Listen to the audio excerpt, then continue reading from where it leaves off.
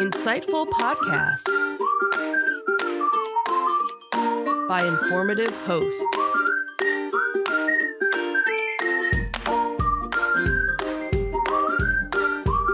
Insights into Things, a podcast network.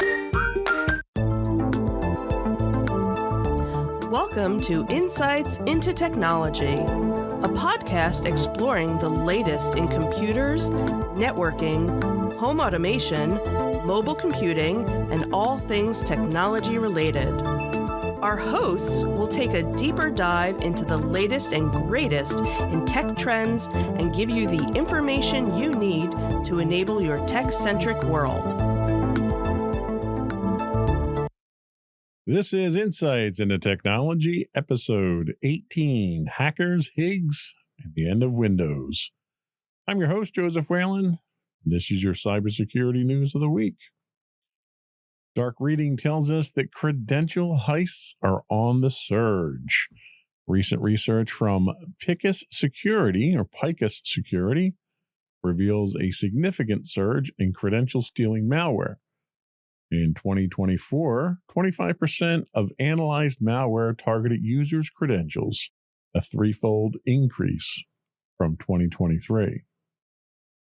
This escalation has propelled credential theft into the top 10 techniques of the MITRE ATT&CK framework, accounting for 93% of all malicious cyber activity last year. The study suggests the emergence of, quote, sneak thief malware characterized by enhanced stealth persistence and automation. On average, these malware samples can perform 14 malicious actions, aiding and evading defenses and exfiltrating data. Notably, the researchers found no evidence of AI-driven malware in these attacks. They emphasize the focus on the top 10 MITRE ATT&CK techniques can help enterprise security teams thwart 90% of malware threats. So what is sneak thief malware? Well, it's a newly identified strain of credential stealing malware designed for stealth, persistence, and automation. It represents the next evolution in malware that targets user login credentials, especially for enterprise environments. The best way to deal with this type of malware include things we've talked about already on the podcast, enabling multi-factor authentication on all accounts, especially on cloud and enterprise services, limiting credential storage in browsers, and encourage the use of password managers. We haven't really talked too much about password managers on here. I think we'll probably have to do a deep dive on these moving forward. They also suggest monitoring for unusual login activity, such as logins from unfamiliar devices or locations. One of the things that we do at my company is we do geo-blocking, and geo-blocking is almost like security through obscurity, since you can get around geo-blocks with VPNs pretty easily these days. But for the most part, it does its job from a mass stop standpoint, which is always helpful. The other thing they suggest is regularly update your software. We talk about this all the time. Patches come out on a regular basis. If you're not applying these patches, test them first, obviously. I mean, you don't want to take a patch and throw it out into your production environment without doing some level of testing to make sure it doesn't break anything in your environment or that the patches themselves aren't broken. There are several factors that have resulted in the rapid increase of credential stealing malware. Cyber criminals can now purchase ready-made credential stealing malware, significantly lowering the barrier of entry for attackers. We talked about this a couple of weeks ago with another piece of malware that's going mainstream as a software as a service, which is terrifying. They also talk about the fact that many users still rely on weak passwords, and they reuse the same credentials across multiple services. And we'll do a segment on password management and how to create good passwords on a later date. But the one thing that we should kind of dwell on here is people have a tendency, we've talked about security and convenience being mutually exclusive. People don't like to be inconvenienced, especially when they're using computers, because computers are supposed to make things more convenient. So a lot of times what happens is somebody creates a password and they really like that password, and it could be to them a super secure password. And they figure, well, if it's good enough for work, it's good enough for everything. And they reuse that password everywhere. Well, it only takes one breach, one database or one organization to be penetrated for that password to get out. Now they have access to all your other sites that you're using that in. So that's not a good thing. The rise of credential stealing in the MITRE ATT&CK rankings is also significant from this story.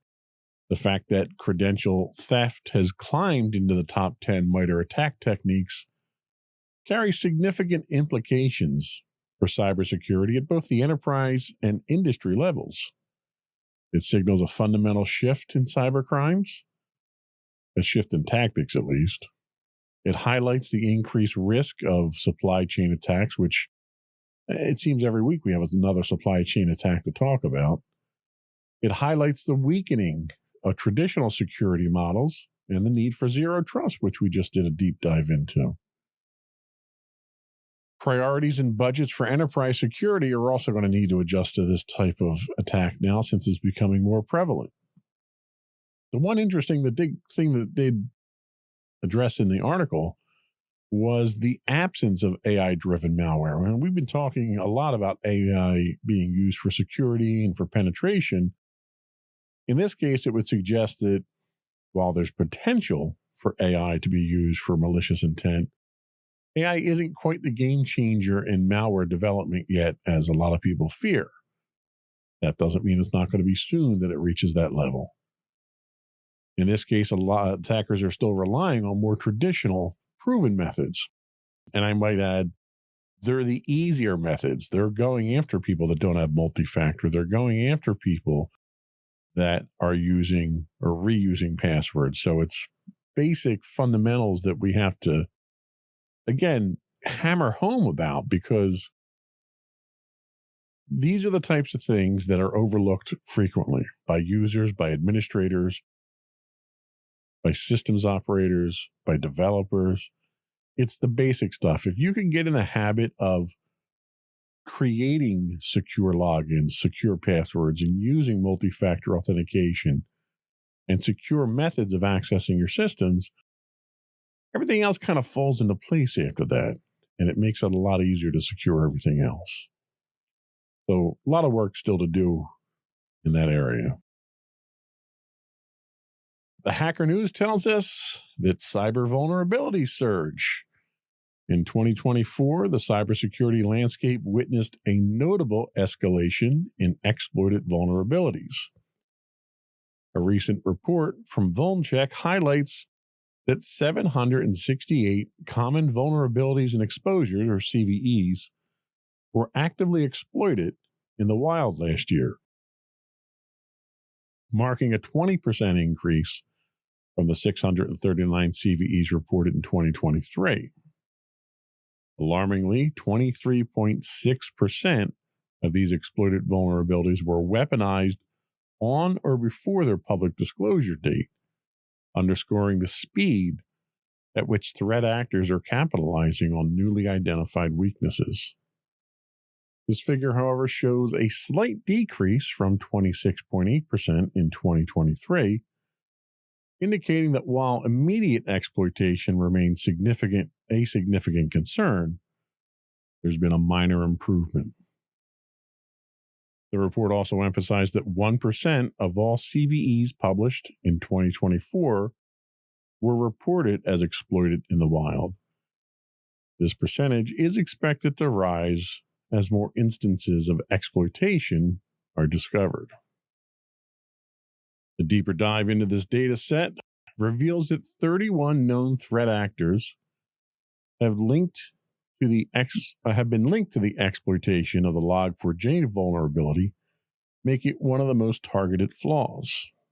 Additionally, Approximately 400,000 internet-accessible systems remain vulnerable to attacks stemming from 15 critical security shortcomings in products from companies such as Apache, Atlassian, Barracuda, Citrix, Cisco, Fortinet, Microsoft, Progress, Papercut, and Zoho.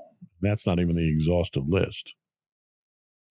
Organizations are urged to assess exposure, identify and evaluate their susceptibility to these vulnerabilities, to enhance their visibility by improving monitoring to detect potential risks promptly.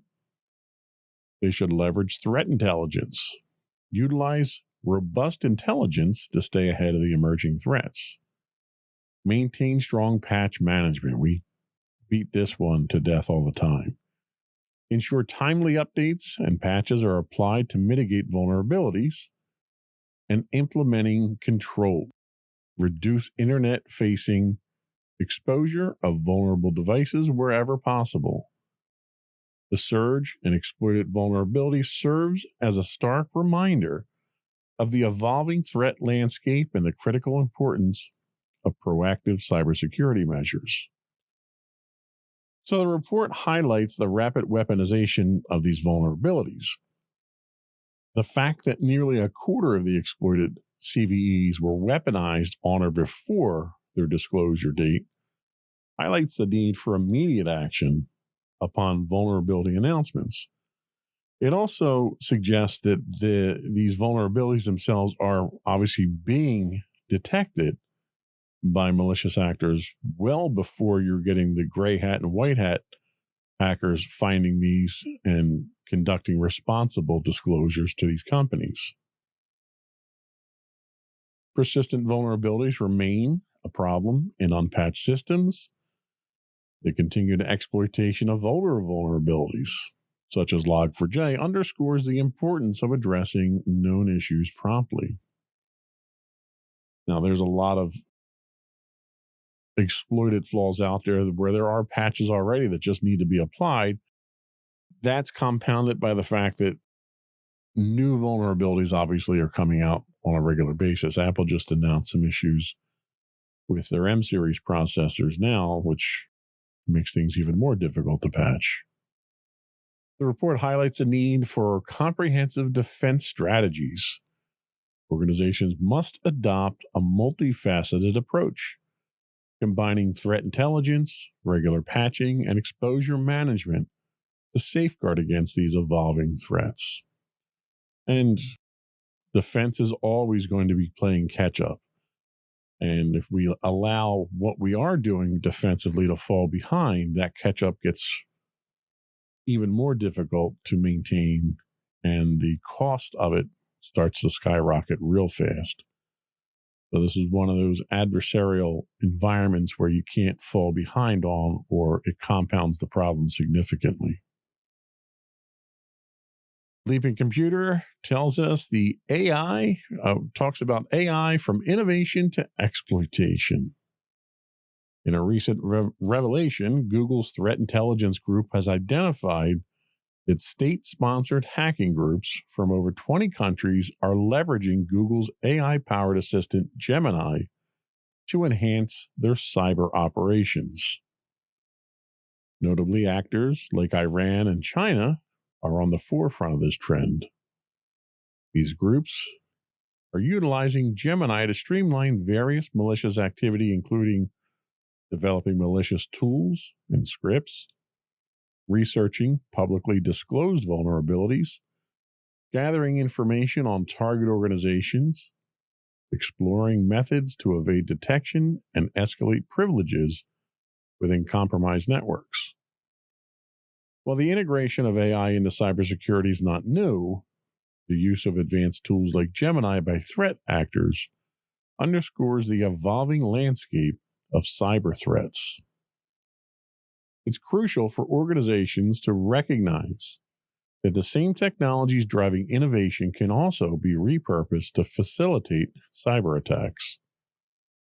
This development serves as a stark reminder of the importance of staying vigilant and adapting cybersecurity strategies to counteract the innovative methods employed by adversaries. So this is a clear example that AI is a double-edged sword, and we've talked about this numerous times in the past. The dual-use nature of AI technologies like Gemini highlights the fine line between beneficial applications and potential misuse. Just like any tool out there, a hammer can be a very useful tool, but in the hands of the wrong person, it can also be a deadly weapon. And AI is no different in this case when it comes to cybersecurity. This also demonstrates the evolving threat landscape. It was already evolving, but now it's evolving at a much faster pace with much more sophistication. It's taking leaps and bounds over the steps that it was taking before. With state-sponsored actors adopting AI tools, traditional cybersecurity measures may need to be reevaluated to address these sophisticated attacks. This particular incident also highlights the ethical and security implications of AI usage. This was something, AI ethics has been talked about for quite some time now, but it's been talked about almost entirely from the perspective of well-intentioned people using AI, how it should be used, how it shouldn't be used. The ethics of it being used by a malicious actor are a little bit more gray, more sketchy, I think. The exploitation of AI by malicious entities raises questions about the ethical responsibilities of AI developers and the need for robust security protocols. And we have an article in the second segment that's actually going to address this more directly. Is this a sign of the future of AI and cybersecurity? You might wonder. As AI continues to advance, how can organizations balance innovation with security to prevent misuse by threat actors? And that's a good question. I think it's a question that doesn't quite have an answer yet. And that's largely due to the fact that AI is evolving at such a rapid rate.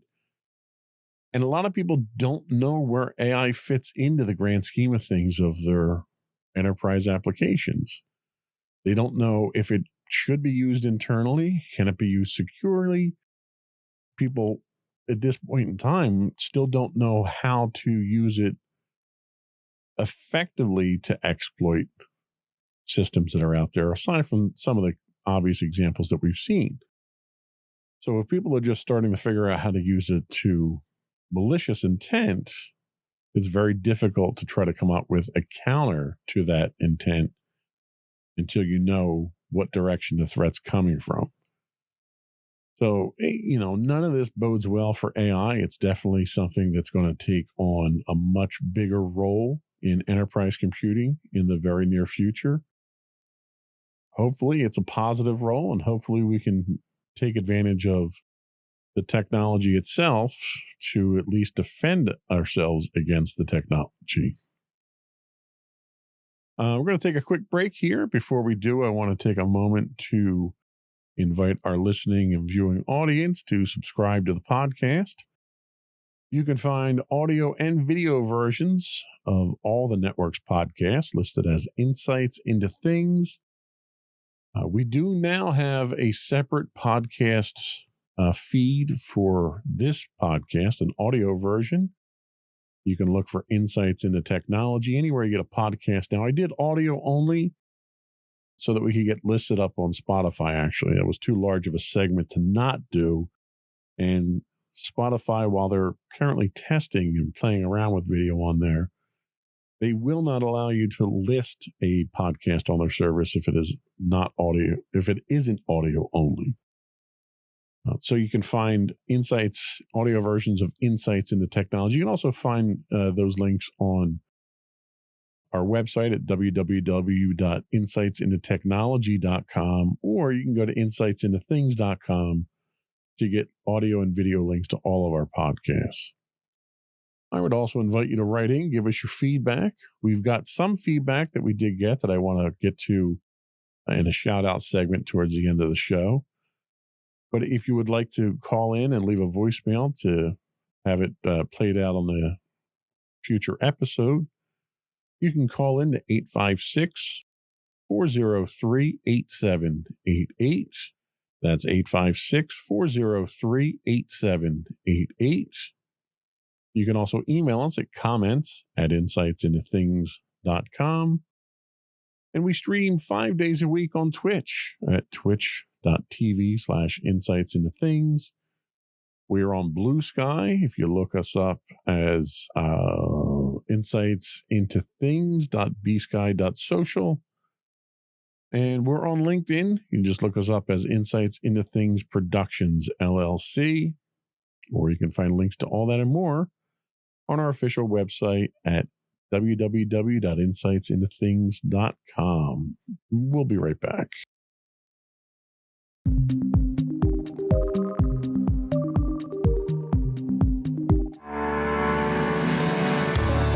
Insights into Entertainment, a podcast series taking a deeper look into entertainment and media.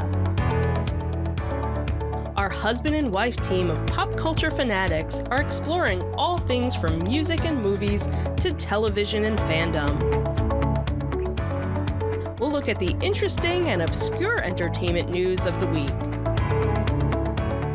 We'll talk about theme park and pop culture news. We'll give you the latest and greatest on pop culture conventions. We'll give you a deep dive into Disney, Star Wars, and much more. Check out our video episodes at youtube.com/insightsintothings. Our audio episodes at podcast.insightsintoentertainment.com, or check us out on the web at insightsintothings.com.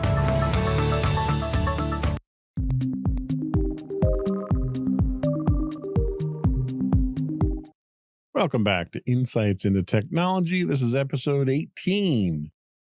Google announces massive AI investment for 2025. This one comes to us from CNBC. Alphabet, the parent company of Google, has announced plans to invest approximately $75 billion in capital expenditures for 2025. This is a significant increase from the $32.3 billion spent in 2023. The move underscores the company's commitment to enhancing its artificial intelligence infrastructure and capabilities.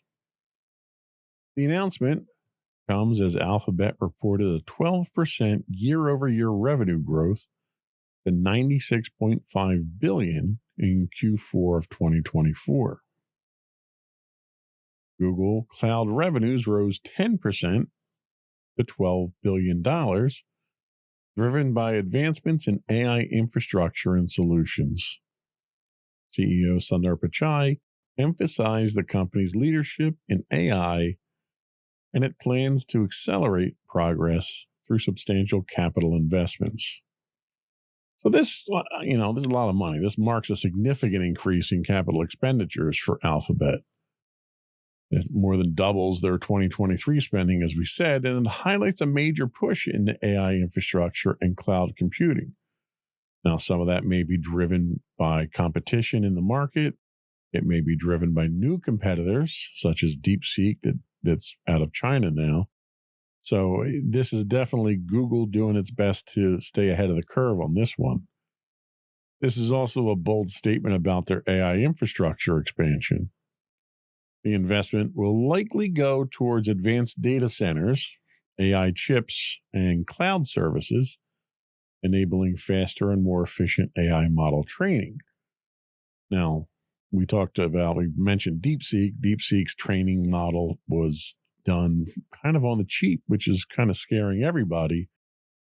They're not spending anywhere near as much money as Google is here. So hopefully this investment pays off and it's not a technology lemon by the time it gets out the door. It does speak to the competitive landscape of AI investments. The move by Alphabet to invest all this money also mirrors Meta's pledge to invest $65 billion in AI and Microsoft's ongoing AI expansions, which is showcasing how big tech is betting on AI growth for the future. I think it's probably a good bet, but when you have someone like DeepSeek coming in to upset the market, that could complicate things significantly. There are challenges and potentially a tumultuous future for the AI market. Challenges include high operational costs, regulatory scrutiny, which we haven't really seen much of at this point yet, and emerging AI competition like DeepSeek. Companies like DeepSeek and smaller AI startups could disrupt the landscape, which DeepSeek kind of is doing already unexpectedly. And it might force Alphabet to stay ahead through continuous innovation, which is almost akin to an arms race type thing that we saw during the Cold War, where someone's going to outspend somebody here to win this. I think that's really what the bottom line is, but I don't think you're going to be stopping AI anytime in the near future. Clearly, companies as large as Alphabet and Microsoft and Meta think it's the future, and they're investing in it like it's the future of their company. I think Meta's very keen on not getting burned on the next big thing like they kind of did with TikTok, where they didn't take it as seriously as they probably should have. It looks like Google's following suit on this one. Our next article comes to us from The Guardian. AI's new frontier, revolutionizing particle physics. Artificial intelligence is poised to revolutionize particle physics, offering profound insights into the fundamental forces that govern our universe and potentially revealing its ultimate fate. Professor Mark Thompson, the incoming Director General of CERN, emphasizes that advanced AI techniques are now integral to operations at the Large Hadron Collider. These methods are pivotal in detecting rare events, such as those related to the Higgs boson, which could elucidate, that wasn't my word, that came out of the article, how particles acquired mass after the Big Bang and provide clues about the universe's long-term stability. A key focus is measuring the Higgs self-coupling, a phenomenon that could indicate whether the Higgs field has reached a stable state or if another drastic transition could occur in the future, a scenario that would have profound implications for the universe's longevity. The integration of AI into the LHC operations has led significant improvements in data collection and interpretation, accelerating the pace of discovery in subatomic physics. Looking ahead, projects like the proposed Future Circular Collider, combined with advancements in AI, promise transformative leaps in our understanding, potentially uncovering the elusive nature of dark matter and other fundamental mysteries. This convergence of AI and particle physics not only accelerates our quest to understand the universe, but also exemplifies the transformative potential of interdisciplinary innovation. So, what's AI's role in particle physics? AI is not just accelerating discoveries, it's enabling breakthroughs in fundamental physics that might have otherwise taken decades to achieve.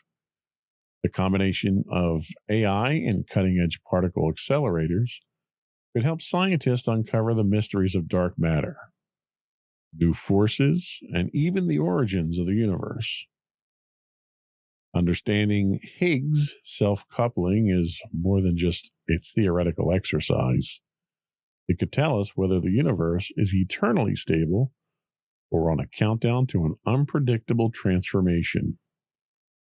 While the likelihood of a sudden vacuum decay remains incredibly low on human timescales, these studies push the boundaries of physics and may even hint at new physics beyond the standard model. So how will future colliders leverage AI to push these boundaries? Well, AI is not just enhancing the way we study particle physics, it's redefining it. From detecting unknown particles to optimizing massive colliders, AI will play a central role in the next era of discovery, potentially leading to breakthroughs in dark matter, quantum gravity, and the very fabric of the universe. So just a side note. So we've kind of switched over with our 3-segment format we have here. We've kind of switched over our focus on these segments. I try to focus the first segment on cybersecurity. This second segment here, we're trying to focus on science and technology in general. And I'm fascinated by what they do at CERN and the Large Hadron Collider. I think what they're doing is the cutting edge of future physics right now. The fact that they're able to benefit from AI, I think, is a great thing. I think there's a lot that we still don't know about the universe that the folks at CERN and other such research laboratories are really opening our eyes to. So kudos to them for moving it forward. The Register gives us our next article, Facial Recognition Under the Microscope. The Department of Homeland Security's Inspector General has initiated an audit of the Transportation Security Administration's deployment of facial recognition technology at U.S. airports. This action responds to concerns raised by a bipartisan group of U.S. senators and privacy advocates regarding passenger privacy and the effectiveness of these systems. The audit aims to assess security enhancements by evaluating how effectively facial recognition improves security screening processes. They're going to take a look at identification accuracy, trying to determine the technology's precision in identifying individuals of interest. They're also going to look at privacy protections, ensuring that passenger privacy rights are upheld during the use of this technology. Senator Jeff Merkley, who co-led the request for this audit, emphasized, quote, Americans don't want a national surveillance state, but right now, more Americans than ever before are having their faces scanned at the airport without being able to exercise their right to opt out. The TSA has been piloting facial recognition systems since 2023, with plans to expand to up to 430 airports in the coming decade. This expansion has sparked debates over the balance between enhanced security measures and the protection of individual privacy rights. This audit represents a critical examination of the TSA's use of advanced technology in security protocols, highlighting the ongoing dialogue between innovation and civil liberties. So, we talk about privacy and convenience being mutually exclusive. We talk about security and convenience being mutually exclusive. Security and privacy, however, kind of go hand in hand because you can't have security without privacy. And you can't have privacy without security. So getting these to work in conjunction with each other is the difficult part. How can agencies balance the need for security with the protection of individual privacy rights? This is kind of murky water here because you figure an airport is a public venue. And anytime you're in the public, you don't really have a reasonable right to privacy. You have that in private homes or private institutions. But when you're in the airport or any other public facility, you're there, you're out to be seen. And I don't think they're going to have much luck in getting facial recognition stopped in these places. There is a clear demand for opt-out options, but I don't know how you can make that work in a public venue like that. We went through COVID. Everybody was opting out by wearing masks, so you didn't have facial recognition working at that point, but I don't think that's the way to go either. Are passengers even adequately informed about their ability to opt out of facial recognition screenings? Not only do they need to be informed of their ability, they need to be informed how to exercise that.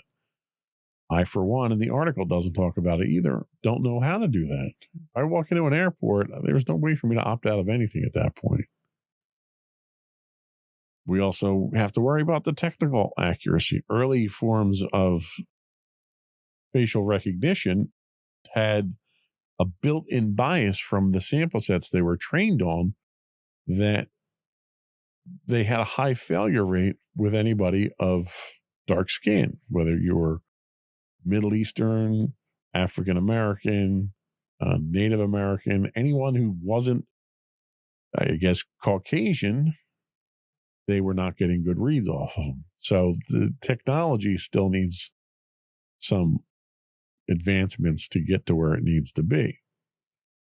So what's the future impact? Well, future impact is still questionable. Is there a future for personal privacy when it comes to air travel? Security experts would seem to suggest there isn't.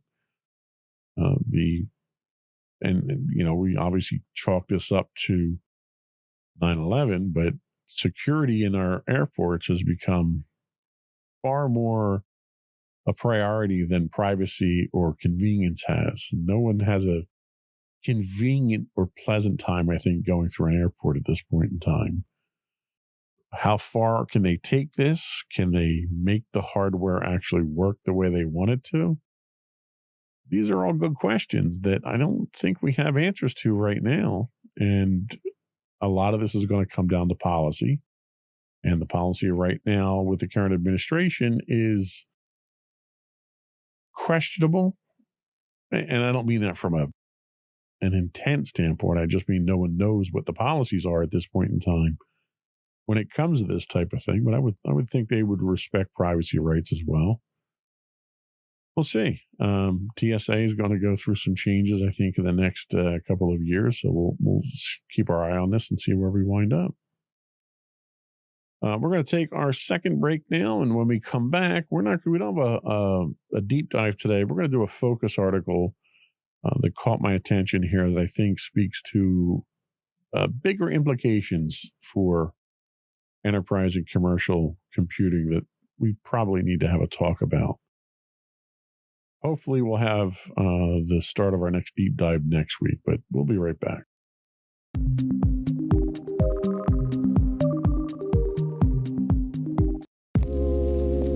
Are you tired of your favorite gaming podcast finishing with a play? Oh, no! Well, check out No Credits Rolled, where we play the games but rarely finish them. How's it going, folks? I'm Sam Whalen, your friendly host at No Credits Rolled, the ultimate gaming podcast, where we dish out the latest scoops and reviews on all your beloved video games. Hey, listen! Not only that, but we spice things up with some guest interviews and even give you, yes, you, a chance to have your say.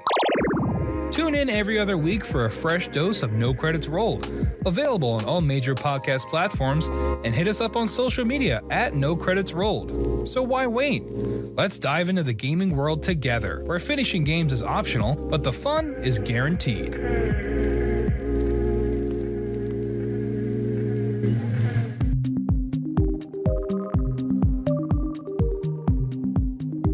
Welcome back to Insights into Technology. So we're using a news source for this particular article, XDA developers. We've not quoted them in the past. An article about Microsoft tightening the reins on Windows 11. As of the end of support for Windows 10 approaches in October of this year, Microsoft is intensifying efforts to ensure users transition to Windows 11 on compliant hardware. Recently, the company has taken significant steps to discourage installations on unsupported devices. Previously, Microsoft's official documentation provided registry tweaks to bypass the Trusted Platform Module 2.0 requirement, allowing installations on older hardware. However, this guidance has been removed, signaling a shift in policy. Additionally, third-party tools like Fly-by-11, designed to circumvent these hardware checks, are now being flagged as potential threats by Microsoft's Defender, further discouraging their use. These actions underscore Microsoft's commitment to maintaining, and I have to laugh at this one, Microsoft's commitment to maintaining the security the security and integrity of Windows 11 by enforcing its hardware requirements. Users with incompatible systems are advised to consider upgrading their hardware or consider using Windows 10 until its support concludes. Now, as with any Microsoft retirement of an OS, Microsoft will provide businesses with extended support for a nominal fee. And I think they had announced what that fee was going to be after I had written up the show notes. So I'll have to put that in notes after the show. But, this highlights the security challenge, or the challenge of security versus accessibility. Balancing stringent security measures with user accessibility, especially for those with older hardwares, is going to be difficult here. Microsoft is trying to do what Apple traditionally does, and that is basically force hardware upgrades to support newer operating systems. The difference here is, in Apple's case, one, they control the entire ecosystem. So you can't buy an Apple product from anyone but Apple. Nobody's selling anything that runs Apple OS. Well, not officially at least, but you can get them, but not officially. And you look at it from a smartphone standpoint, Apple devices are generally much easier to support than Android devices, because an iPhone is a known quantity. Regardless of which version of iPhone it is, you know what hardware it is. Apple knows exactly what hardware it is, what its capabilities are, what its limits are, what its flaws are. There's no variables that they really have to take into account. When you look at supporting Android, you have different versions of Android. You have different flavors of Android. You have different app stores for Android. You have different carrier requirements for Android. So, and Apple pushes out all of their updates. Whereas with Android, a lot of times those updates come from the carrier, and the carrier doesn't necessarily release them timely. And users who go out and get those themselves could potentially break things on the phone if the carrier doesn't support some of the features yet. So that's a kind of a contrast that we're seeing here between PCs and Apple devices, where Microsoft is basically saying you need to have these components in here. And the one that they're hung up on here is the TPM, the Trusted Platform Module for security. The other problem that you run into is Apple can get away with it because they handle such a small segment of the market, and they're really not embedded in the enterprise. Yes, businesses use them, marketing and graphic enterprises and video and so forth. They're used professionally, but you're not looking at the same scale of rollout and install base that you're seeing with Windows devices. The other problem that you run into for Microsoft is, I've got 3 systems right in front of me here, 2 of which can't support Windows 11, but are running Windows 11. I had to use side channel or, bypasses to get them working. But the one machine I do have, my one laptop that's here, can support Windows 11. Well, when you look at that from a consumer standpoint, you're looking at replacing 1, maybe 2 computers, and Microsoft might not care too much about that. But when you're talking about businesses, commercial and enterprise businesses, you're talking a huge install base that needs to be upgraded. I have 2 facilities that I'm responsible for. Our one facility is pretty well situated right now because we've been working on it for quite some time. But we're kind of the early stages of my other facility, and we're looking at a cost for us of probably, I think we budgeted $68,000. That's a large chunk of change to update just to run the latest version of the OS, and we have to run the latest version of the OS when they deprecate Windows 10 because of security concerns. You're not going to get the security updates that you need to get to keep the systems running safely and securely. So what this really amounts to is a heavy-handed approach by Microsoft to force people to go out and buy new hardware. And I got a real problem with that. Like, it's none of Microsoft's business what kind of hardware I run. If you're not going to support new hardware with your new OS, then you need to have a separate support channel. And they will, from a business standpoint, they're going to have the ability to have the extended support. But I'm not sure, I don't think they even make that available to individuals. They haven't in the past. They did, then they didn't, then they didn't again, then they didn't again. So their support has been very inconsistent, which is very frustrating from an end user standpoint. From a business standpoint, we need to replace a whole boatload of systems, and it's a costly endeavor. And we're not buying Microsoft systems. And it's not, I'm not boycotting Microsoft because of the shenanigans that they're playing here with hardware. We just aren't a Microsoft shop. We ran Surface Pros for a while, but they were terrible devices. I absolutely can't stand Surface Pros, and most of my users couldn't either. So Microsoft's not getting anything out of this deal unless, they're obviously getting some kind of kickback from the HPs and the Dells out there that are filling a lot of these gaps. This is really an unjustifiable expense that they're imposing on their client, their customer base. And I say that because they're doing this in the name of security. And I'm sorry, but when you're Microsoft, you can't claim security as a priority under any circumstance. On average, Microsoft puts out almost 100 patches a month on their Patch Tuesdays, which for an operating system that's that old and that mature is ridiculous. They should be putting out a fraction of those. Microsoft, almost deliberately, it seems, and that's speculation, obviously, but it almost seems like they deliberately inject 0 days and flaws into their code just so that they can keep pushing out new versions and new updates. In reality, that's probably not the case, obviously. I'm not really being entirely fair there. But what's happening is feature creep in all their products. And as a result of this feature creep, you're injecting more and more needless code into the applications and the operating systems. And that code is flawed, and that code has bugs because you're trying to make the software do things that you shouldn't be making it do.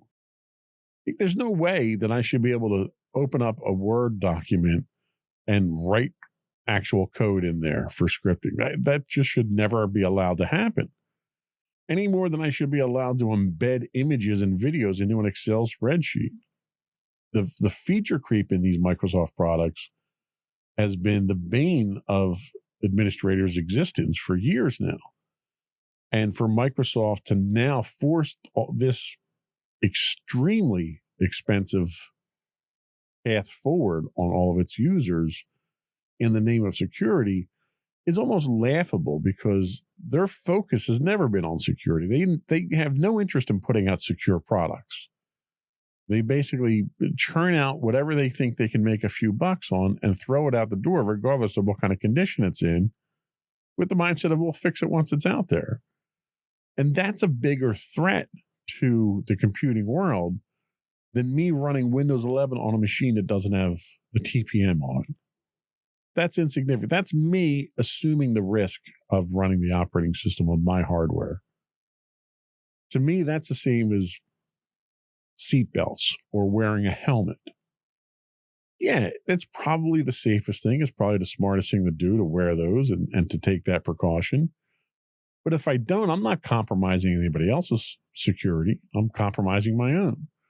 Now, you can make an argument that a machine that's not running the TPM that becomes compromised can then be used to compromise other machines. We can go down that rabbit hole if you want to. But on principle, I think any company that's not a hardware company, now Microsoft, you can make an argument that they are a hardware company now, but their control of the market is insignificant in the grand scheme of things. So I can't call them a hardware company because of that. For them to be forcing this on people is probably a little too heavy-handed. And they probably are looking at it from a standpoint of, well, you're a consumer, you need to buy a new laptop. It's been 5 years, 6 years, whatever. You need to buy a new computer. And that's kind of high and mighty of them to take that stance, but the damage is minimal from a user standpoint at that point. What they fail to realize is the massive install base that they have in the enterprise sector and the extreme cost and hardship that this is going to place on these companies is something that they need some serious consideration. A TPM is not foolproof by any stretch, especially when you're running a Windows operating system on it that's prone to bugs and malicious attacks. So for them to claim the end-all be-all is these hardware requirements of theirs is really just a fictitious excuse to make people spend money on hardware. And given the economic times that we're in right now, given the potential for tariffs that are going to shoot up prices for computing components, it's really bad timing. And it's probably a really bad business decision, and Microsoft's going to take some heat for it. It may question people's loyalty to Microsoft. And that's the other thing that Microsoft has to worry about. If you're an Apple user, you're going to stick with Apple because there's no alternative to Apple that's Apple.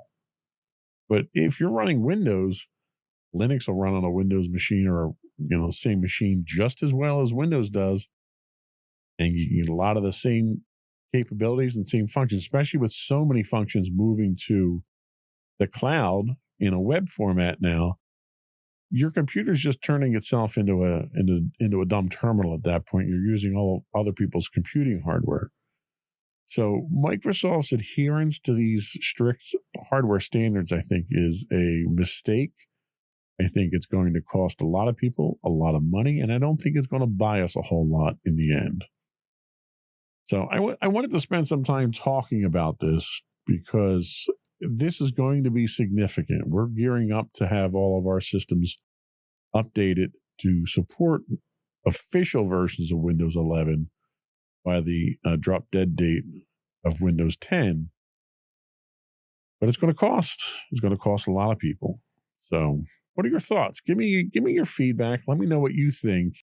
And I'd love to get your opinion on this, and if you think this is as egregious an act as I do. Before we do go, I did want to say I wanted to do some shout outs. So before we wrap up the episode, I want to say thanks to a couple of our audience members. The first one is from YouTube. User Kai Scott 4208 actually dropped a comment on one of our more recent episodes. He said, "Please continue doing the show. You're doing great. I'm in school for cyber and watch every episode. You and this show is so resourceful. In the long run, I believe the show will go far." Thank you for that. I'm so glad that we're helpful to you. That is why we do this podcast. This is not a for-profit podcast. My Podbean bill just went up significantly with some changes we made. So there's more money out of pocket, but that's okay. This is my way of trying to give back to the community at this point in time that's been so good to me for years. So kudos to you. Stick with it. I think you picked a great career choice, and I wish you well. I'd love to hear from you more. On Twitch, we did get a new subscriber this week. BX Iron Man gave us a Twitch Prime subscription. Just a reminder to everybody, if you do have an Amazon Prime subscription, you get a free monthly Twitch Prime subscription. If you threw that our way, it puts a couple of bucks in the coffers. It helps us pay the bills. That's always appreciated. From our website, Bernard, I'm going to say this, mispronounce this terribly, and I apologize in advance. iBout or About, I believe, subscribe to us from Canada. So it's nice to see that our friends from the North are enjoying the show as well. So thank you for that. And finally, just to wrap up the shout outs here, a couple of folks with follows on Twitch this week. The Solitary Cyclist, Cream of the Crop 1, and Miss Psycho Kitty. Love that name. Thank you for following us on Twitch. I appreciate that. And I encourage all of our viewers and listeners to subscribe to the podcast, follow us where you can, click that like button, pound the whatever, the pitch here. Before we do go, I do want to once again mention that we are available anywhere you get a podcast these days: Apple, Spotify, Google, iHeartRadio, TuneIn. For audio and video versions of the podcast, you can find us listed as Insights into Things. That will get you all the network's podcasts. And if you were looking just for this podcast, audio versions for this can be found listed as Insights into Technology. I would also invite you to write in or call in. Give us your feedback. Tell us what you think. I'd love to hear more opinions about the articles that we cover here. You can call in and leave a voicemail at 856-403-8788. That's 856-403-8788. We can get you on a future podcast if that's what you'd like. We'd love to get the comments out there. You can also email us at comments@insightsintothings.com, and we can get you on the shout outs here. I'd like to do these more often if we get more active listeners participating. You can also find high-res videos of our episodes on YouTube at youtube.com/insightsintothings. As I mentioned already, we stream 5 days a week on Twitch at twitch.tv/insightsintothings. And you can find links to all that and more on our official website at www.insightsintothings.com. That's it. Another one in the books.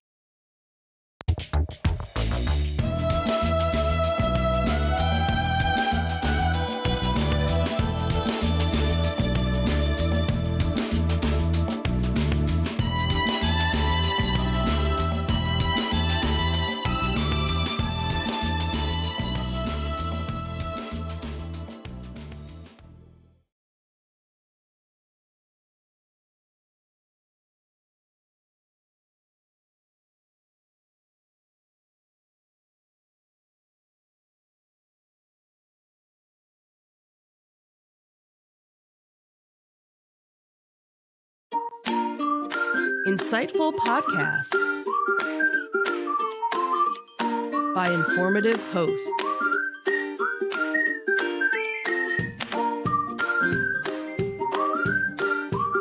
Insights into Things, a podcast network. Welcome to Insights into Technology, a podcast exploring the latest in computers, networking, home automation, mobile computing, and all things technology related. Our hosts will take a deeper dive into the latest and greatest in tech trends and give you the information you need to enable your tech-centric world. This is Insights into Technology, episode 22. No Cyber Command, no Cyber Control. I'm your host, Joseph Whalen, and this is your tech news of the week. Our first article comes to us from Martin Matuszak at The Record. Digital detente or security sabotage? Defense Secretary Pete Hegseth has directed U.S. Cyber Command to halt all planning against Russia, including offensive cyber operations. This order, which does not affect the National Security Agency's signals intelligence activities, aligns with the administration's efforts to normalize relations with Moscow following its 2022 invasion of Ukraine. The duration of this directive remains uncertain, with Cyber Command instructed to assess ongoing missions and potential threats emanating from Russia. This strategic shift may have significant implications for the cybersecurity landscape affecting commercial and enterprise sectors. By pausing offensive cyber operations against a major cyber adversary, there could be an increased risk of cyber threats targeting critical infrastructure, financial systems, and corporate networks. Organizations need to bolster the defensive measures, reassess risk management strategies, and enhance threat intelligence capabilities to mitigate potential escalations in cyber attacks. With U.S. Cyber Command standing down on offensive operations, could Russian cyber actors become more emboldened to target U.S. businesses? Well, the absence of offensive cyber deterrence could encourage Russian state-sponsored and criminal cyber groups to ramp up attacks on U.S. businesses.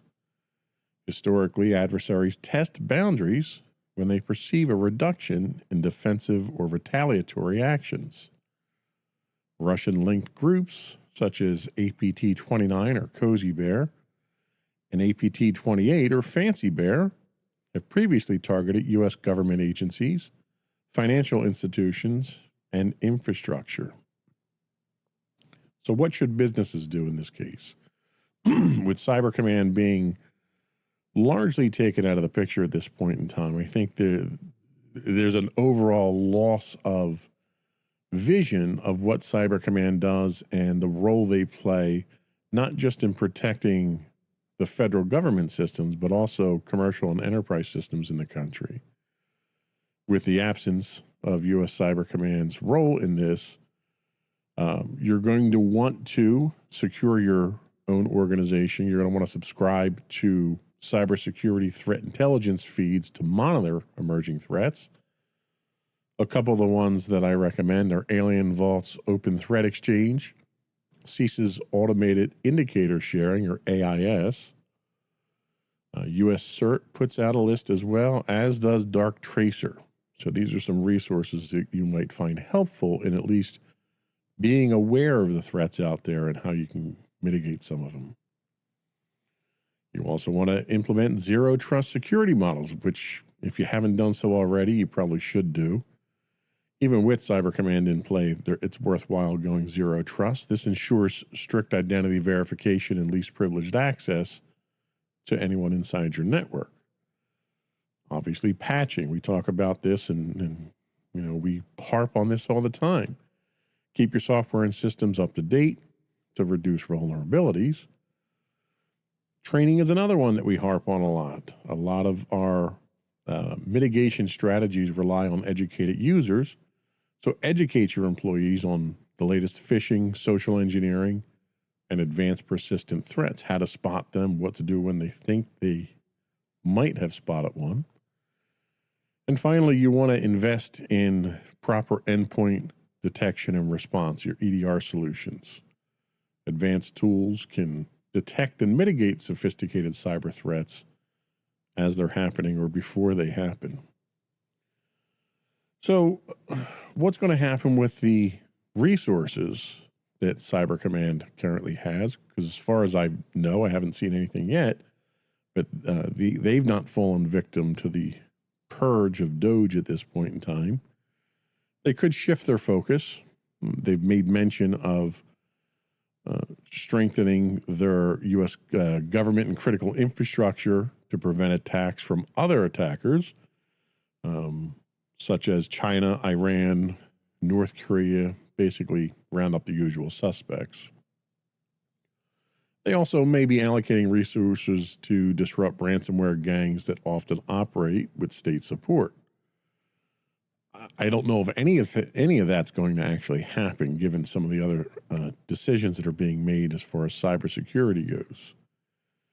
Could this lead to enhanced operations against other cyber threats, such as those from non-state actors?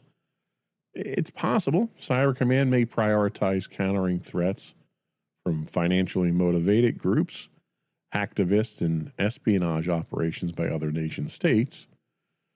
China, we talked about, has increased cyber espionage operations. North Korean actors frequently target financial institutions to fund state operations. What implications, and I know with our new America First mentality, we probably aren't thinking too much of this, but what are the implications for international cybersecurity? Potentially, if the U.S. reduces cyber offensive operations, other nations may view this as a de-escalation signal or an opportunity to act more aggressively. The decision might also encourage diplomatic efforts to establish clearer international norms for cyber conflict, but adversarial nations likely won't adhere to such agreements. How might other nations perceive and react to the U.S. altering its cyber posture?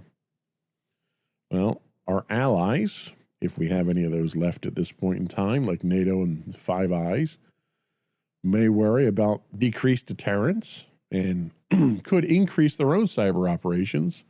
I don't think they have much choice. They kind of have to. I suspect a good portion of what we do to protect ourselves involves sharing intelligence on cyber threats. Russia might view this as an opportunity to expand its cyber espionage efforts with less fear of U.S. retaliation. That's almost a guarantee at this point. China may interpret this as a sign of reduced U.S. cyber engagement and could ramp up its own operations.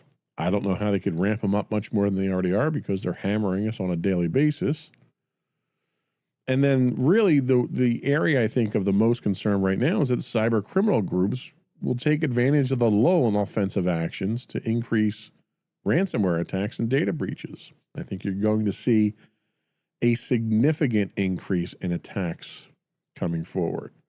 So I'm not really sure why they made this decision here, but combined with several other decisions, which we'll talk about later in the show, it doesn't bode well for cybersecurity, and it's actually kind of scary at this point in time. It's almost like there's a deliberate attempt right now to cripple our ability to defend ourselves against cyber attacks, and I don't know what the motivation is behind that, but it's not good.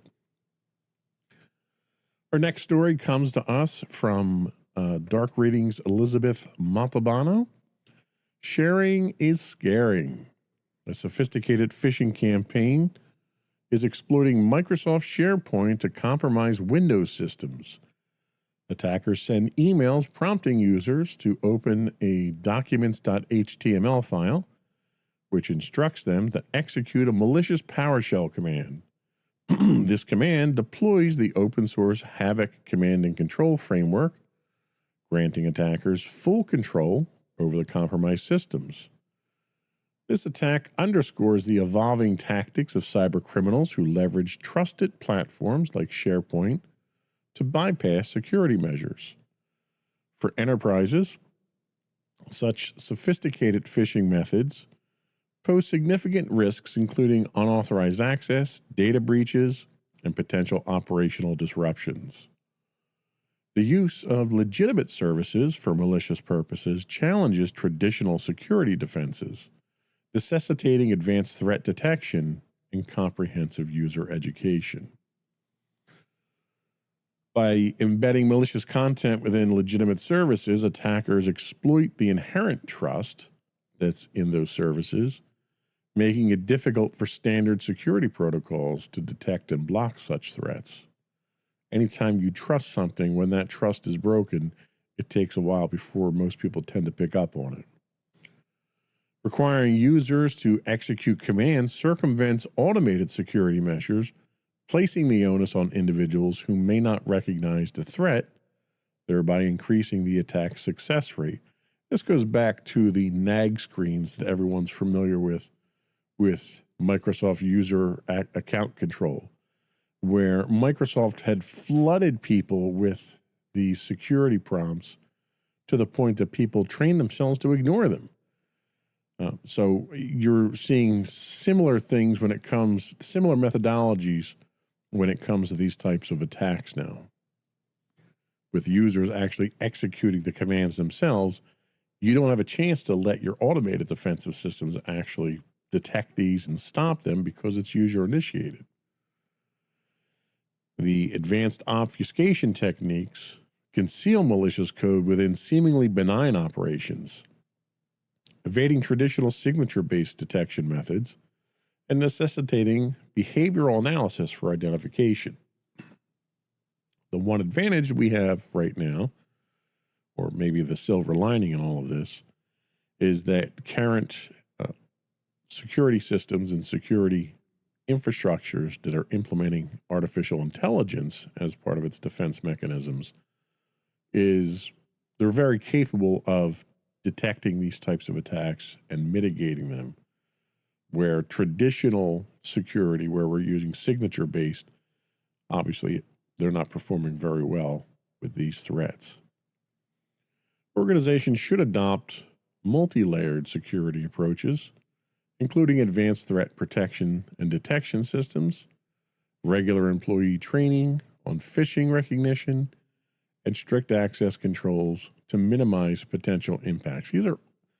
It sounds like a broken record, I know. It's the same things over and over again to defend against these things.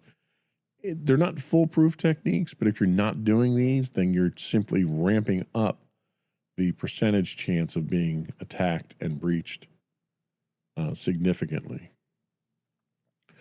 Open source tools do provide attackers with customizable and cost-efficient resources to develop sophisticated malware like this, thus lowering the barrier to entry for executing complex cyber attacks.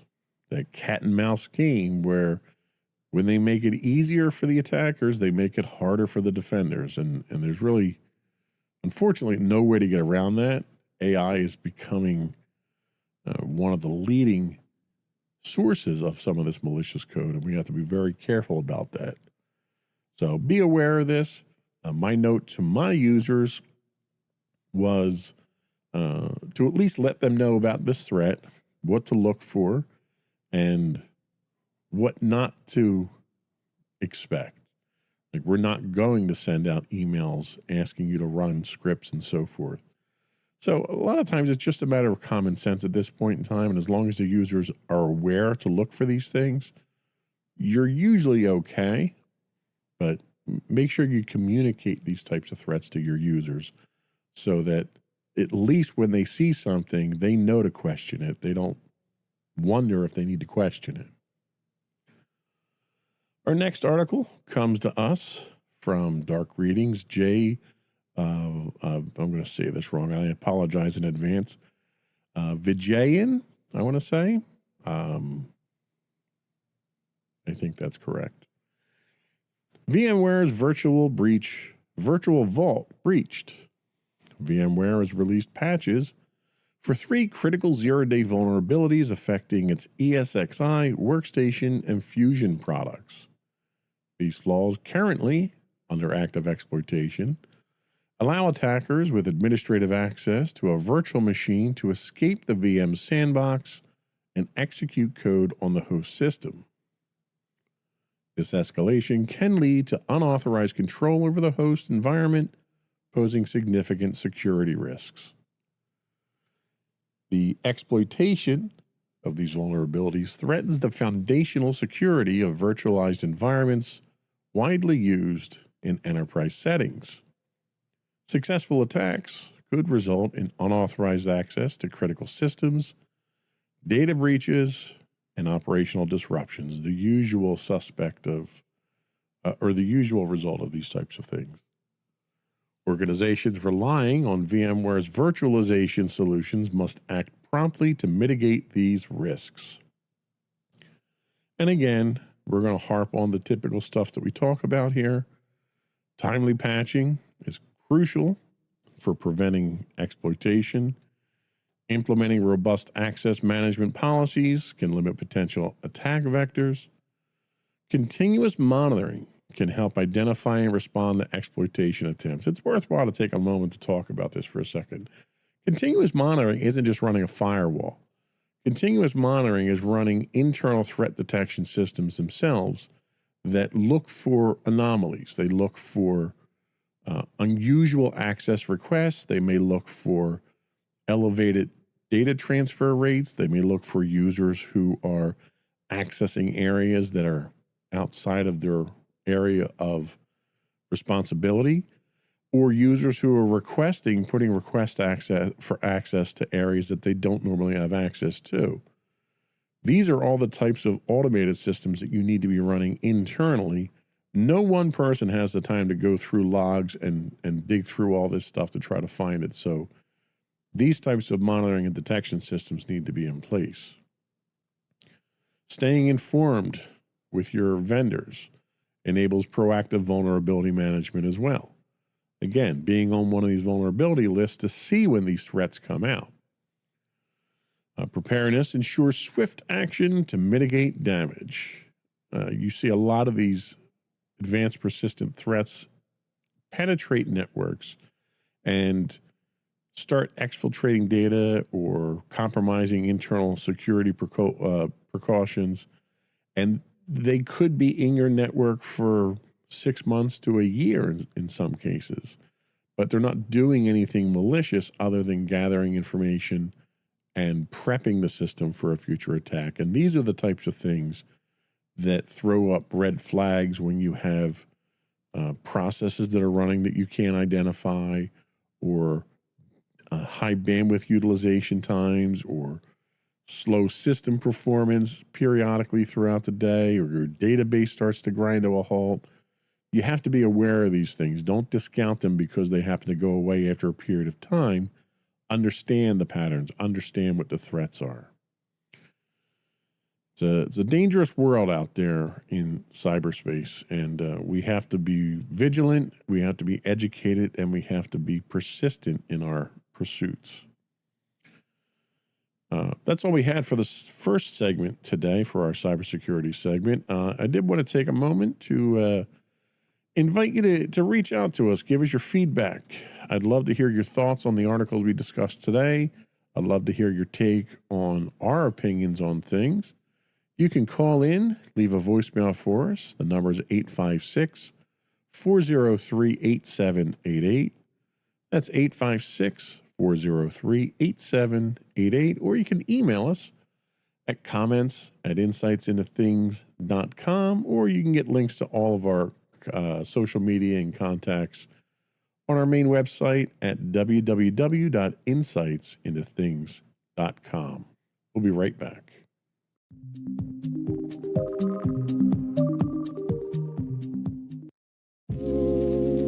Are you tired of your favorite gaming podcast finishing with a play? Oh no! Well, check out No Credits Rolled, where we play the games but rarely finish them. How's it going, folks? I'm Sam Whalen, your friendly host at No Credits Rolled, the ultimate gaming podcast, where we dish out the latest scoops and reviews on all your beloved video games. Hey, listen! Not only that, but we spice things up with some guest interviews and even give you, yes, you, a chance to have your say.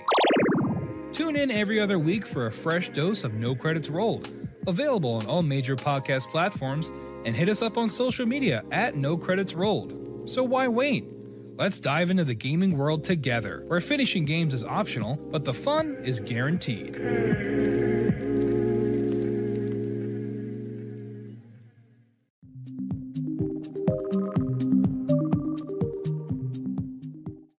Welcome back to Insights into Technology. Our next story comes to us from Sergio Gatlin at Bleeping Computer, who tells us the end of the line for Skype is near. Microsoft has announced that it will discontinue Skype on May 5th of this year after 22 years of service. The company is encouraging users to transition to Microsoft Teams, which offers similar functionalities, along with additional features like calendar management and meeting hosting. Existing Skype users can migrate their contacts and chat histories to Teams using their current Skype credentials. The shift from Skype to Microsoft Teams reflects Microsoft's strategy to consolidate its communication platforms, aiming to provide a unified solution for both personal and professional use. For businesses, this transition offers an opportunity to integrate various collaboration tools into a single platform, potentially enhancing productivity and streamlining workflows. However, organizations currently relying on Skype may need to plan and execute the migration to Teams carefully to ensure continuity and address any training needs associated with the new platform. I have to say, I'm kind of sad to see this go. I've been a Skype user from practically day one before Microsoft acquired it. It was an excellent service for long distance communication before social media exploded. I used to use it for long distance phone calls at the time because the rates were so much cheaper. I even had a subscription to it, and I was just notified by Microsoft very politely that the 18 cents of credit that I still had on the account has been revoked or lost or whatever because I haven't used it in 90 days or something like that. But I was a long-time user of it. So how can businesses effectively migrate from Skype to Teams? Well, organizations should develop a detailed migration plan with timelines, data transfer procedures, and employee training programs. Pretty much anytime you're migrating any platform over. Using Microsoft's migration tools and resources can facilitate a smooth transition. Now, caveat, I've not tried their transition tools yet. One of the things that I have traditionally found is that transition tools in situations like this rarely work 100% as advertised. So with that in mind, you probably want to have a rollback plan or some type of failover plan if it doesn't go well.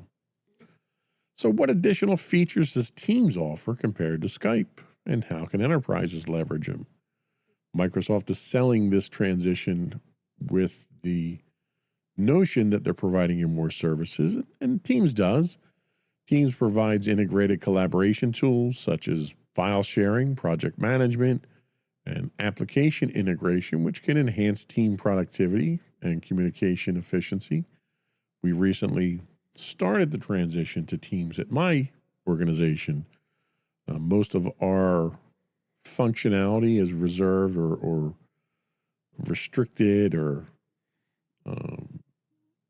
handled, I should say, by an internal SharePoint server, which Teams is also looking to supplement and replace that as well. So the transition for us, it's awkward. The Teams interface isn't the most intuitive, but it's also fairly user-friendly. It takes just a little bit of a learning curve to get used to.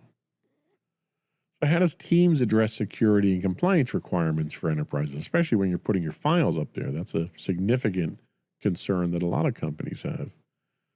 Teams does include robust security features such as data encryption, multi-factor authentication, and compliance certifications, aligning with various industry standards and to protect organizational data. I will mention, though, the Teams does currently allow SMS two-factor. And as we've talked about on the podcast in the past, SMS is literally the least secure version of two-factor. I would absolutely opt for another two-factor method other than SMS. We use YubiKeys for ours or authenticator apps for our access. But I would definitely recommend something stronger than SMS. Another big question, will existing third-party integrations with Skype be compatible with Teams? This is another catch here where you'll find a lot of the tools you've come to rely on that you've used in conjunction with Skype may not necessarily be available. Some integrations may require adjustments. Microsoft Teams supports a wide range of third-party applications, so your organization needs to review their current integrations and consult with vendors to ensure compatibility. So a lot of vendors have been trying to move over to Teams already. You may find a lot of the third-party helper apps that you use may be over there already. Either way, no one likes change. It's human nature to kind of resist change. But this is one where you obviously don't have a choice at this point in time. And I think you'll probably find that Teams is probably not the best video conferencing app out there, but I think it's adequate for most people. But you don't have much of a choice, right? We have to move on here. So make the most of it. Train your people. Make sure your third-party apps are working. And have a plan. Next up, cloudy with a chance of downtime. Sergio Gatlin from Bleeping Computer comes to us with this one again. On March 3rd, 2025, Microsoft experienced a significant outage affecting its Microsoft 365 services, notably disrupting Teams functionality and causing widespread call failures. Now, you take this with the last article and you wonder, okay, why am I moving to Teams if they can't keep it up and running? It's a valid question. Microsoft's had several outages in the last few months that have a lot of people scratching their heads. Users reported issues with authentication across multiple services, including Outlook, OneDrive, and Exchange. Microsoft acknowledged the problem, stating, quote, users may not be able to receive calls placed through Microsoft Teams, provisioned auto attendance, and call queues, unquote, and initiated an investigation to identify the root cause. This outage highlights the vulnerabilities inherent in relying on cloud-based communication platforms. Having recently started a transition to a more cloud-centric environment at my facility, I can totally understand the skepticism here because it's very disheartening to move over to a large cloud environment like Microsoft, only to find that you're having consistent outage problems. And unfortunately, Microsoft is a big giant target. They've got a target on their back. Most of the malicious actors out there are going after Microsoft, one, because Microsoft is notoriously insecure with how they do things. And two, they've got a massive customer base. So they're ripe for the picking now. For businesses, such disruptions can lead to operational inefficiencies, decreased productivity, and potential financial losses. The incident underscores the necessity for robust contingency planning and diversified communication strategies to mitigate the impact of unforeseen service disruptions. So what led to the authentication token failures that caused this outage? The outage, according to Microsoft, was attributed to, quote, a problematic code change, unquote, in Microsoft's authentication system, leading to widespread service disruptions, which again is alarming. It'd be one thing if it was a malicious attack or a denial of service or something along those lines that Microsoft is invariably going to get hit with and can respond quickly to. But in this case here, it's a problem of their own making, which, speaks to the insecure way that they code their software, which is also why their operating system releases 70 to 100, over 100 patches a month. The outage primarily affected users across Canada and parts of the U.S., impacting services, as you said, like Outlook, Teams, and OneDrive. Microsoft identified the issue within hours, attributing it to a recent code update, and reverted the changes to restore services. Organizations should implement multi-channel communications platforms, establish robust incident response plans, and regularly review their service level agreements with providers. Not that that's going to get you too far with Microsoft, because the SLAs that Microsoft have are predominantly favorable towards them.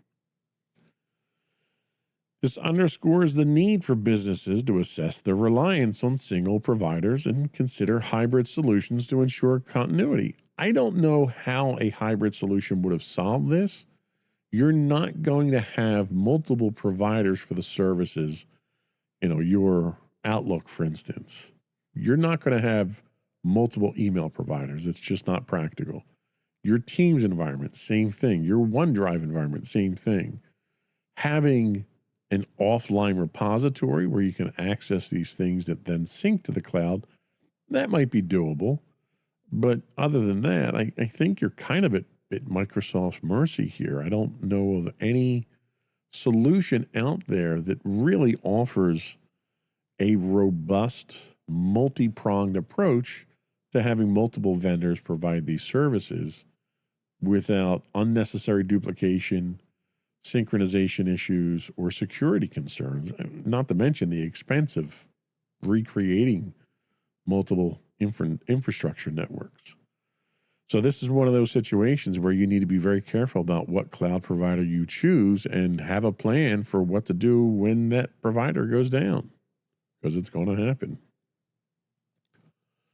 Apple Insider gives us our next article. This one's from Andrew Orr.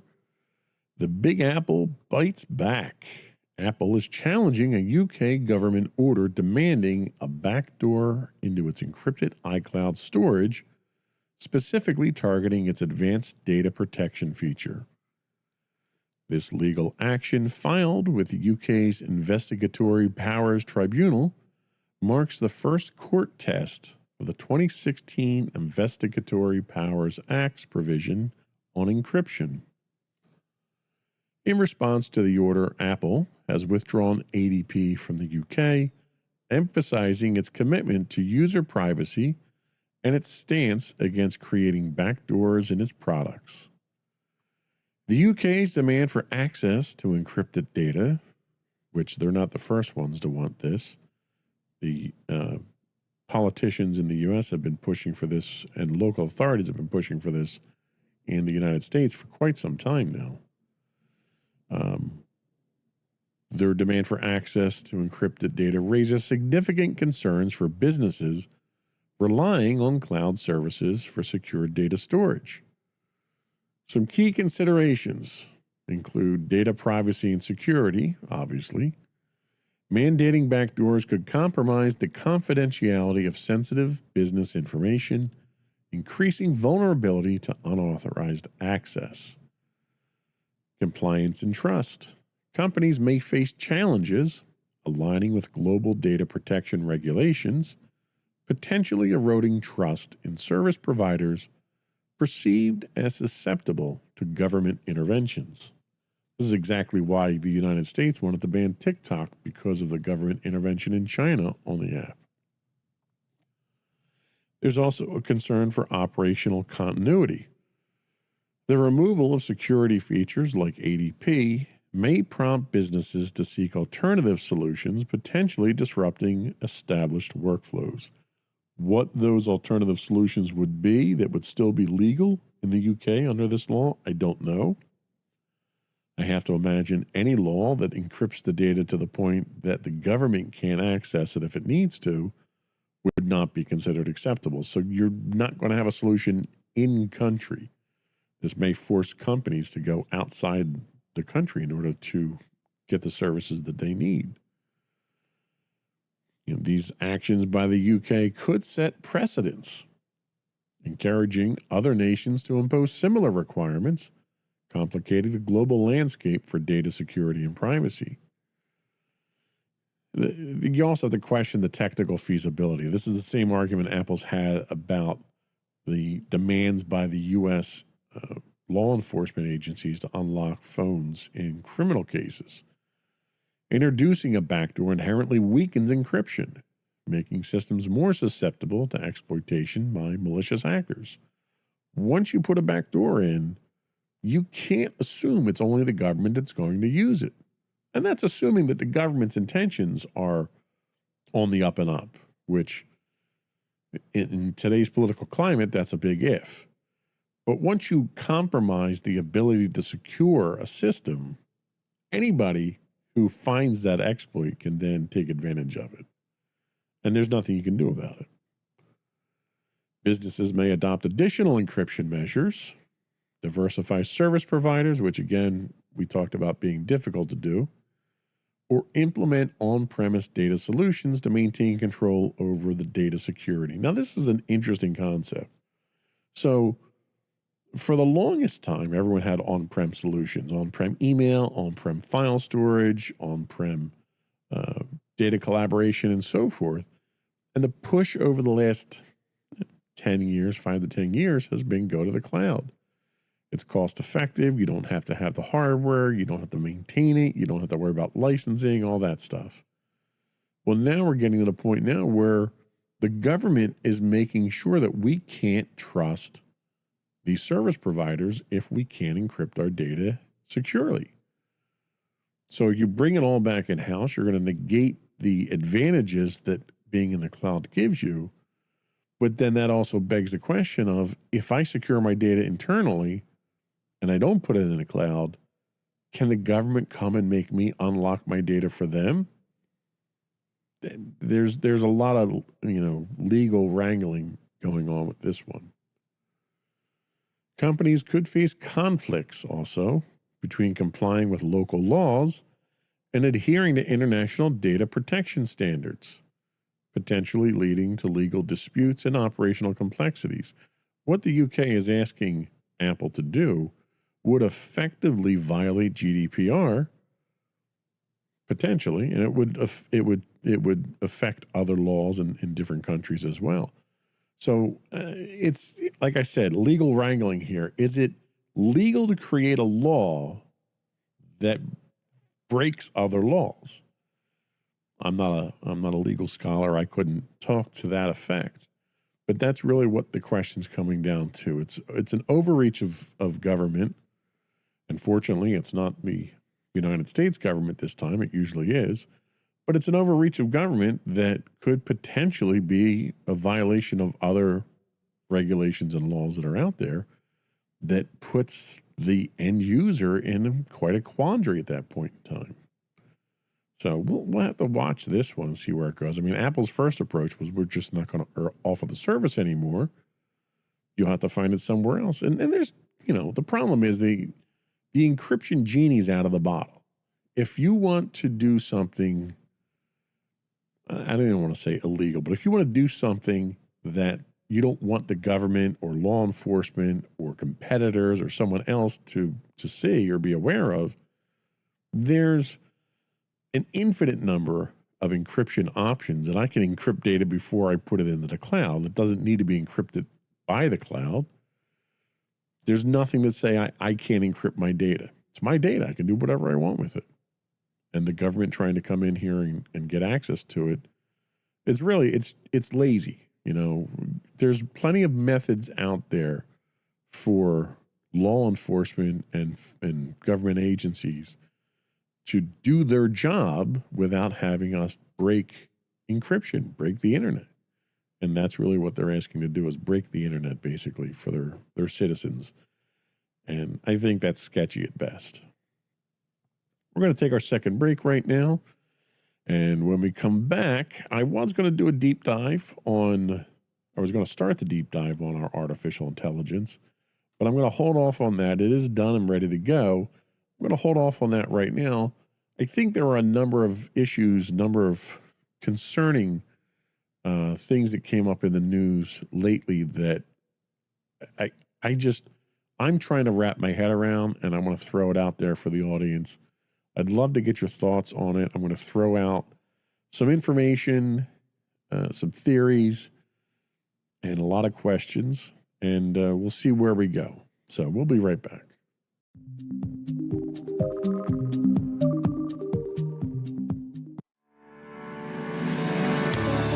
Insights into Entertainment, a podcast series taking a deeper look into entertainment and media. Our husband and wife team of pop culture fanatics are exploring all things from music and movies to television and fandom. We'll look at the interesting and obscure entertainment news of the week. We'll talk about theme park and pop culture news. We'll give you the latest and greatest on pop culture conventions. We'll give you a deep dive into Disney, Star Wars, and much more. Check out our video episodes at youtube.com/insightsintothings. Our audio episodes at podcast.insightsintoentertainment.com, or check us out on the web at insightsintothings.com.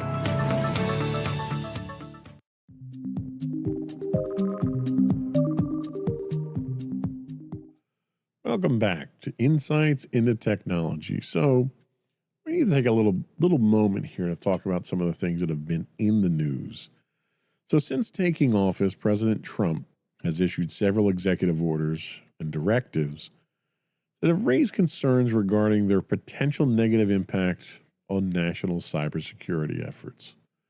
I'm just going to run down a couple here real quick and then try to figure things out here. So on January 22nd, there was an order basically that came out, and this is almost immediately after he took the oath of office. There was an order that came out that dismantled the Cyber Safety Review Board. The administration disbanded members of the review board, which was an advisory board responsible for investigating significant cybersecurity incidents. The move raised questions about the future of cybersecurity oversight and the nation's preparedness to handle major cyber events. And we talked about this earlier. Then on February 3rd, there was a regulatory freeze affecting cybersecurity measures. An executive memorandum was issued to implement a regulatory freeze across executive departments and agencies. This freeze may delay or halt the implementation of new cybersecurity regulations, potentially hindering efforts to strengthen national cyber defenses. Now, this one, I think I speak, from the heart on this one because it's likely going to affect me and my organization, where we're in the process of going through the Cybersecurity Maturity Model Certification 2.0. And it's been a process that we started back in 2018 that may be frozen now, but it's a process that's been designed to protect vendors and the federal government from cybersecurity intrusions when dealing with federal government contracts. Then on March 1st, a lot of stuff happened in the first week of March here. March 1st, we have a deprioritization of Russian cyber threats, which we talked about earlier. The administration has shifted its focus away from Russian cyber threats, emphasizing concerns over China and Iran instead. This pivot has led to reduced monitoring of Russian cyber activities, potentially leaving the nation more vulnerable to Russian hacking efforts. Now, to put things into perspective, let's look at a few statistics on Russia's cybersecurity threats. So in 2023, Russia accounted for over 30% of unsolicited spam emails globally, making it a major source of phishing attacks. A 2024 study ranked Russia as having the highest cybercrime threat worldwide. And between July of 2023 and June of 24, approximately 2/3 of cyber attacks by Russian state and affiliated groups targeted countries in Europe and Central Asia, particularly Ukraine. And then Germany reported that 39% of companies that experienced cyber attacks in the past year attributed at least one attack to Russia, highlighting the country's role in cyber threats against businesses. So clearly, Russia has proven itself to be a clear and present danger to this country. They've shown no signs of reducing that threat. They've shown no signs of changing their tactics, being less aggressive. They're a clear and present danger. The data points here underscores Russia's prominent role in global cyber threat activities, affecting both government and private sectors. Then we have on March 4th, suspension of offensive cyber operations against Russia. In an effort to improve diplomatic relations with Russia, the administration ordered U.S. Cyber Command to halt offensive cyber operations targeting Russian entities. Critics argue the pause could embolden Russian cyber actors and diminish the U.S.'s proactive cybersecurity stance. And then on March 5th, we see a reduction in cybersecurity workforce. The Department of Government Efficiency initiated significant layoffs within federal agencies, notably affecting the Cybersecurity Infrastructure Security Agency, CISA. The dismissal of over 130 CISA employees has disrupted essential cybersecurity functions and raised concerns about the government's capacity to defend against the threats. One last one I want to throw out here, and we haven't talked about it on the show yet. There was a study that came out yesterday or today talking about the security risk posed by the massive layoff efforts that the Department of Government Efficiency is executing right now, and the number of high security personnel that are being let go and not following the standard procedures. Typically, when you let someone with a top secret or a secret security clearance go, there is a debriefing that they have, an exit interview, you can say. And in that exit interview, they're informed of what they can and can't do. They're reminded of the NDAs and security precautions that they have to take. Nobody's taking any of those. And there's already been reports that foreign adversaries are attempting to recruit these U.S. government officials that have been laid off. So there's a massive, massive threat right now, security threat from these layoffs of brain drain. First of all, you don't have people that are doing their jobs to defend the country. And the people that are being let go are potentially disgruntled employees that are being approached by foreign agents to pose an even bigger threat. So it makes me stop and wonder why we're doing this. It's basically a perfect storm for increased cyber risks. The policy decisions have collectively weakened U.S. cybersecurity by reducing oversight, limiting regulatory advancements, deprioritizing key threats, and shrinking the workforce responsible for national cyber defense.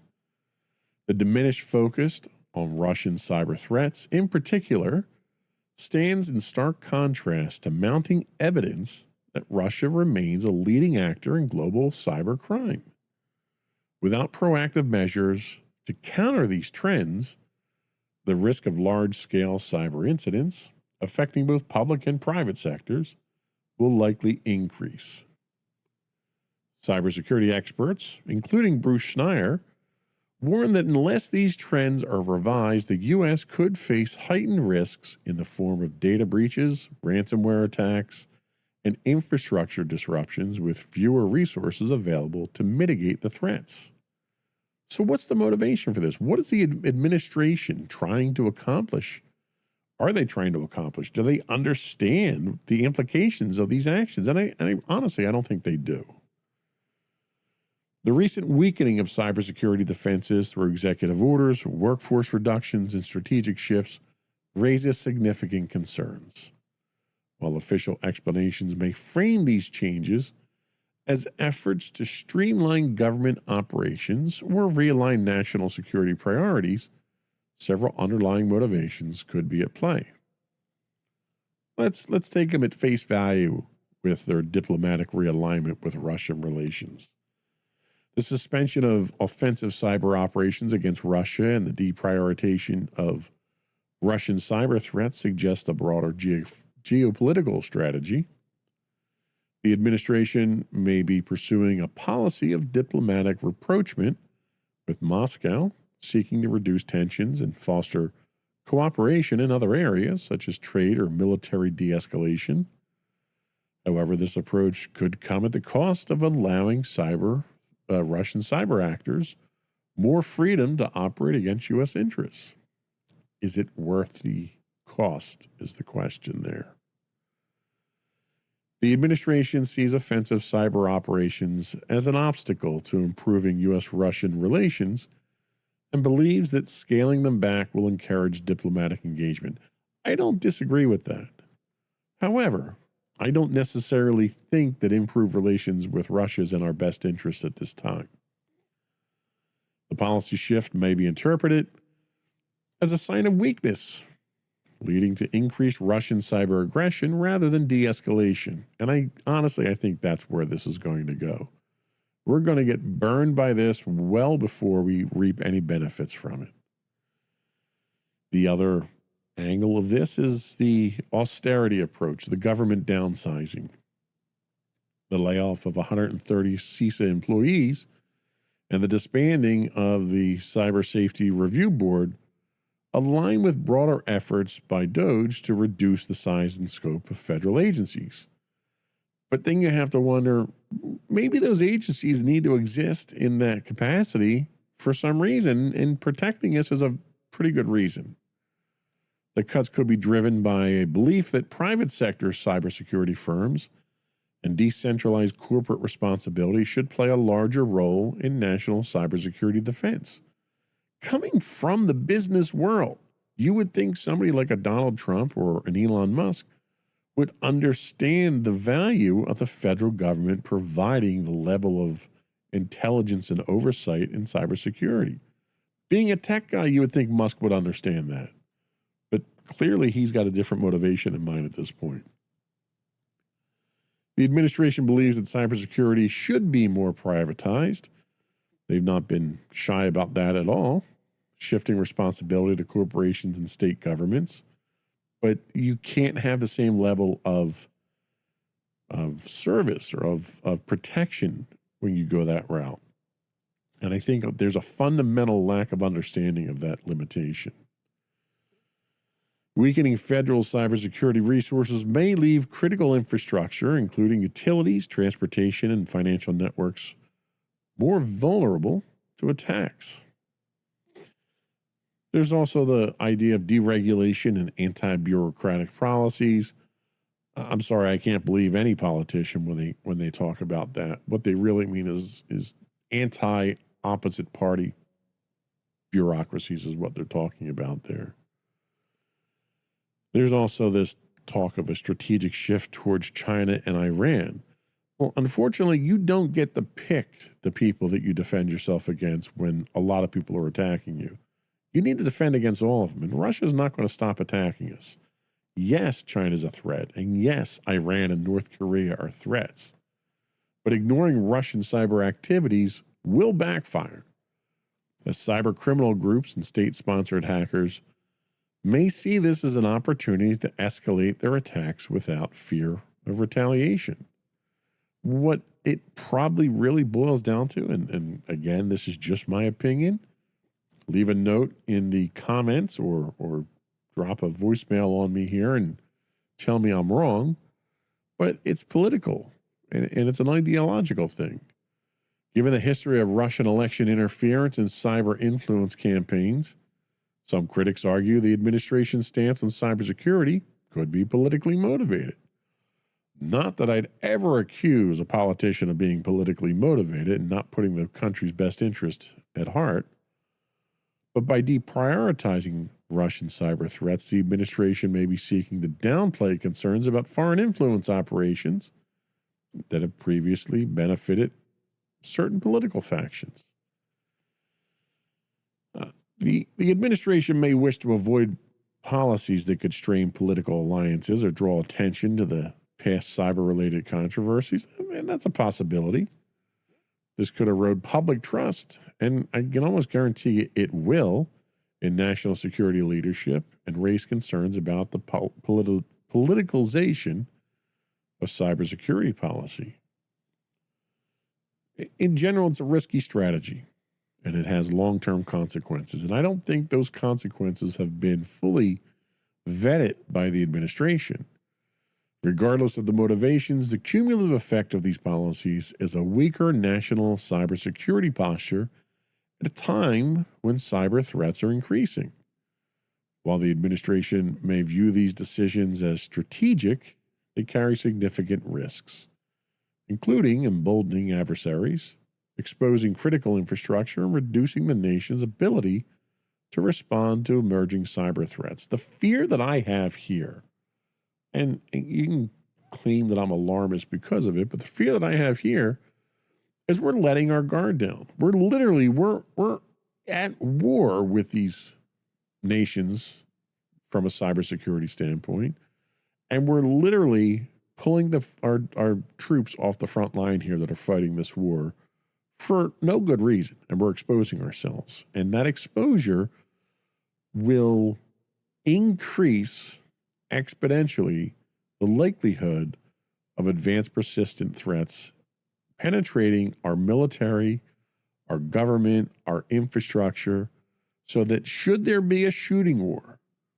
Donald Trump had an interview with Zelensky just the other day where he'd raised concerns about provoking World War III. Should that happen under these current circumstances, Russia could literally click a button and shut down our infrastructure, shut down our satellites, shut down our electrical grid, shut down our water system, shut down our sewer system, shut down pipelines with oil and natural gas. If we allow them this foothold in the door, they don't need to attack us. We're surrendering to them already. We're literally giving them everything that they need at this point in time by not pursuing cybersecurity measures against them. I think it's reckless. I think it's dangerous. And I think it's ultimately going to backfire in the end.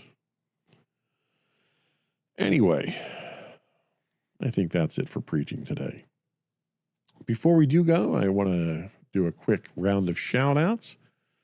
We did something right. I don't know what we did, but we had a huge influx of followers on Twitch in the last few days. I don't know if we hit the right search engine at the right time, but I would love to figure out what we did so we can keep up the good work. Because of that, I can't possibly shout out to everybody here. So I'm going to shout out to the 10, the most recent 10 that followed. Here we go. Ready? Here's the rundown. Big thank you to Jackson,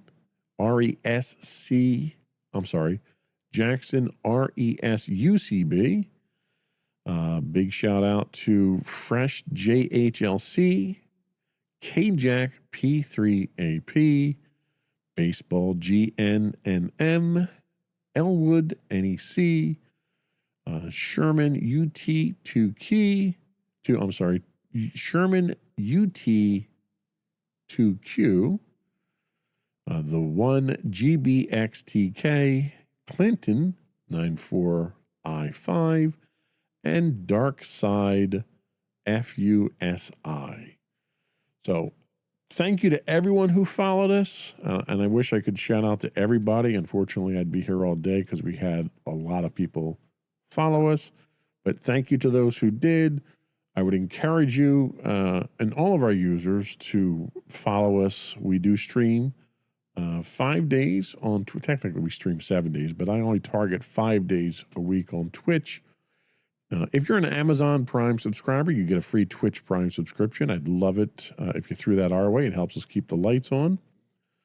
You can also find us, call in. Actually, I would prefer that. I'd love to get some people voicemails on the air. You can call in to 856-403-8788. That's 856-403-8788.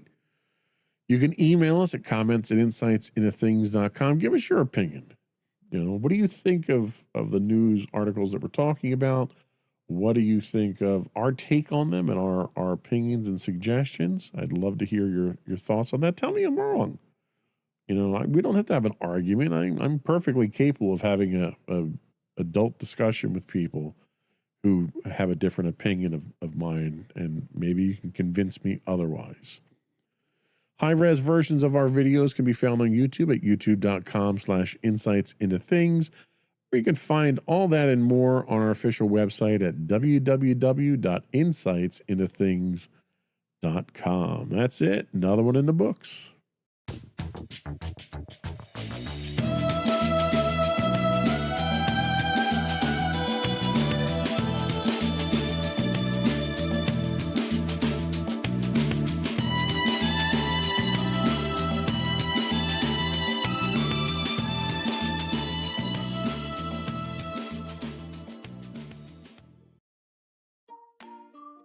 Insightful podcasts by informative hosts.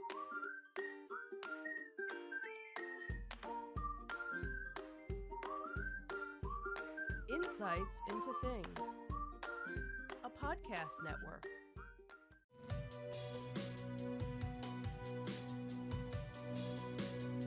Welcome to Insights into Tomorrow, where we take a deeper look into how the issues of today will impact the world of tomorrow. From politics and world news to media and technology, we discuss how today's headlines are becoming tomorrow's reality.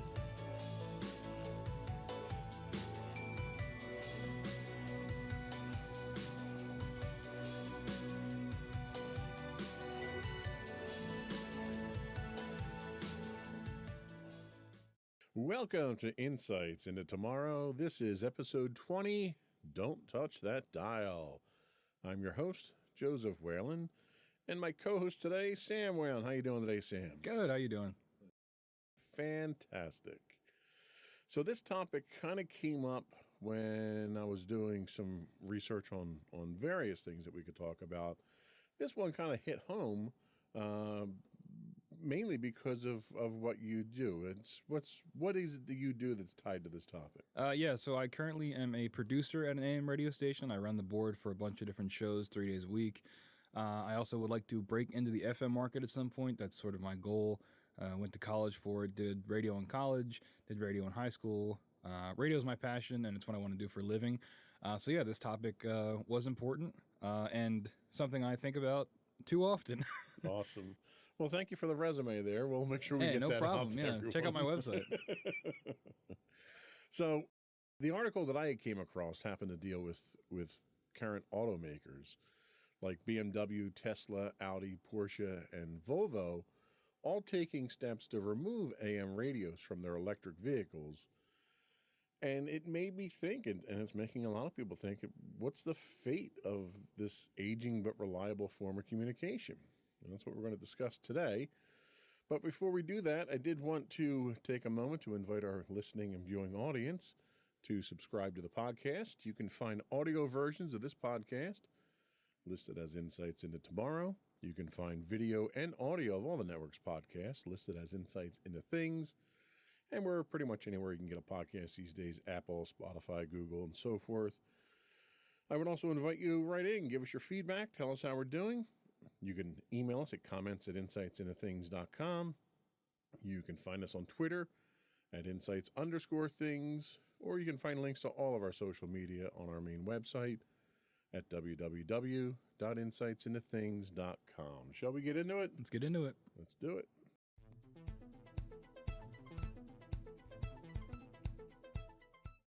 So there's one particular article that I read was on a site, northjersey.com. And they kind of talk about the fact that it's no secret that AM radio has kind of lost much of its luster over the decades.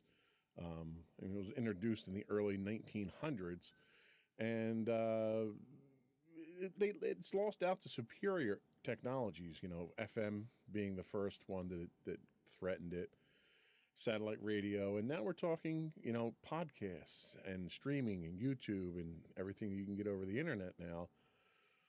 In fact, that's one of the things that these car companies are saying, is that everything that you could get over AM, you can get over streaming now in the car, which I guess is a valid point as long as that infrastructure is working, right? AM has been traditionally relegated mostly to talk shows at this point in time. And again, that's because of the limitations in the technology. Can you talk a little bit about your experience with AM and what the limitations of that technology are and why people might be wanting to move away from it? Sure. Yeah. I mean, if you listen to any AM broadcast, you're going to hear it immediately. The difference between AM and FM, the sound quality is just much lower, and that has to do a lot with how it transmits its signal. It limits itself essentially, but because it's so simple, it's effective in more rural areas and areas where you might not have the high-speed internet you would need for streaming services. But again, because of those limitations, like you said, we are mostly talk. Because anything more complicated, you just wouldn't hear it because it's, as it's broadcasted, it's all garbled, and talk is the only thing that really can come through effectively. But yeah, it's kind of a miracle that AM is still around. I think even as someone that works at an AM station, it is definitely, it feels like a relic. And when you bring it up to anybody, you immediately they're like, it's dated and it feels dated. But there is still a market for it in areas where it's not as populated, where it's easy to get an AM signal. We do have people that call in still. We do have listeners, even with those limitations. So, well, and that's the technology itself doesn't lend itself to high fidelity broadcast, stereo, or all the new fangled high grade music and stuff that we do now. But what it is, it's reliable and it transmits very far. It doesn't, because of the frequencies that it operates on, it's not as susceptible to interference with, objects, Wi-Fi, for instance. You run Wi-Fi in your house, and if you have drywall in your house, that can interfere with your Wi-Fi signals because of the higher frequencies. And weather, too.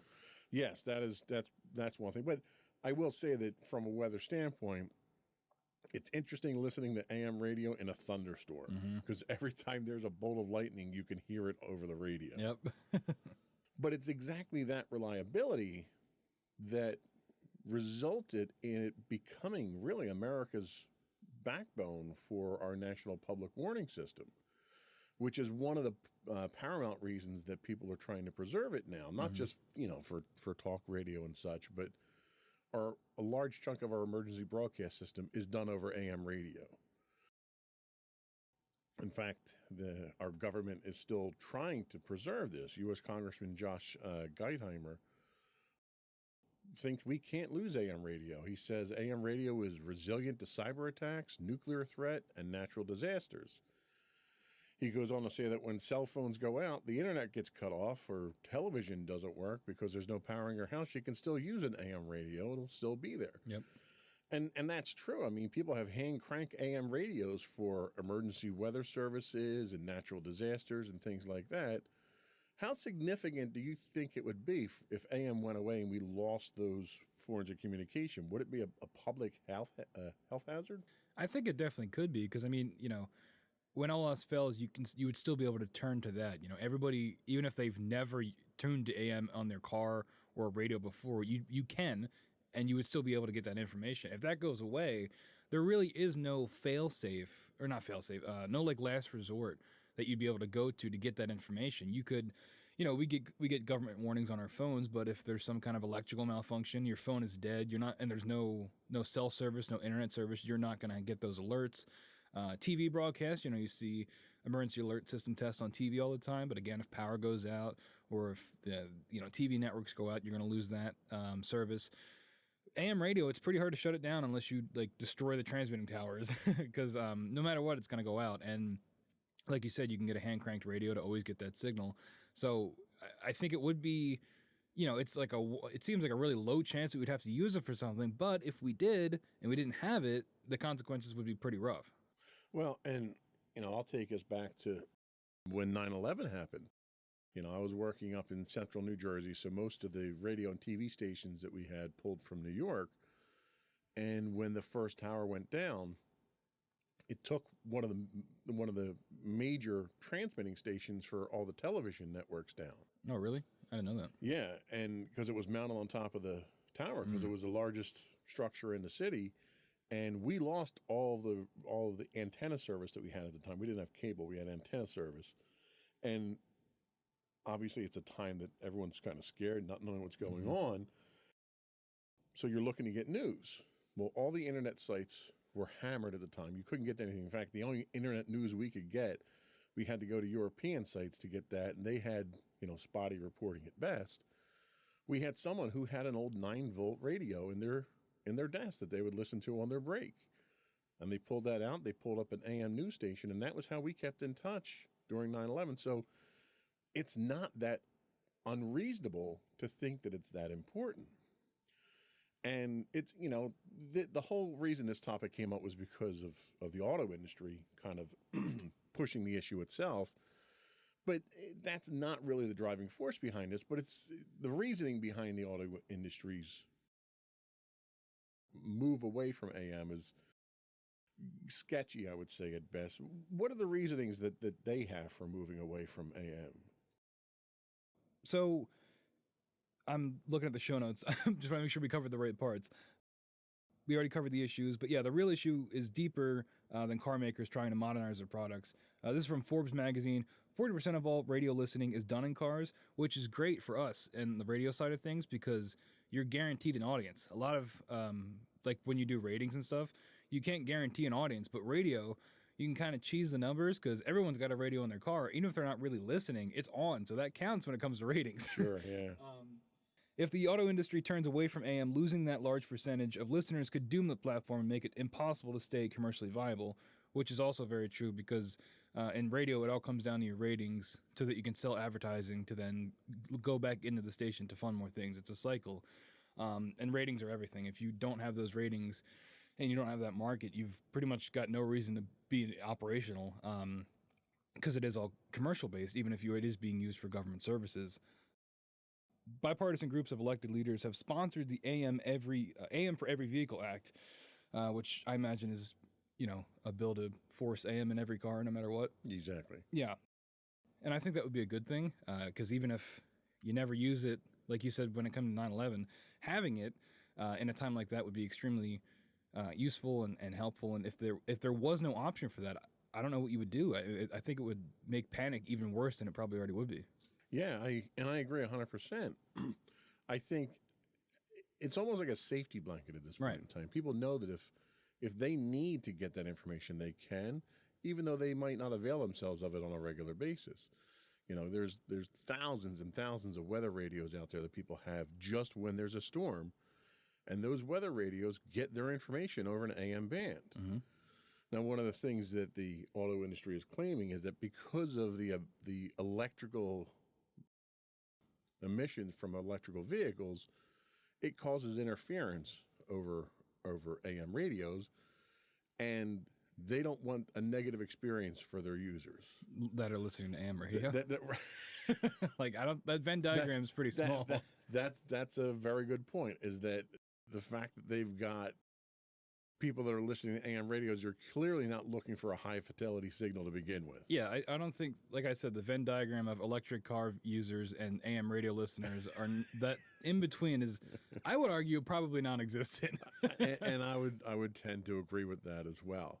So, and that's why I say I think their motivation for it's to save money, but I can't imagine that putting an AM capable radio in an electric vehicle is the cost center. Well, it's also probably because they want to have a deal with satellite radio companies, because most times when you buy a car now, it's got Sirius built into it, Sirius XM. Well, yeah, but my vehicle has Sirius built into it.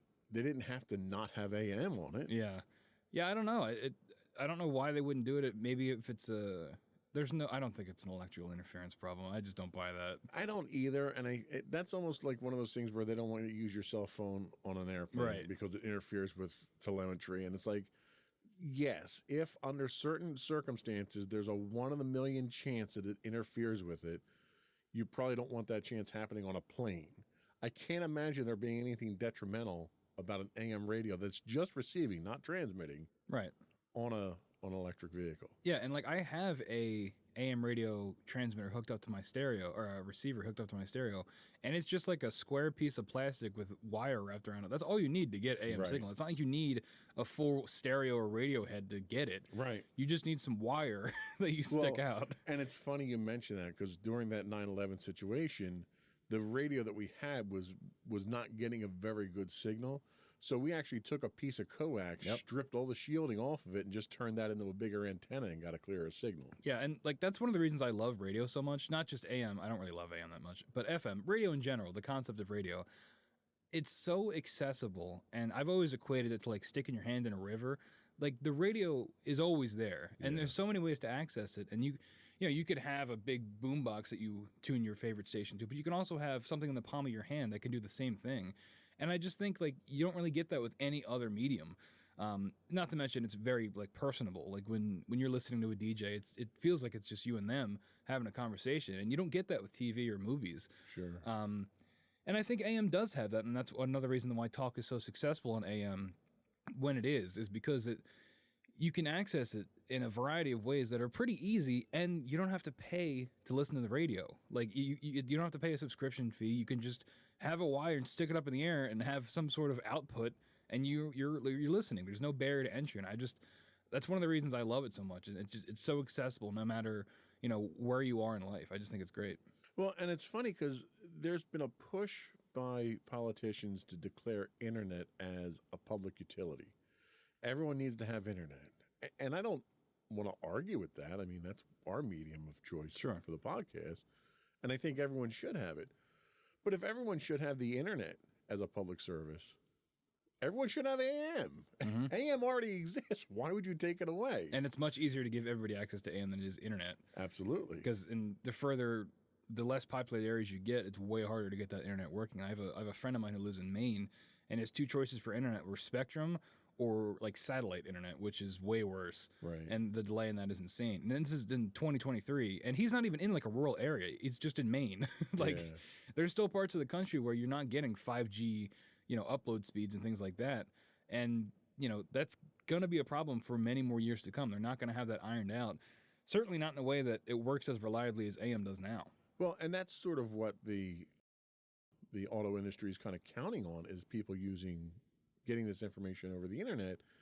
And the problem with the model of the internet is it's cost-centric to the consumer, where if you want the internet, you have to pay for it in some form, either through taxes, through direct subscriptions, or whatever, whereas AM is producer-centric.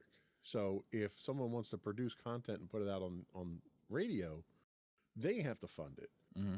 They fund it through through listenership and through advertising, but there's no cost, like you said, to the consumer at that point in time. So it makes it accessible to low-income people, to seniors, to everybody out there who doesn't have unlimited income and free disposable income. And going back to that accessibility thing, it's pretty easy to understand. It's a dial. Sure. You flip it on and you turn it to where you want to listen to something. Yeah, and it's just, I don't think there's any other like medium of communication that's like it, and I think that's the reason it's still around. It's people say the radio industry is dying, and I don't think it's dying. I think it's just changing. I think it's evolving. But I think the core technology of how FM and AM transmission works, I think there's always going to be a place for that as long as, broadcasting towers still exist. Well, the fact that you have podcasts that have become so popular tells me that the content that comes over AM is still popular. The media may be changing, right? But that content is still deliverable. It's ease of use, it's low cost, and it's accessible to everybody. It makes a lot of sense to keep it around for people who aren't high tech and have disposable income to pay for the content that they're looking for. There's a market for all the other stuff, and there's nothing to take away from that. But AM still serves a huge portion of the public, and I think it's probably worthwhile to keep it around. Yeah, absolutely. On that note, I think we're going to take our first break, and we'll come back and we'll talk about why AM is so important. We'll be right back.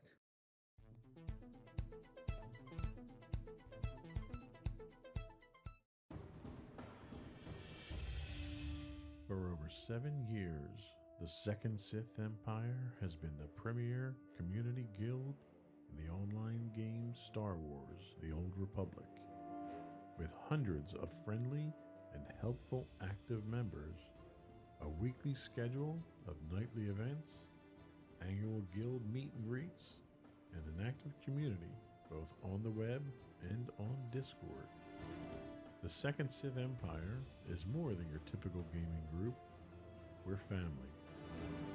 Join us on the Starforge server for nightly events such as operations, flashpoints, world boss hunts, Star Wars trivia, guild lottery, and much more. Visit us on the web today at www.thesecondsithempire.com.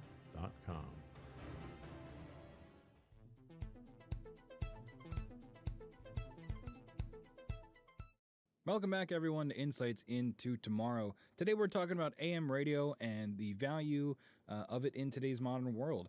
So in this segment, we're going to talk about why AM radio is so important. Like I said at the top of the show, I am a producer at an AM radio station, so you can take that however you want. They're not paying me to say this, though. They're barely paying me to work. So some members of the right-leaning media, such as Sean Hannity, suggest the phasing out of AM could be a conspiracy to silence conservative voices. And boy, does that sound like a narrative we've heard before. Many right-leaning talk shows that are the key to the Republican base live on AM.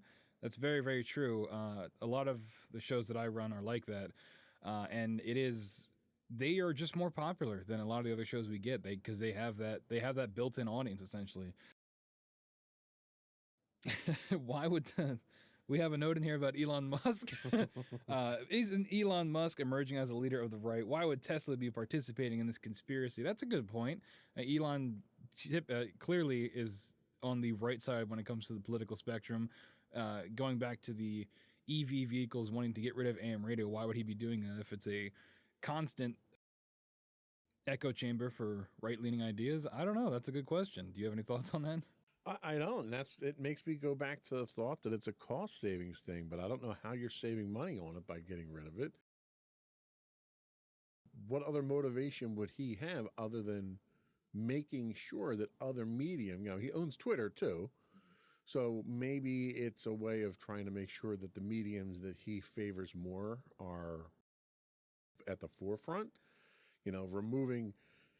And I don't want to get into conspiracy theories here, but one of the things that right-leaning side of the country seems to think is that if they eliminate options for people and the only options that you have left to adopt are the options that they want you to adopt, then you obviously wind up following their indoctrination. Right.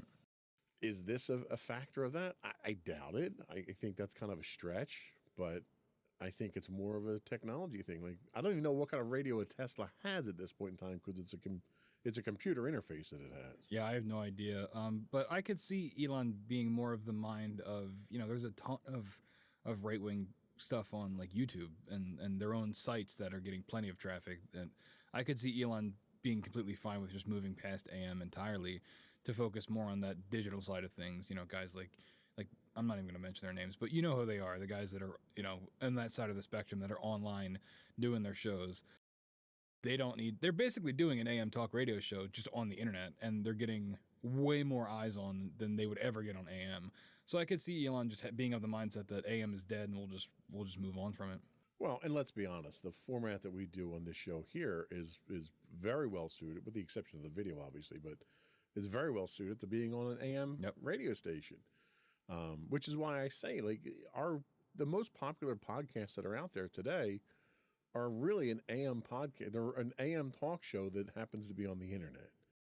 So there isn't a lack of demand for what AM offers from a format standpoint. Is it just a technology thing? I mean, yeah. Once again, we go back to this issue of technology. Jordan Walton, executive director of the New Jersey Broadcasters Association, tells us, due to the nature of the sound, AM lends itself to the spoken word, which is why the talk shows gravitate toward it, which is true. When I'm producing shows, we are very aware that we are spoken word when it comes to things like compression rate and what we're uploading our shows at. It really doesn't matter that much because when it's processed through the transmitter, it's going to sound like it sounds on AM no matter what we do to it. Hundreds of foreign language stations on the platform serve marginalized communities, which is also very true. I run a lot of shows dealing with Eastern European communities in the area, Ukrainian people, Polish people, and that was an aspect of the radio industry that I had no idea about before I started this job, and it's really opened my eyes to it, how important it is to these communities to have that access. I mean, holding full-on religious services that through the AM dial that they might not be able to get to otherwise, it's a big deal, and it's in those communities. It is still very active, and of course, nearly 47 million Americans listen to AM, which is a lot of people. And if that just happened to go away, that's 47 million people that just lose access to that platform. Yeah, and I go back to when I was a kid. You know, my grandmother lived with us. She was from, as my mother used to term it, the old country. She was from Lithuania, and she didn't speak English very well, didn't understand English very well. So she was very self-conscious going out in public because she couldn't communicate. There happened to be at the time a radio station, a local AM radio station that she would listen to that was done, I don't know if it was done in Lithuanian, but it was done in a language that she understood. And that was like her connection to the outside world. She would get religious services through it. She would get news through it. It was a friendly voice that she didn't hear unless she was talking to members of her own community. And that level of cultural sensitivity, I think, is very important to maintain for those marginalized people. Absolutely. I mean, some of the shows that we run are entirely in other languages, entirely in Polish or entirely in Ukrainian.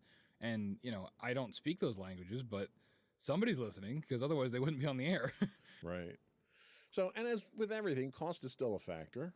You know, as a platform, AM's comparatively inexpensive, certainly to produce and create content for. AM's also the great equalizer across drastically divergent economic situations. From a millionaire to a Porsche, from a millionaire in a Porsche to a homeless person with a battery radio, anyone can tune in, is the quote that I found. And that's kind of what I talked about earlier, the accessibility of it. There's no subscription fee. As long as you have a way to receive the transmission, because they're all around you. You know, you can't see them, obviously, but, you know, FM signals and AM signals are all around you. As long as you've got a way You can't see them. I can see them. I think you got to see a doctor. As long as you've got a way to receive that, you can access it. And I think that's a wonderful thing. You're absolutely right. And again, talking about your friend who's in Maine and other people, you know, you've got farmers and seniors and immigrants who all rely on it because it's a cheap cost of entry into getting into these areas, these discussions. You don't need any high-tech gear. You don't need any advanced knowledge of computers. You literally flip a button, turn it on, turn the knob to where you want to go, and it's there. So that accessibility makes it appealing to a lot of people.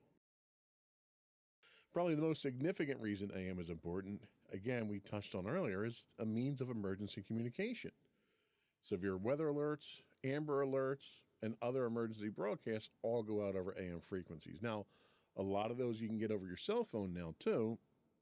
But in times of emergencies, hurricanes, tornadoes, earthquakes, the technology required to make the internet work, and you know, full disclosure, I think everyone knows by now, I work in technology. I work with the internet. The fact that it works as well as it does is a miracle. There are so many points of failure that can stop the internet from working, especially when you're talking about cell signals, that in times of a natural disaster, it's literally the first thing to go down. FEMA has spent decades building out its integrated public alert warning system, or its IPAWS system, using somewhere in the range of 77 primary emergency alerting stations around the country that are AM-based stations. So you've got a huge infrastructure for emergency broadcasting that's already been invested by the country to build this out, and it works. I think that's my biggest catch is there's no reason not to use it. It's not like it's failing. It's not like our crumbling road infrastructure where bridges are literally falling down within driving distance of us here. This works. The technology is sufficient enough to do the job that it's doing, and there's no reason not to use it. The stations brought vital information, warnings, and comfort during tragedies like hurricanes and earthquakes, and again, in the wake of 9/11. So I can't think of a compelling reason for AM to go away. The fact that it's an old technology shouldn't be a reason. The wheel is an old technology, and that's not going away because it's thousands of years old, right? Yeah, I don't really see why you'd get rid of it. I mean, it still works. It's worked essentially the same way for like 100 years at this point. I forget when it was invented. I think in the early 1900s, but like it still works, especially when it comes to things like this. Why would you get rid of it? And what is the alternative? Really, like, is there a plan from these automakers for? I guess they don't really. It's not their problem if AM radios are done away with. What the alternative would be for these kind of emergency broadcasts? No, it's not. And their solution to this is use an app. And I'm sorry, but there isn't an app for the emergency broadcasting system. There isn't an app that works when the internet goes down or your cellular connection goes down.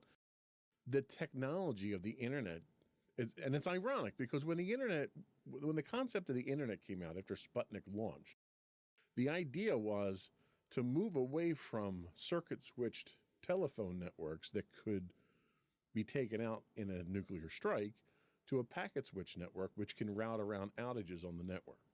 So the whole premise of the internet was to have a redundant system of communication that didn't go down during emergencies.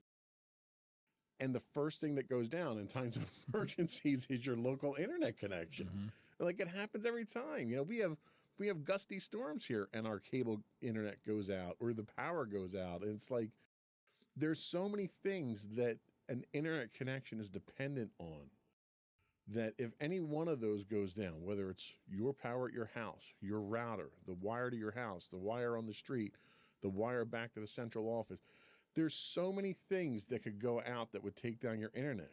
And if you think about the technology for AM, what do you have? You have the radio station and their antenna. Mm-hmm. They're the only two things that you need. And you could set up a portable AM radio broadcasting station within an hour of a natural disaster. Mm-hmm. So the level of redundancy isn't anywhere near where it is with AM.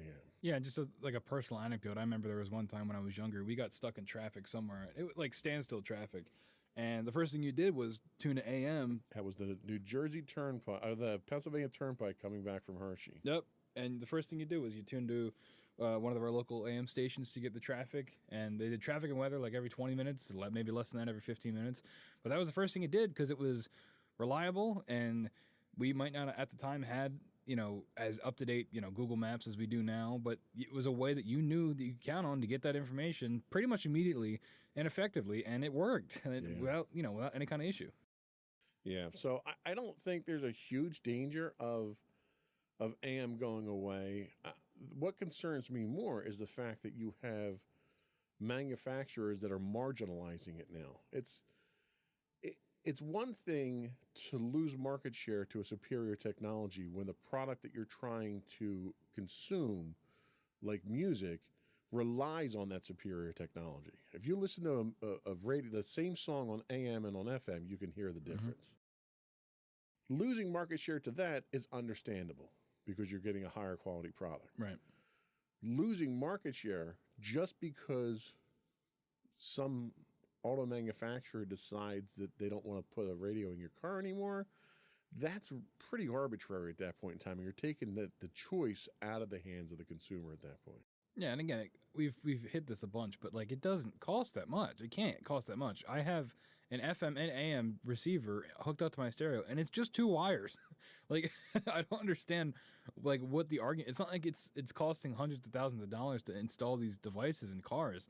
It can't cost that much, and it's just like, why get rid of it? I don't understand it. Yeah, no, I agree. We're going to take another break here, and we come back. We're going to talk about how it can be saved, because we're not the only ones that think it should be. There are other people, fortunately, in positions of power who think it should be saved. We'll be back in a minute.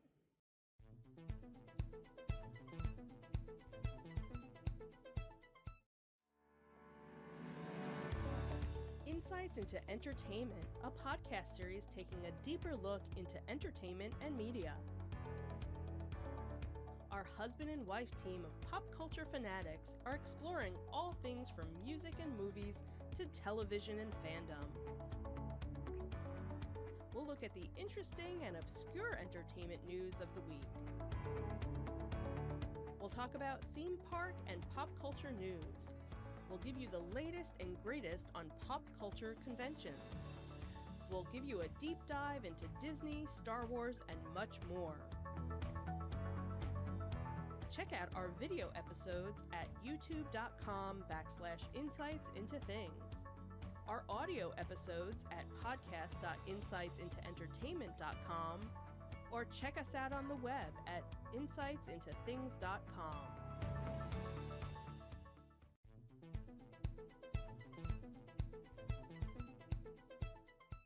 Welcome back to Insights into Tomorrow. We're talking about AM radio and people fighting to get rid of it.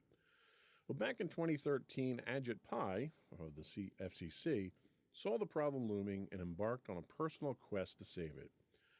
After a little more than a year in the job, he urged the FCC to undertake an overhaul of the AM radio, which he called the audible core of our national culture. He sees AM as vital in emergencies and in rural areas. He goes on to say AM radio is localism. It's community. AM's longer wavelength means that it can be heard at far greater distances, let's try that again. AM's longer wavelength means it can be heard at far greater distances and so increases. He said AM radio is always going to be there. For example, he cited Fort Yukon, Alaska, where the AM station KZPA broadcasts inquiries about missing hunters and transmits flood alerts during the annual spring ice breakup.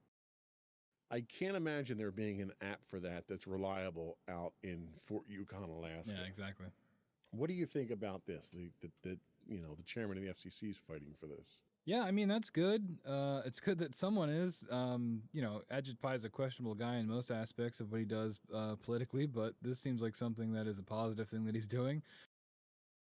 It's good that he is sticking up for it, and, we'll see, if that continues and what his support would actually mean in terms of keeping AM radio around. But having the head of the FCC, or I don't think he's the head of the FCC. Not anymore, no. When he was, still having him advocate for that. But, it's good to know that there are people higher up that are fighting for it for whatever reason. It's better to have it than not have it at all. What about Congress? What's Congress doing for us? So they are trying to save AM radio as well, with automakers threatening to pull the plug. A backlash by station owners, listeners, and legislators prompted Ford to announce it was reversing course on its previous announcement to stop installing AM radios in its cars. But with Tesla and the EV manufacturers announcing their intentions to phase out the technology, a congressional subcommittee was debating the merits of proposed legislation to make AM receivers standard equipment on new vehicles. So they just were talking about it, I guess. That's what it sounds like. I think that's what politicians normally do. Removing AM radios from cars could dramatically reduce the audience, with 74% of AM listening happening in the car, according to Nielsen. Automakers cite audio interference. We covered a little bit of this with electrical motors and the ability to stream stations as justification for phasing out the AM radios, which we already said the market for AM listeners and EV users is probably really small. The Communications and Technology Subcommittee of the Energy and Commerce Committee, the ECC, heard nearly 3 hours of testimony as to why AM should be saved. That must have been a long 3 hours. I'll bet that was a real snore fest. We mentioned this earlier, but the AM Radio for Every Vehicle Act would require, quote, dashboard access to any AM broadcast stations in a, quote, manner that is conspicuous to a driver. The primary rationale is AM radio's integral role in alerting the public of emergency situations as part of a national network. So again, it goes back to this thing of, if it's not broke, why do we get rid of it? And if it's something that we could use in an emergency where we can't really count on anything else, why get rid of it? And I think that's really what it comes down to. Even if, getting rid of the entertainment side of it, the talk radio side of it, at the end of the day, it is a utility, right? That it is used for emergency purposes. And it would be like getting rid of emergency alert systems in general.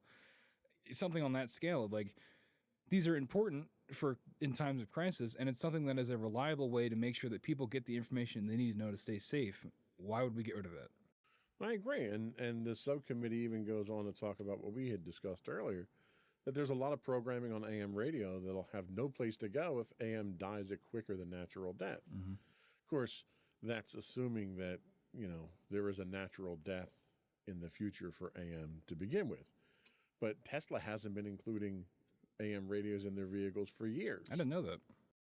And now a number of other manufacturers are kind of following suit there. They claim the electromagnetic interference from batteries generates an audible high-frequency hum for AM broadcast signals. What doesn't generate an audible high-frequency hum on AM? Everything does. Yep. But it's been around for over 120 years now. Everyone's gotten used to it at this point in time. Right. It's literally, microwave background radiation from the cosmos generates it, okay? I don't think your car is going to overpower that. Yeah. But when Ford announced that they would stop putting AM radios in, somebody finally perked up and took notice. Ford CEO Jim Farley said after speaking with policy leaders about the importance of AM broadcast radio as part of the emergency alert system, we've decided to include it in all of 2024 Ford and Lincoln vehicles. It's a great quote. We forgot about the emergency alert system part. I guess we'll put them in. Yeah, at least they realized it.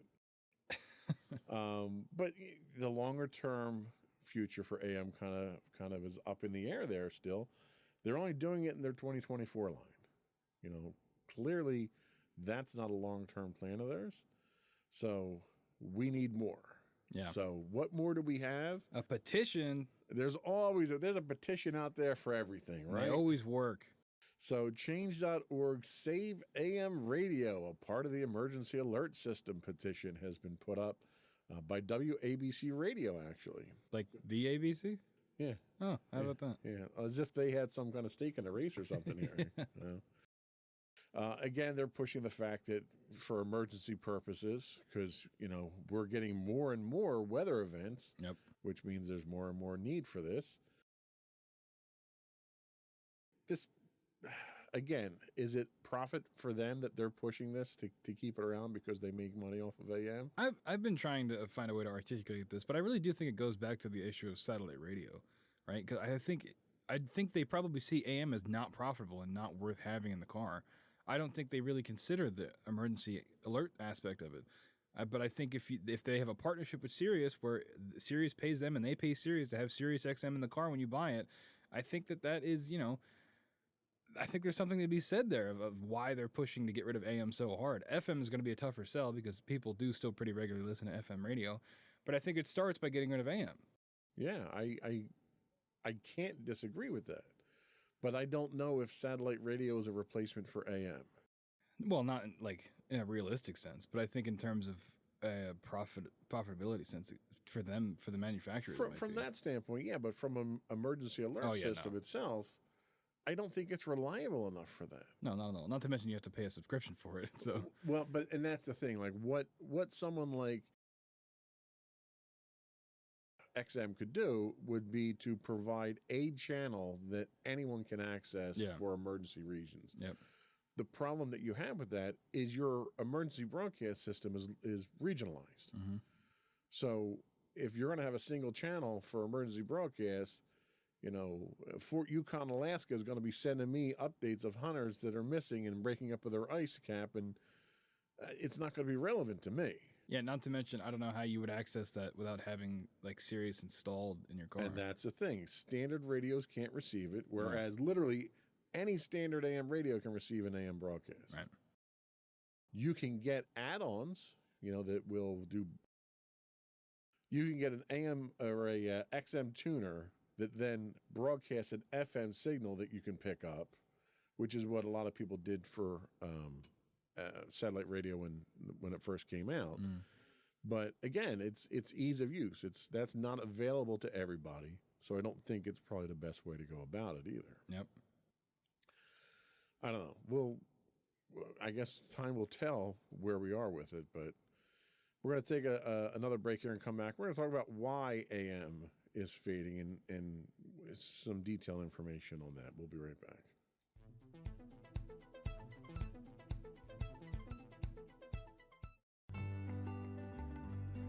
Insights into Teens, a podcast series exploring the issues and challenges of today's youth. Talking to real teens about real teen problems.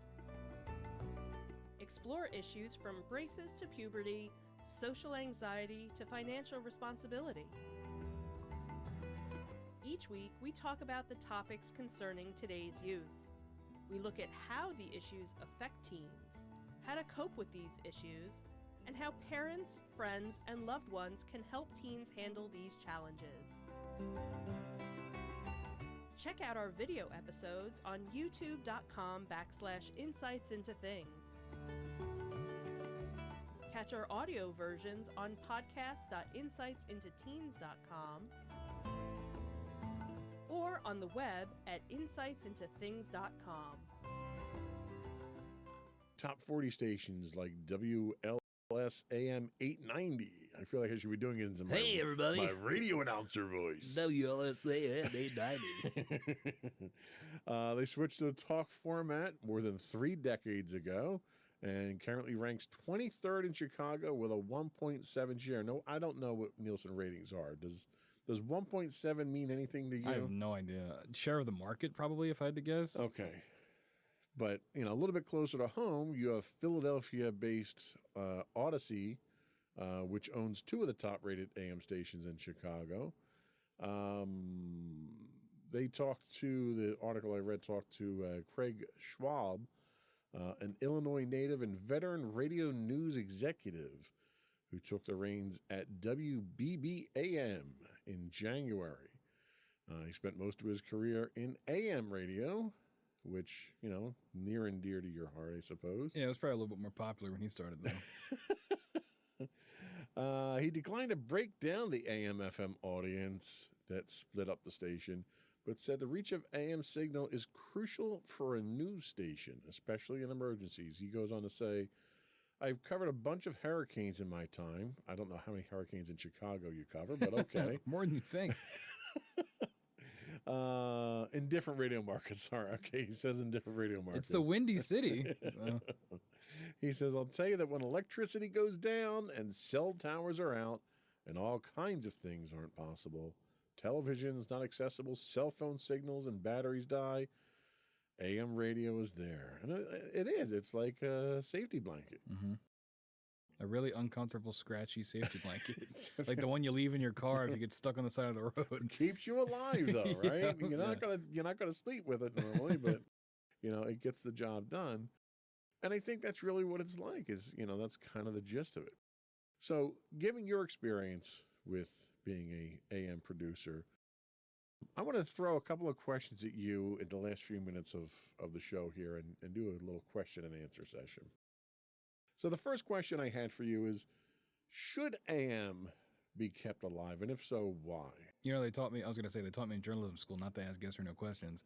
But yeah, I definitely think it should be, not just because I'd be out of a job, but because, when it comes down to it, like I said before, throwing out all the talk, all the entertainment stuff out the window when it comes to AM, I think it fundamentally is most important for its emergency broadcast capability. And if you were to get rid of that, I don't know how you would replace that. Like we talked about, internet is not reliable, television is not reliable, not as reliable as AM. And if it's not there, how are those messages going to get out at the end of the day? I think it would be a public security risk, honestly. And I think that's a fair point. And it kind of leads me into the next question here is, should government intervene in keeping AM radio alive for that very reason? Now, I'm not an advocate on government intervention. I think every time the government gets involved in something, it's more likely to get screwed up and cost me more money than it is to fix anything. But because of that public safety aspect of it, is this a government problem? Should the government be doing something to make sure this doesn't go away? I think that's a slippery slope, honestly. When you've got government, if they're going to intervene with car manufacturers, I think that could go... I think it could send a bad message, and it could set a dangerous precedent for what government could do in the future. If they're going to intervene with something like this, where could they intervene in the future? However, something's got to be done, right? If Tesla doesn't even have AM now, so if you're in a Tesla, how are you going to get that transmission? They can't send every American a little tiny hand crank AM radio. I think that. I don't know. I think you can afford it. I think in an instance like this, yeah. Whether it's directly intervening with the auto manufacturers or whether it's finding some other way to get these transmissions out reliably, I think that, they've got to do something. Well, and that's really the kind of the ultimate follow-up question is, what can government do?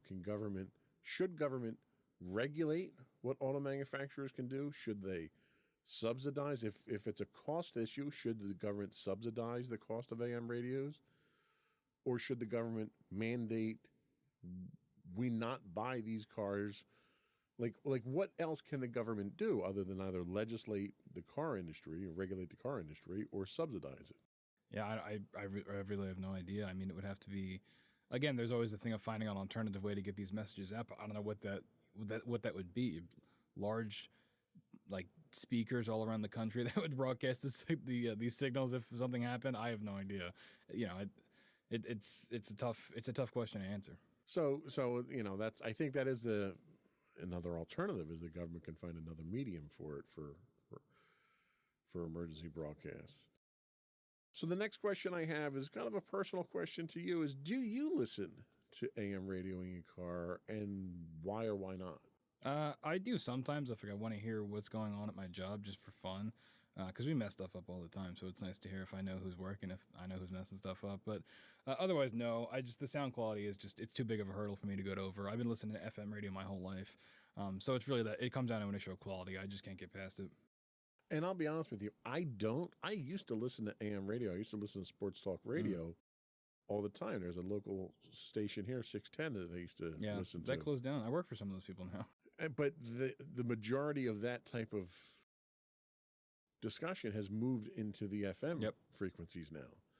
So I don't listen to sports radio anymore, but if I did, I'd be listening to it on FM. And I think that's kind of a natural migration of the mediums themselves. There's no reason for them to be on FM other than quality, maybe more accessibility, maybe. I don't know. Did they move from AM to FM because they saw this happening and they realized that it was time to move? Well, like most things in life, it's also a question of money, right? You have a way bigger advertising market when it comes to FM than you do AM. So these shows, when they move to FM, they can sell more ads, they can have more listeners, and that cycle can continue on a bigger scale than when they were on AM. That's a very good point. So kind of back to the issue at hand here. Will not having AM radios in cars kill the medium of AM radio? Well, it certainly wouldn't help. We had the stat a while ago in the show notes, and I can't find it, but it was like more than 50% of listening for AM is in the car. So if that's taken away, where else are people going to listen? I think just from those numbers alone, if you're losing more than half your listening audience, that's going to be tough to come back from. And, asking people to either stream it online, which we do offer, which alleviates the quality problem, by the way. But then you run into the issue of having internet instead of just having a radio. I think it would. Yeah, I really do. I think losing that large of a chunk of your listener base would be tough to come back from.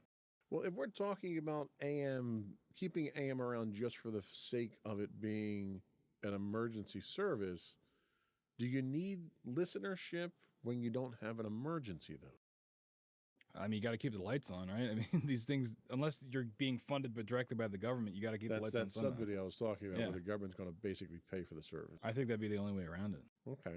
And the last question that I had, and we can kind of wrap things up, what is the future of AM radio if it can be saved today? Is there a long-term future, short-term? Is it relegated to emergencies? Is there still a consumer-grade version of AM 20 years from now? 20 years from now, I don't know. I think by then it might move more to podcasting. I think if it's going to stick around, it's going to, in 20 years, it would probably be more for just emergency purposes. Especially during COVID, a lot of stuff got cut around here. A lot of stations closed down because the small listener base they already had got even smaller because there was a lot more limiting of what we could do because everything was shut down. I think in 20 years, it'd probably be more something akin to purely for emergency purposes. Well, and I have to say, from a strictly podcasting standpoint, one of the biggest advantages of podcasting is literally, if you don't care too much about quality and production quality, literally anybody can podcast. And I know AM has a low barrier of cost of entry to get into, but it's not free. And podcasting's not free either. But you could generate a podcast on your phone if you wanted to. Yeah.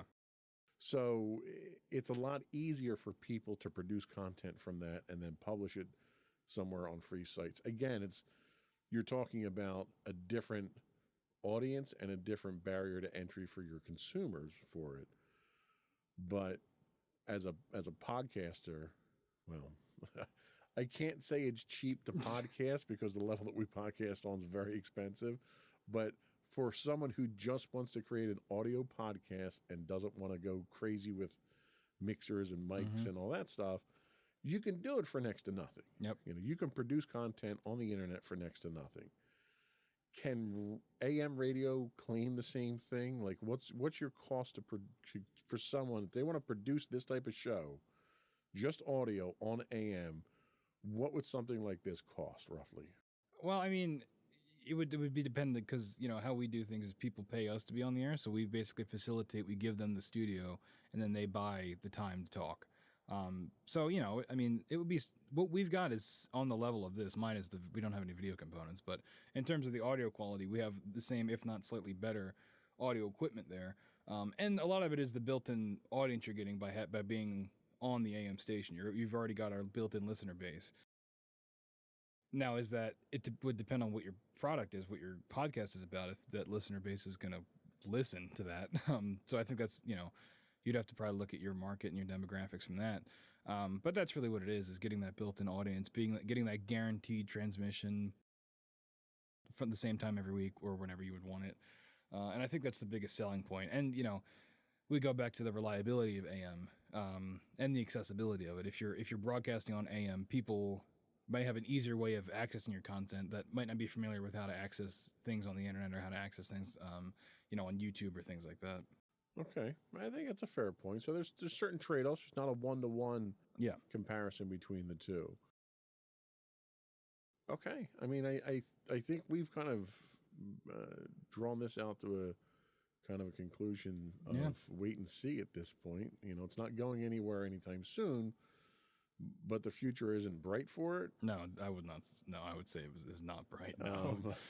So appreciate the AM radio that you have now, I guess. Cherish it, yes, and mail them money. I don't know, just envelopes full of cash. Buckets and buckets. Yep. All right. I think that's all we have for today. Before we did go, I want to take an opportunity once again to invite folks to subscribe to the audio and video versions of the podcast. You can find audio versions of this podcast listed as Insights into Tomorrow. Both audio and video can be found listed as Insights into Things. We are on anywhere you can get a podcast, Pandora, Amazon, TuneIn. One thing I would ask, though, that we haven't been pushing for is if you can, give us a rating, give us a thumbs up, give us a review if you want. Let people know what kind of program we produce here, what kind of quality we have. I'd even take constructive feedback, constructive criticism if there's things that we can do better. We're always looking to improve things. You can write us that directly to us. You can email us at comments@insightsintothings.com. You can hit us on Twitter at Twitter. Okay. Don't comment on that one, though. You can hit us on Twitter at insights_things. You can find us on Twitch, streaming 5 days a week at twitch.tv/insightsintothings. Just a side note, if you do have an Amazon Prime subscription, you do get a free monthly Twitch Prime subscription. You can throw that our way. That would help us out a lot. You can find us on Facebook at facebook.com/insightsintothingspodcast or on Instagram at insightsintothings, or you can find all these links and more on our website at www.insightsintothings.com. And that's it. Another one in the books. Stay safe out there, everybody. Bye.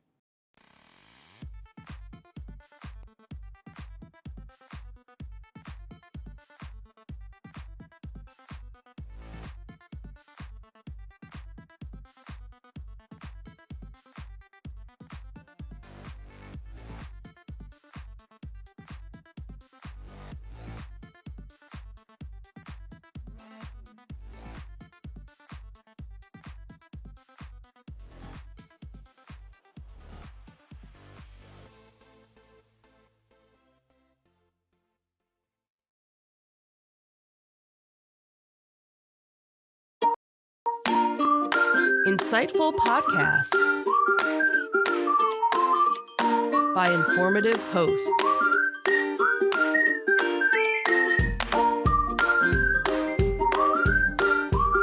Insights into Things. a podcast network. Welcome to Insights into Technology, a podcast exploring the latest in computers, networking, home automation, mobile computing, and all things technology related. Our hosts will take a deeper dive into the latest and greatest in tech trends and give you the information you need to enable your tech-centric world. This is Insights into Technology, episode 21, Hacked, Tracked, and Fact-Checked. I'm your host, Joseph Whalen, and this is your Tech News of the Week. First up today is an article from Serge Gatlin at Bleeping Computer, The Backdoor Brouhaha. It tells us that Apple has discontinued its advanced data protection feature for iCloud in the United Kingdom, following a government demand for backdoor access to user data under the Investigatory Powers Act of 2016. ADP, introduced in December of 2022, provided end-to-end encryption for iCloud data, ensuring only users could decrypt their information. As of February 21st, 2025, new UK users cannot enable ADP, and existing users will be required to disable it to continue using iCloud services. Apple expressed disappointment, emphasizing the increasing need for robust data security amid rising breaches and privacy threats. Despite this change, end-to-end encryption remains for services like iCloud Keychain, Health Data, iMessage, and FaceTime.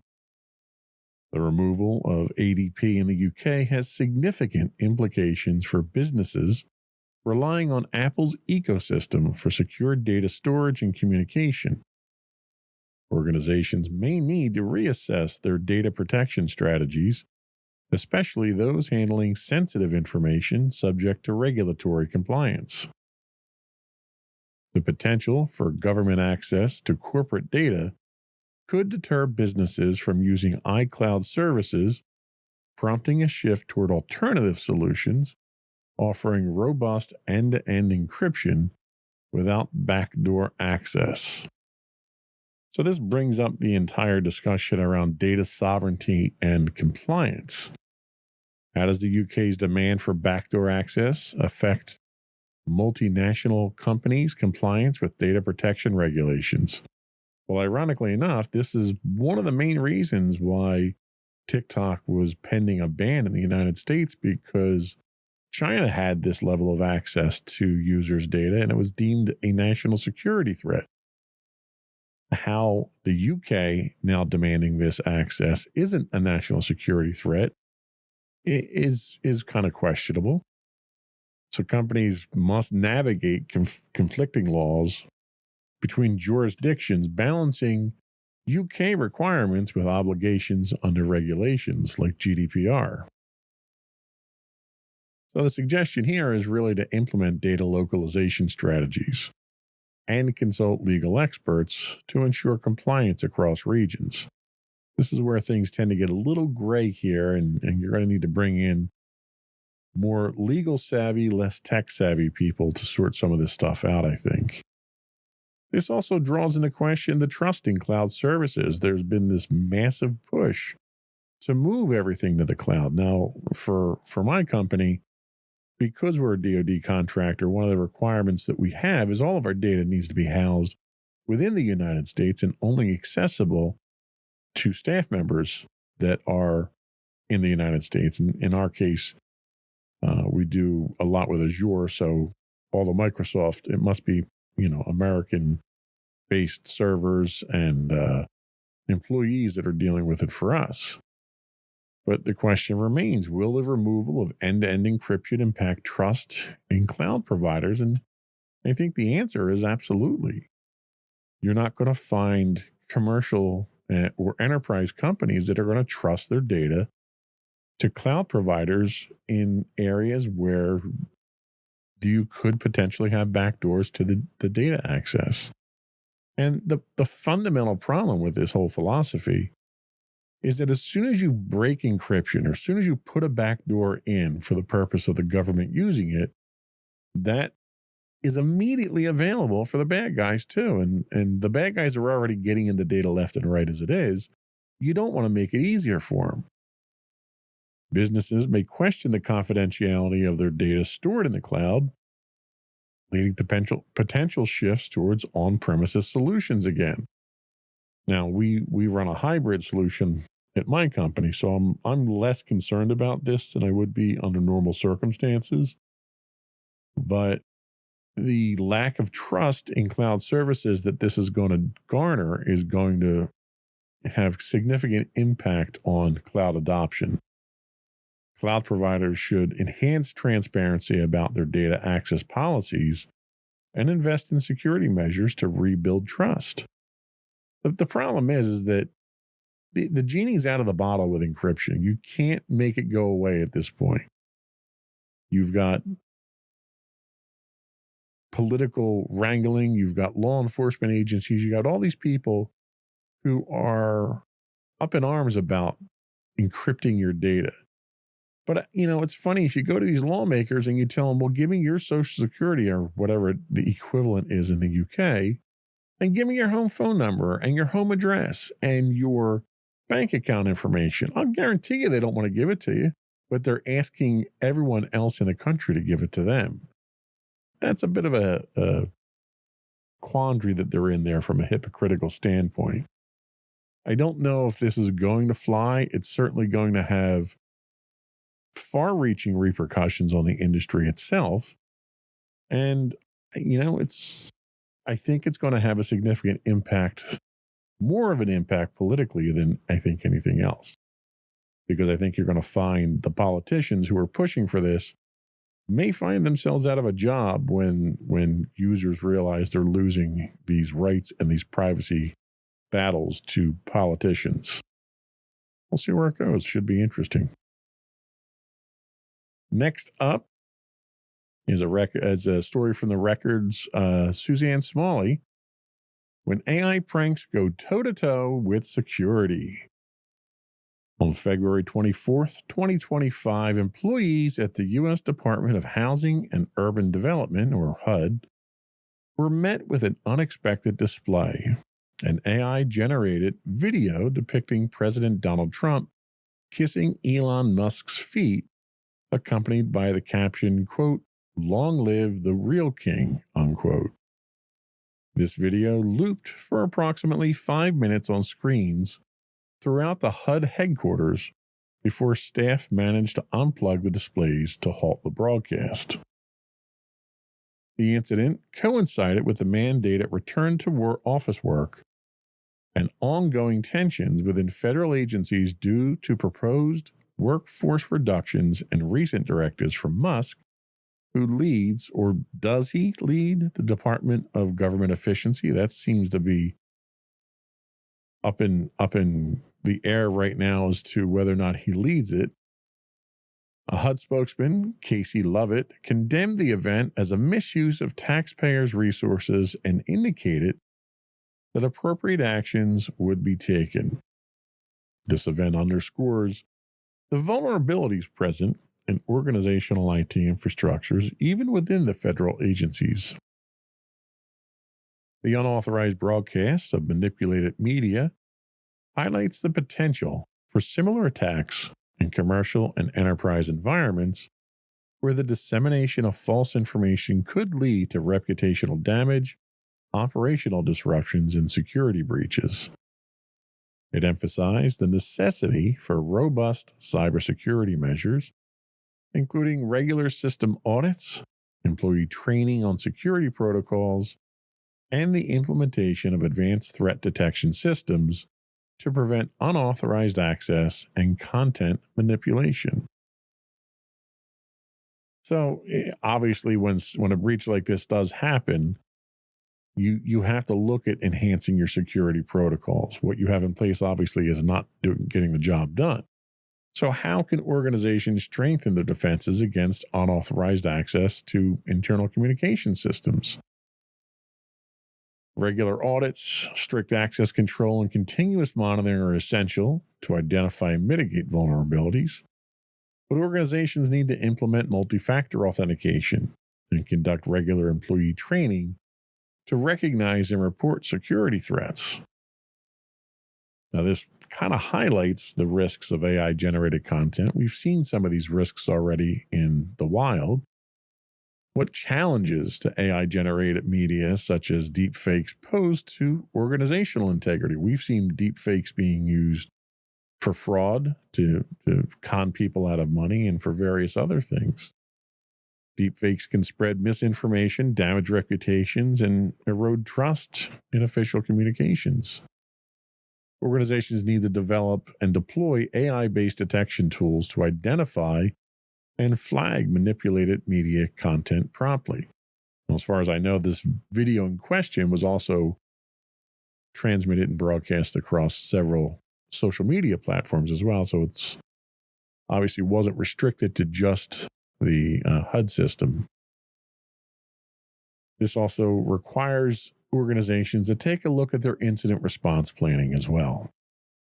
Are current incident response plans adequate to address unconventional attacks like unauthorized media broadcasts? Many plans focus on data breaches, but may not account for attacks on communications channels. Now, in the event of a breach, your communications channels are really the most vulnerable at that point in time because they're the most required.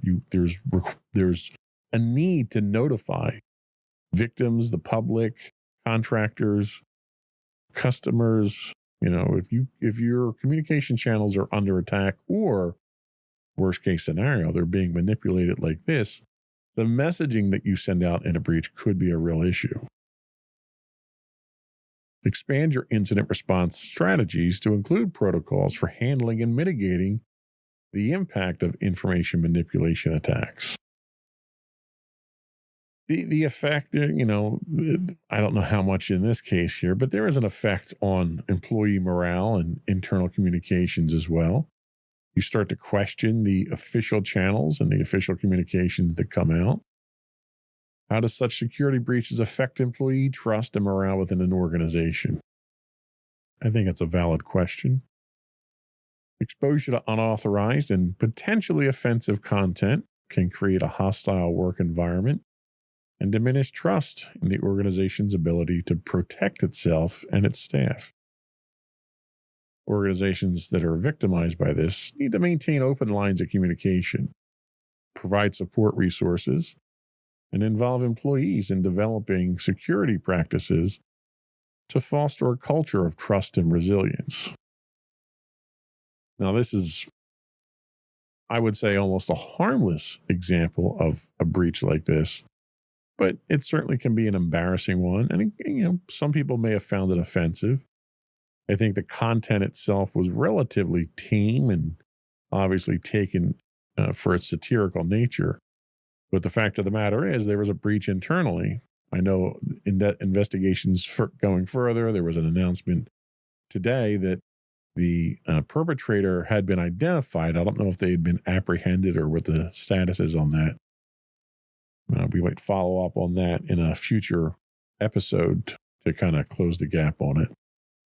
But what do you think? What are your thoughts on somebody obviously disgruntled at what's going on with the changes in the government right now, and possibly a bone to pick with the current administration? What are your thoughts on someone doing something like this that was not costly from a breach standpoint, but was certainly a violation of security protocols? Do you think they should be, the full extent of the law should be brought against them? Do you think a disgruntled employee should have the right to make some kind of protest statement like this? Is this a protest statement, or is this just a straight up hack?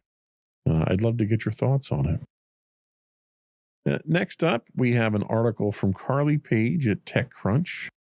When the screen door breaks. Nadisa Global Solutions, a prominent U.S. employee screening and drug testing firm, has disclosed a data breach affecting more than 3 million individuals. The breach, discovered on February 9th of 2024, allowed hackers to infiltrate the company's network and access sensitive personal information, including social security numbers, dates of birth, and medical histories. The unauthorized access remained undetected for over a year, raising significant concerns about data security and monitoring practices within the organization. This incident underscores the critical importance of robust cybersecurity measures in organizations handling sensitive personal data. And I don't know of any organization that doesn't, on some level, handle personal sensitive data. For enterprises, especially those in sectors like employee screening and healthcare, the breach highlights vulnerabilities in data protection protocols and the potential for prolonged undetected intrusions. The financial and reputational repercussions of such breaches can be severe, emphasizing the need for continuous monitoring, regular security audits, comprehensive incident response plans. The fact that this was such a lengthy undetected period. Now, they're claiming that they just detected this now, but that's over a year that this has been in the wild or been breached. The hackers maintained access to the DISA network for over a year without detection, which raises questions about the effectiveness of the company's security monitoring and intrusion detection systems. And, it's very difficult once someone gains access to your system, if they're smart, to detect them. Most attackers are not going to aggressively do anything within the network once they get a foothold in. They're going to come in, they're going to secure their entry points into the network itself. They might erase any tracks, any logs, or anything like that of their breach. And then a lot of times you're just going to sit there and soak up data like a sponge and start exfiltrating it. And once they get into that mode, it's very difficult to detect them. You can throw honeypots in there and use intrusion detection and defense systems, but a lot of systems, if the attacker's smart, will not pick them up unless they do something significant. You look at an excessive amount of data extracted. You look at usage patterns on user accounts that are accessing data they might not normally be accessing, and so forth. The scope of the compromised data was significant as well. The breach involved highly sensitive information, including social security numbers and medical histories, all of which can be used for identity theft and account exposures and so forth. This particular exposure of this data increases the risks of that identity theft and fraud. And it's one of those things where it's been out there for over a year now, which is just flabbergasting. And once it's out there at all, the level of risk to the victims is increased. But when it's out there for that long a time, I can only imagine the various underground markets this data was probably sold and traded on. This also draws into question regulatory and legal implications. Handling sensitive personal data comes with stringent regulatory requirements. This breach may lead to legal actions and fines, prompting discussions on compliance and the adequacy of existing data protection laws. We don't probably need more laws, but the laws that we have, at least in the United States, may need to be revised for their penalty portion. One of the things that GDPR is known for at this point in time is how severe their penalties can be, and that's been demonstrated with a few select examples of very expensive breaches. Something like that may be needed over here in the United States as well, and around the world. I mean, if there's no consequences to poor security, no one's going to spend the money and the time and invest the effort to improve it. So what preventative measures can enterprises use? And this incident serves as a reminder for companies to implement advanced security measures. penetration testing, cybersecurity training for your employees, the adoption of a zero trust architecture like we had covered previously. At a minimum, you should be doing your multi-factor authentication, enforcing strong password security. But this is one of those situations where, it's hard to close the door once the horse is out of the barn here. But you have to go back and learn from your mistakes and keep things going. The last thing you want to do is have this type of thing occur multiple times. You're already eroding your trust in your customers and employees.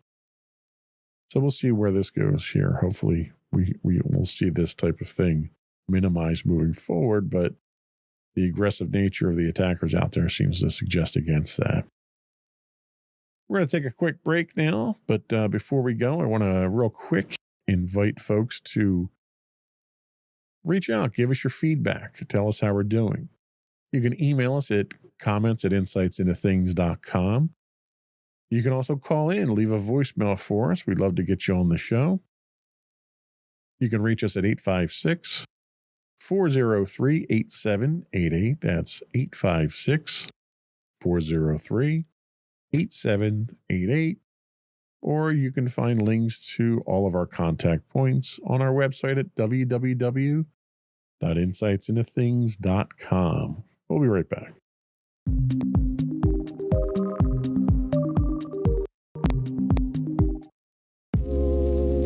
Are you tired of your favorite gaming podcast finishing with a play? Oh, no! Well, check out No Credits Rolled, where we play the games but rarely finish them. How's it going, folks? I'm Sam Whalen, your friendly host at No Credits Rolled, the ultimate gaming podcast, where we dish out the latest scoops and reviews on all your beloved video games. Hey, listen. Not only that, but we spice things up with some guest interviews and even give you, yes, you, a chance to have your say.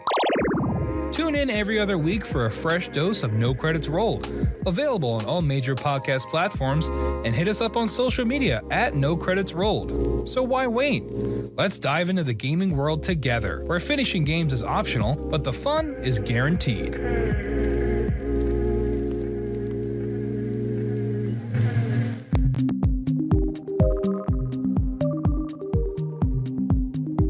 Welcome back to Insights into Technology.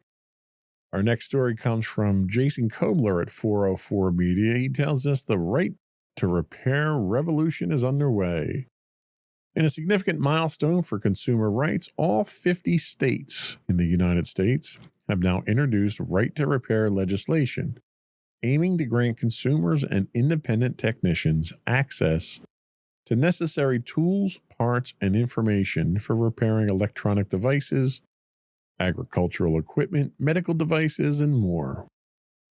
While not all bills have been enacted, the nationwide legislative effort underscores a robust grassroots movement advocating for repair autonomy and reduced electronic waste. The widespread adoption of right to repair laws holds considerable implications for commercial and enterprise computing sectors.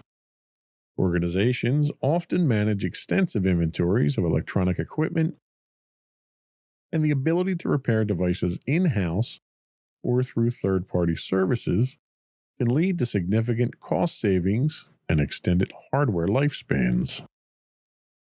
However, enterprises must also navigate potential challenges, such as ensuring the repairs don't compromise device security or violate warranty agreements. So the cost implications for enterprises obviously is significant here. How will the right to repair laws affect maintenance budgets of large organizations? Well, facilitating in-house or third-party repairs can reduce reliance on manufacturer services, potentially lowering cost. A lot of times if you have a device that is out of warranty, you have to go back to the manufacturer. Apple's famous for this, and I'm not going to just bash on Apple, but that's the first company that comes to mind with this. You have to go back to Apple, and Apple charges a premium for the work that they do. So when you go back to Apple to repair a phone or a tablet or a laptop or whatever it is, you're paying Apple fees for that. And there are people out there that don't charge as much as Apple does for labor. As long as you can get the parts for it, you can get someone to fix it. And this is going to significantly open up repair options and reduce costs, hopefully. Enterprises should assess their current maintenance expenditures and explore partnerships with certified independent repair providers to optimize savings. So there are security concerns with third-party repairs. Do third-party repairs pose security risks to enterprise devices? Unauthorized repairs might introduce vulnerabilities or compromise sensitive data. One of the things you run into with a lot of modern technology is you have security features built into them, whether they're secure enclaves or biometric interfaces that you have to deal with. And these components on the devices, take a phone, for instance, that might have a fingerprint reader on it. The fingerprint readers themselves are oftentimes keyed to the other hardware there. So when you replace a piece of hardware, you can potentially break some of the security that's built into the devices themselves. The other problem you run into is when you turn your device over to a third-party company for repair, the chance of them having access to data that's on there, if they're sensitive data, is extremely high. So implement stringent vetting processes for third-party technicians and establish clear protocols to protect data during repairs. Make sure your drives are encrypted and you're not giving your passwords out. Or wipe the drives, back the devices up, wipe the devices if you can, and then send them. Sometimes you're just dealing with a broken screen here, and there's ways to get into the device and put it into maintenance mode and do what you need to do. The other issue that you have to be concerned with is manufacturer warranties. Well, if my device is under manufacturer warranty, first thing I want to do is reach out to the manufacturer. It should be covered. Parts and labor should be covered under most manufacturer warranties. The only time this becomes an issue really is when warranties are either not comprehensive. You may have an extended warranty on a laptop, but that warranty for some reason might not cover a drop screen, a screen from a drop, and you may have to pay for the hardware for it. That's where you tend to run into these types of issues. Some warranties may be voided if unauthorized repairs are performed, so you may be kind of shooting yourself in the foot there if you go to a third-party repair center to have them fix your devices. If they were under warranty, they might not be anymore. So you need to review your warranty terms carefully and advocate for legislative provisions to protect warranty rights as well. That's probably the next step in this whole thing. The other concern is supply chain and availability of parts. Can the market meet the increased demand for repair parts and tools? I don't think you're going to see a glut on the market or a major run on the market here. I don't think people are going to actively damage their devices just because they can support them themselves now. And obviously, you have to assume that devices need to be repaired as it is now, and the market's meeting those. But enterprises might consider stocking essential components and collaborating with suppliers to ensure a steady parts inventory. If you've got a remote sales force that's standardized on Android phones and you see a high percentage of screens that are damaged or batteries that are dying, you might want to keep those in stock and buy those ahead of time for the devices that you have. And the other consideration here is the environmental and sustainability considerations. How does the right to repair align with corporate sustainability goals if your corporation is concerned about that? Enabling repairs extends the device's lifespan, it reduces electronic waste, and it reduces the environmental impact. That might not be important to your company, but it's definitely a selling point on the entire thing. I think, all in all, we're getting to a point now where these considerations, like you used to be able to repair your stuff, and you used to be able to replace your batteries. One of the earlier smartphones that I had a Samsung Evo, I think it was HTC Evo, and not only could you replace the battery, but you could put extended batteries on there. You had a lot of flexibility. You could add additional memory to the devices, and to bring costs down and features up. A lot of this stuff is going away, and your batteries are soldered in now. In a lot of cases, your memory and storage are built onto the board right now.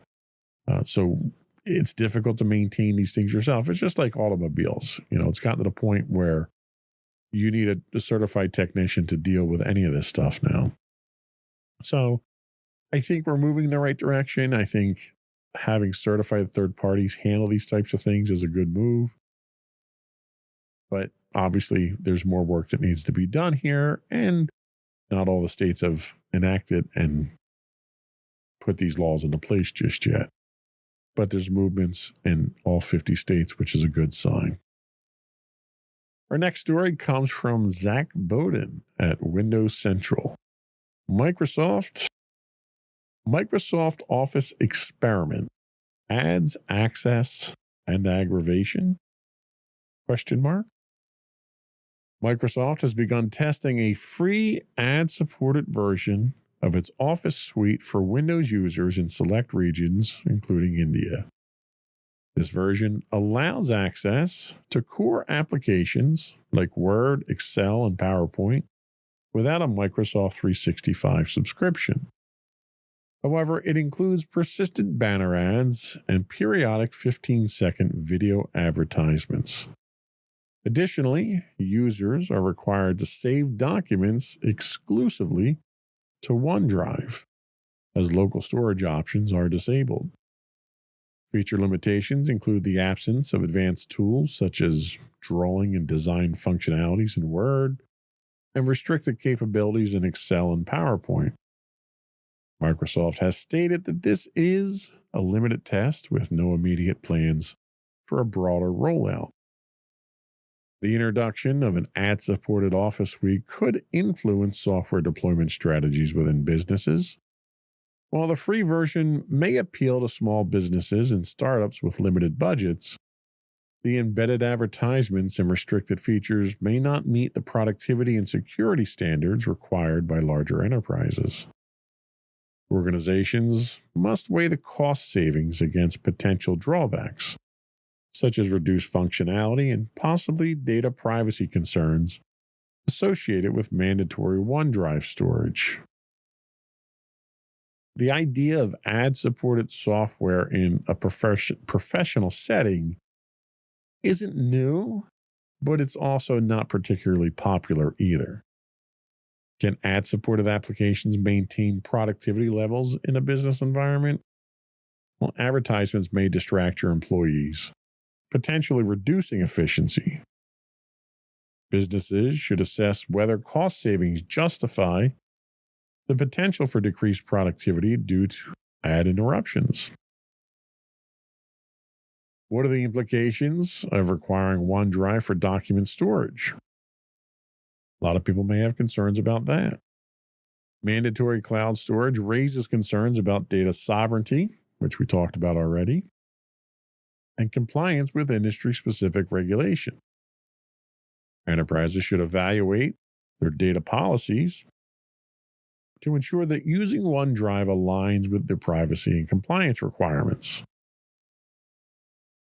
How do these restrictions, how do the restricted functionalities impact business operations? Well, the absence of advanced features may hinder tasks that rely on specialized tools, affecting workflow efficiency. You need to identify critical features necessary for your operations and determine if the free version meets those needs.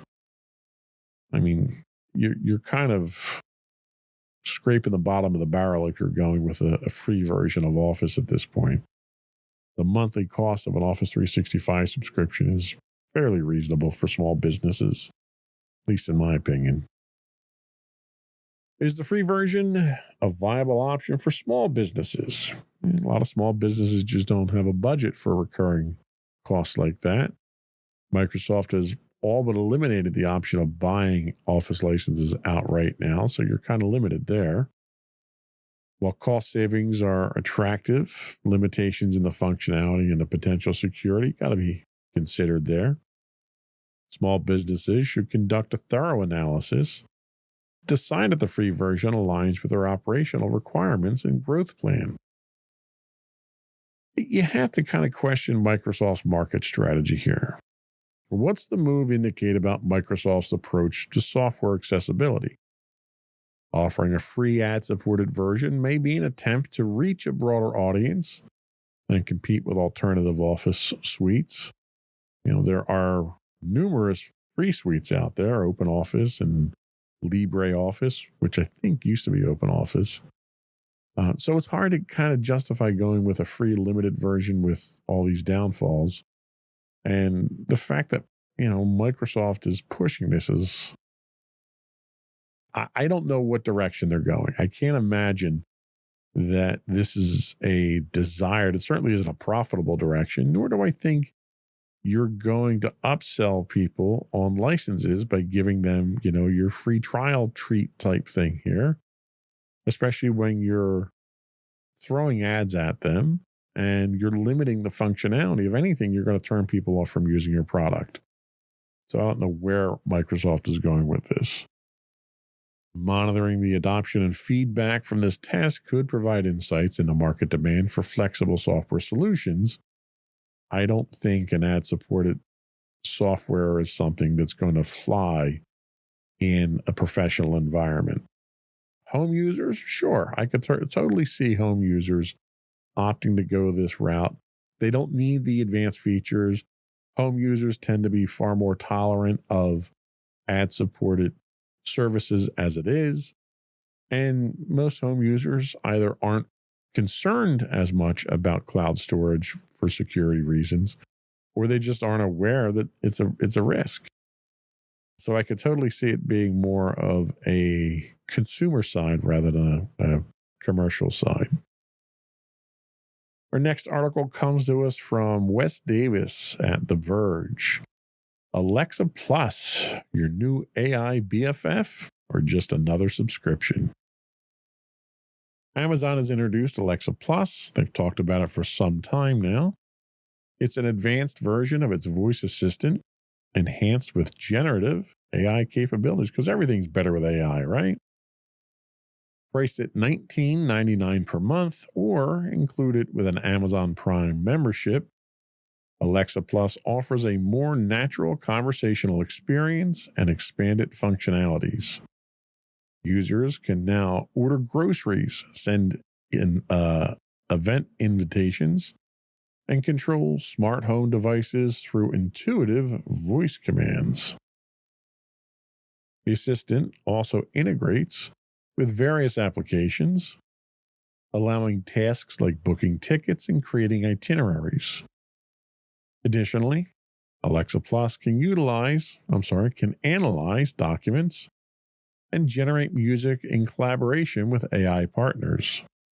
This upgrade signifies a significant leap from the original Alexa, positioning Amazon competitively in the evolving AI-driven assistant market.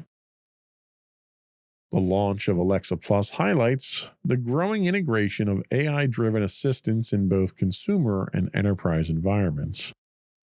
For businesses, this development opens avenues for creating more interactive and personalized customer experiences. Enterprises can leverage Alexa Plus to streamline operations, enhance customer service, and develop innovative applications that utilize its advanced capabilities. However, the introduction of a subscription model may influence how businesses adopt and integrate these technologies, potentially affecting budgetary and strategic planning. So the subscription model itself isn't really appealing to most people.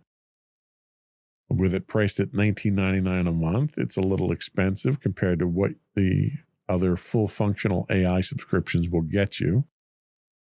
Will the inclusion of the service in Amazon Prime drive higher engagement? Probably.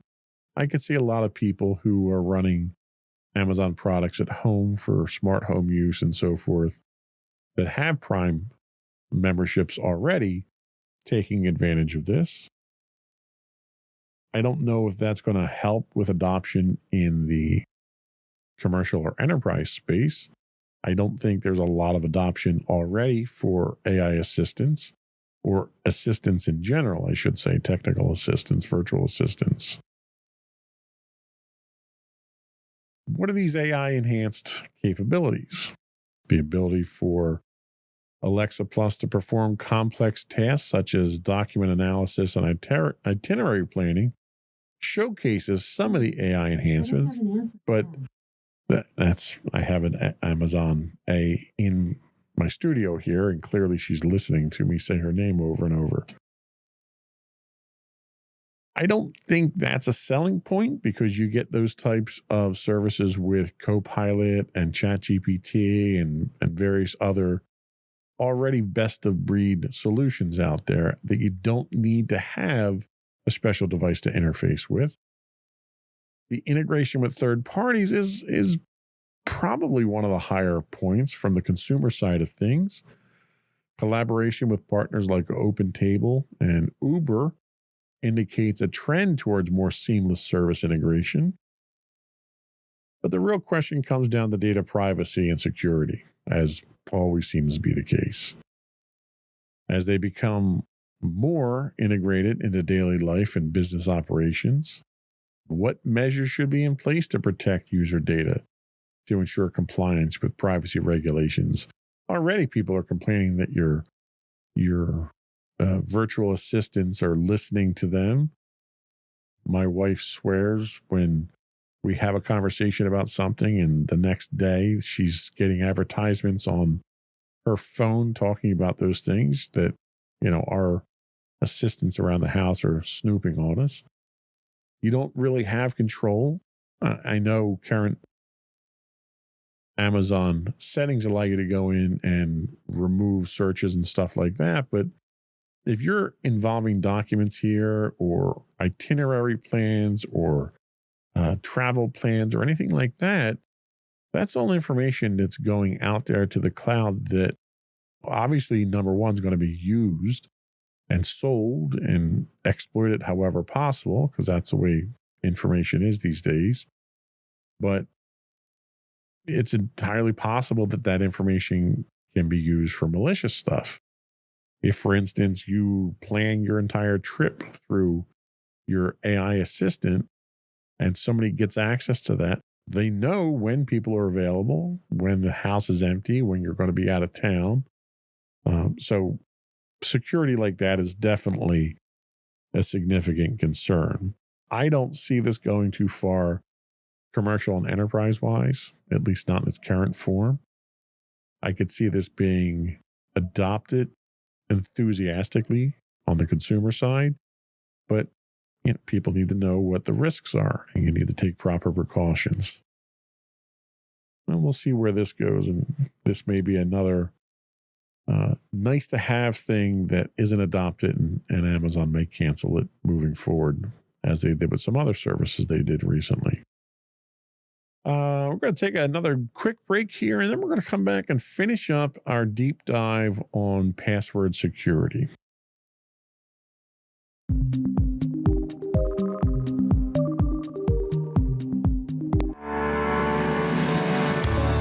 Insights into Entertainment, a podcast series taking a deeper look into entertainment and media. Our husband and wife team of pop culture fanatics are exploring all things from music and movies to television and fandom. We'll look at the interesting and obscure entertainment news of the week.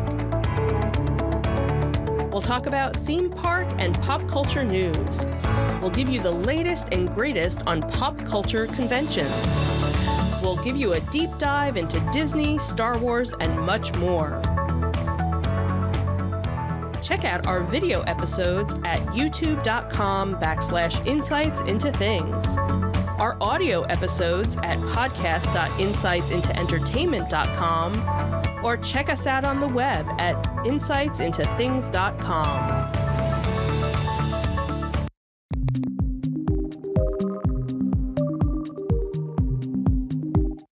So what is the future of authentication? Well, all things being equal, it looks like we're going to be moving beyond passwords. I think there's a need for it. I think the technology is finally there. And I think the idea of username and passwords has already come and gone. Just a lot of people haven't recognized that and accepted it. The traditional username password model is increasingly seen as insecure and inconvenient, prompting a shift toward more advanced authentication methods. The future of authentication focuses on passwordless security, behavioral biometrics, and AI-driven enhancements while addressing challenges in usability and adoption. Passwordless authentication, or eliminating passwords for stronger security measures, replaces traditional passwords with more secure and user-friendly methods. These could include biometric authentication, such as fingerprints and facial recognition. Think Apple's Face ID or Windows Hello. It could include iris scanning and voice recognition. We have hardware security tokens, physical devices like YubiKeys, which my company recently started to adopt, or the Google Titan security key, which provides cryptographic authentication. You have open standards like FIDO2 and WebAuthn.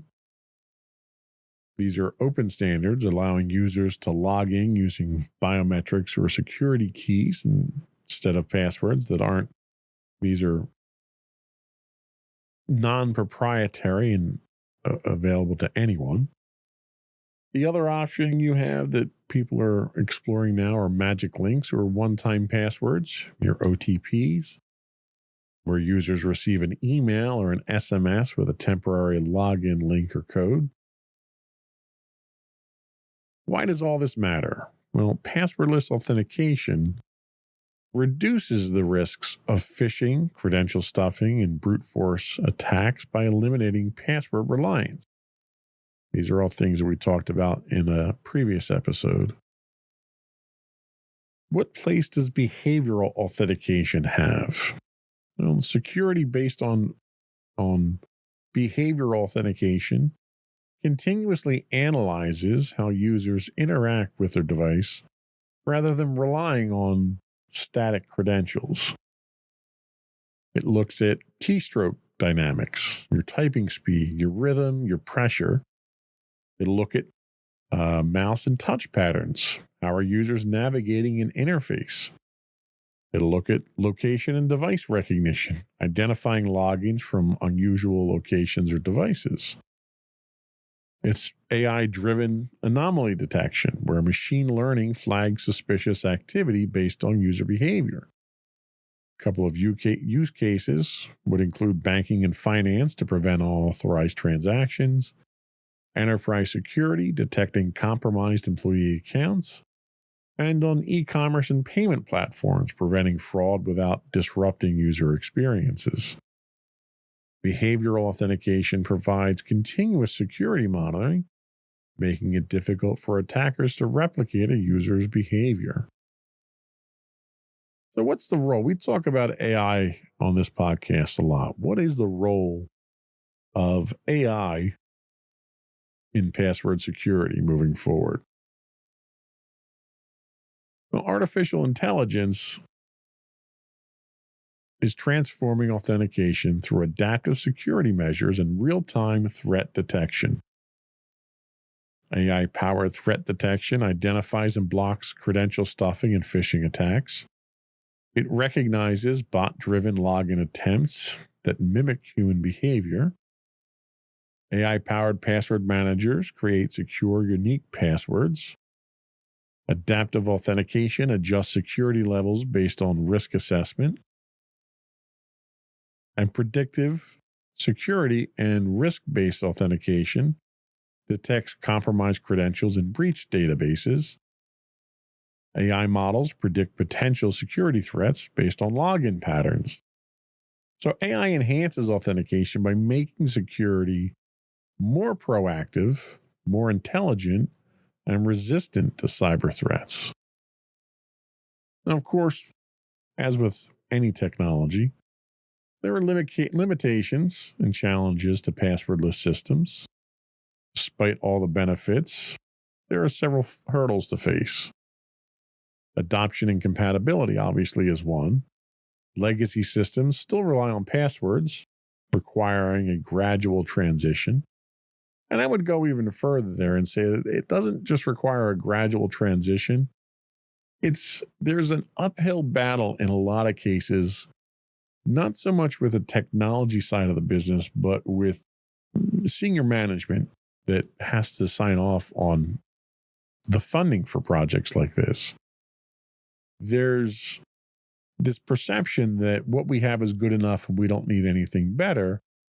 So it's important to try to sell the risks involved in password management as legitimate risks to the business and what those potential outcomes could be.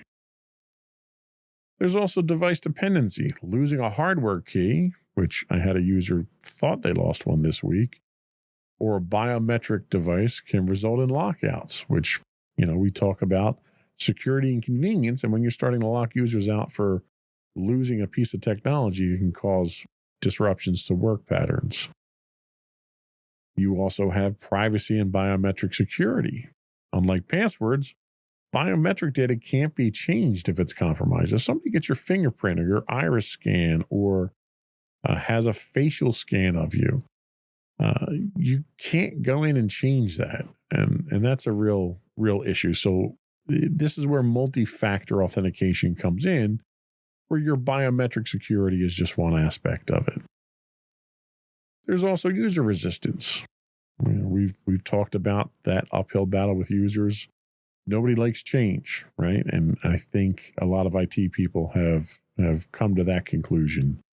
Some users are hesitant to adopt new authentication methods due to unfamiliarity. People don't want to carry a fob around with them. They don't want to have their biometrics scanned for something for the company. Then there's obviously the cost and the implementation complexity that has to be dealt with. Enterprises must invest in new authentication infrastructure, new hardware, perhaps new tokens that have to be given out to people. You have to deal with replacement of those, failure of those, and so forth. In general, organizations need to balance security, usability, and accessibility, ensuring backup recovery options for users who lose access. You have to have this plan in place before you try to implement anything, and really before you try to even sell the idea to your senior management. You need to be able to answer these questions. So what is the future of passwordless? Well, passwordless authentication is going to become the new standard and relatively soon, reducing the risk of stolen credentials.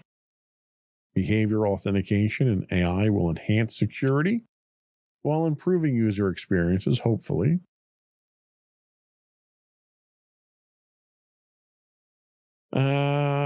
Relying on password managers to generate and secure credentials securely is certainly a key to help the process.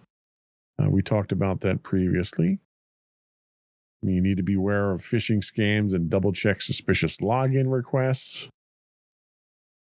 You need to enable your multi-factor authentication everywhere possible. And that's not just for internal, that's for external as well. A lot of us have to manage vendor accounts, vendor portals.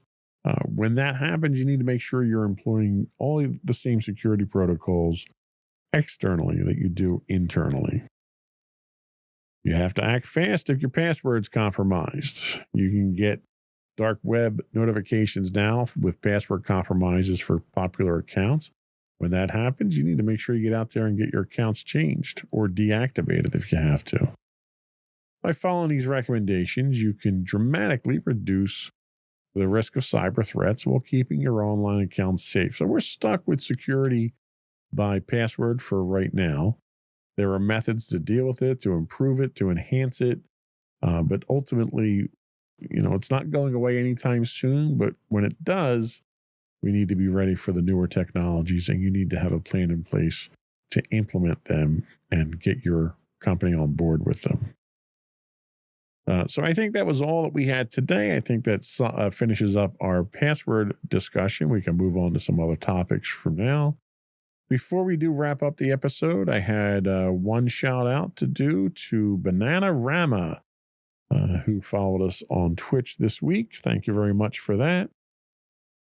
Before we go, I want to once again implore our listening and viewing audience, if you don't already do so, subscribe to the podcast. You can find links to audio versions of this podcast listed as Insights into Technology. You can find audio and video versions of all the network's podcasts listed as Insights into Things. We're anywhere you get a podcast these days. I would also invite you to give us your feedback. Tell us how you're doing. What's your take on some of these stories? What's your take on our take on some of these stories? You can email us at comments@insightsintothings.com. You can call in and leave a voicemail for us at 856-403-8788. That's 856-403-8788. We do stream 5 days a week on Twitch at twitch.tv/insightsintothings. If you're an Amazon Prime subscriber, you do get, not only do you get Alexa Plus now, you also get a free monthly Twitch Prime subscription. If you threw that our way, we'd be grateful. You can find us on Blue Sky as Insights into Things. You can find us on LinkedIn as Insights into Things Productions. We're also on Facebook as Insights into Things Podcast, Instagram as Insights into Things, or you can go to our website and get links to all that and more at www.insightsintothings.com. That's it. Another one in the books.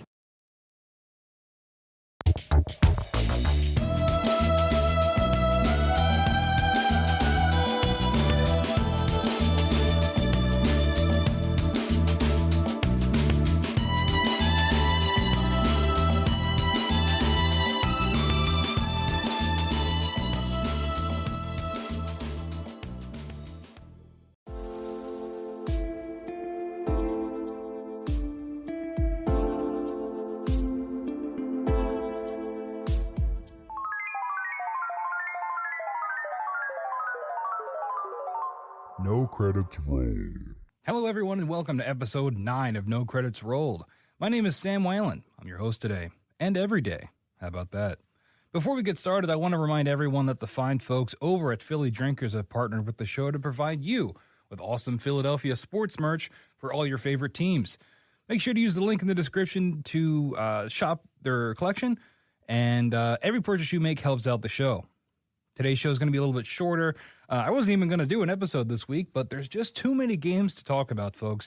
So I decided to get on the mic and just give my thoughts on a couple of games that I've been playing lately.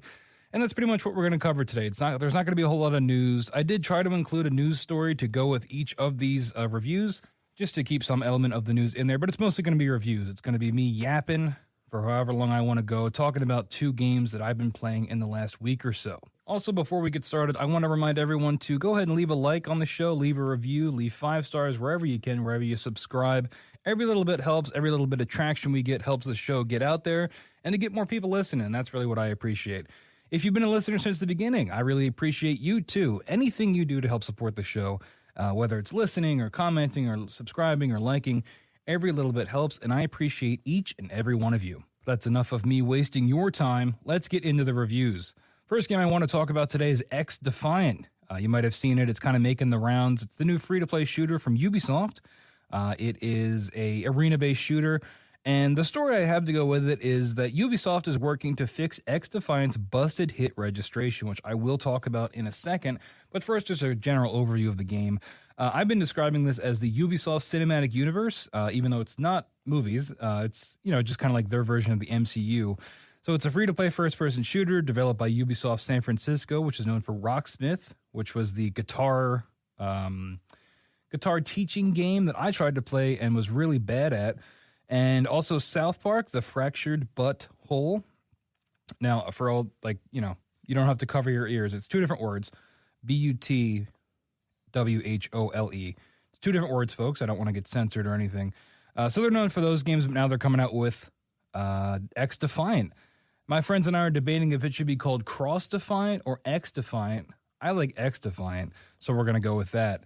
This game combines the worlds of The Division, Splinter Cell, Ghost Recon, Watch Dogs 2 specifically, and Far Cry 6 specifically into a first-person shooter. It's kind of funny when you hover over these different factions when you go to pick your characters. They're very clear about what games they're pulling from here. They get a little broad with things like Splinter Cell, but with Far Cry, it's definitely Far Cry 6, and it's definitely Watch Dogs 2, and they really want you to know that. And again, it is a first-person shooter. So basically what you're doing in this game, right, you're shooting, you're picking your faction. There are, 5 different factions. You don't have the Watch Dogs faction unlocked currently at the start. I believe you have to earn about 7,000 XP, which is a lot to unlock them. But each faction comes with their own abilities, their own perks, their own benefits, but the guns are shared in between each faction. So, for example, the Rainbow Six, they're not in the game yet, but they will be when the official first season starts. Currently, we're just in the preseason. But, for example, the Division class, you're kind of like these bad guy firefighters, so you deal incendiary damage as your passive ability when you shoot, and you have access to a flame drone that you can send out that blows up and lights everything on fire. Or the alternate ability you can choose is sort of a Molotov that you throw at your feet and blow everything up. The Ghost Recon class, they have more health for some reason. The Far Cry class, they kind of passively heal when they're in a group because they're supposed to be like revolutionaries, and so on and so forth. So you're getting a little bit of that hero shooter aspect. Hero shooter, arena shooter, each one or the other.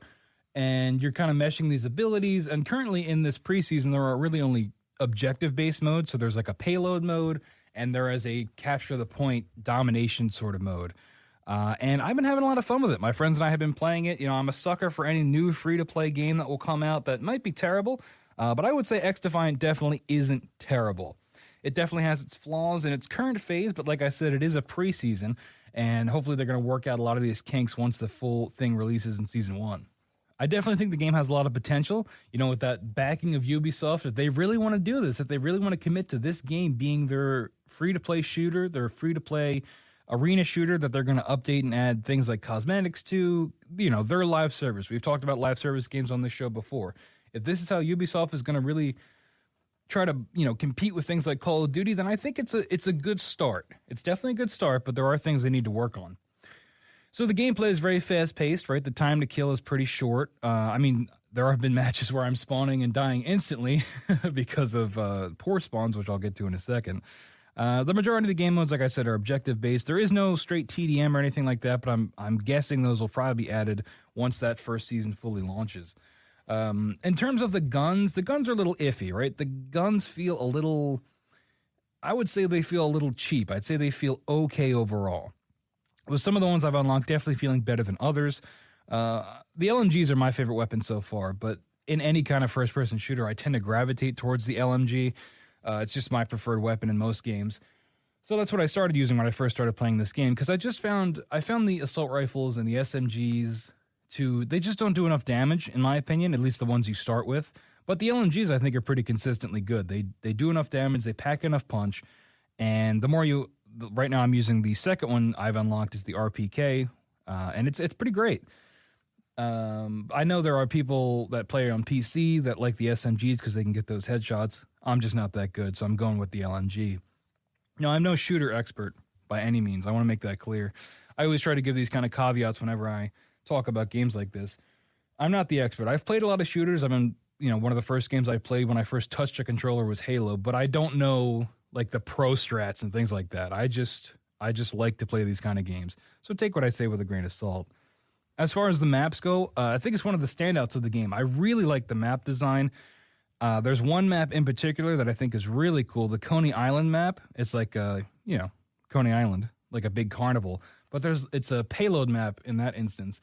And there's a lot of different phases to it where you're going through like a big haunted house or there's like a pirate section, there's like a Egypt section. It's really neat.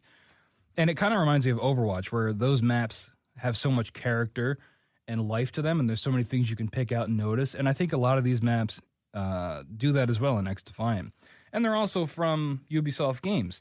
They're taken from various locations from the different games that are represented in the factions. So a lot of them are from The Division, because The Division takes place in New York and Washington, D.C., so they can just take, any section of it and call it a map. I think visually it looks pretty great. Graphically, it's pretty great. It's a very bright game. I don't know the right term for that, maybe saturation or something, but the colors really pop, I think. And those Division maps, for me, are most recognizable from the little bit I've played of the Division. It's a very specific audience to cater to, but I found it neat. I'm like, oh, hey, this looks like the Division, and it's cool to see those things in first person versus in the Division, you're usually in third person. So seeing these kind of similar map designs from that game in this new environment is pretty neat, I think. And, I'm easy to please when it comes to things like that. So like I've been saying throughout this review, the game is still in its early phases, and there's a lot of issues that will probably be fixed with patches. Like I said at the top of this story, Ubisoft is working on the hit detection in particular. And yeah, the hit registration is pretty bad. You get killed around corners almost constantly. It's definitely my biggest gripe with the game. You feel like you're in cover, you feel like you're behind a wall or behind some piece of cover, and you still die. I mean, there have been times where I round the corner, I turn around, and I see the bullets that are hitting me just clipping right through the wall. Not because of bullet penetration, but literally because of the hit detection and how the bullets are coming at me. It's extremely frustrating, I'll be honest. And it's also when you're shooting an enemy. There is a quote here from, a quote from our most reputable sources here on the internet, a user by the name of bloody_psycho666. I'm sure they are the premier journalists when it comes to these things. But they said, quote, the M16 feels like I'm shooting hopes and dreams at the enemies, which, as someone that likes to unlock the M16 in any of these shooters, I feel so vindicated seeing that quote, because just yesterday at the time of recording, I had unlocked the M16 and I was using it with my pal Joe, who's been on the show.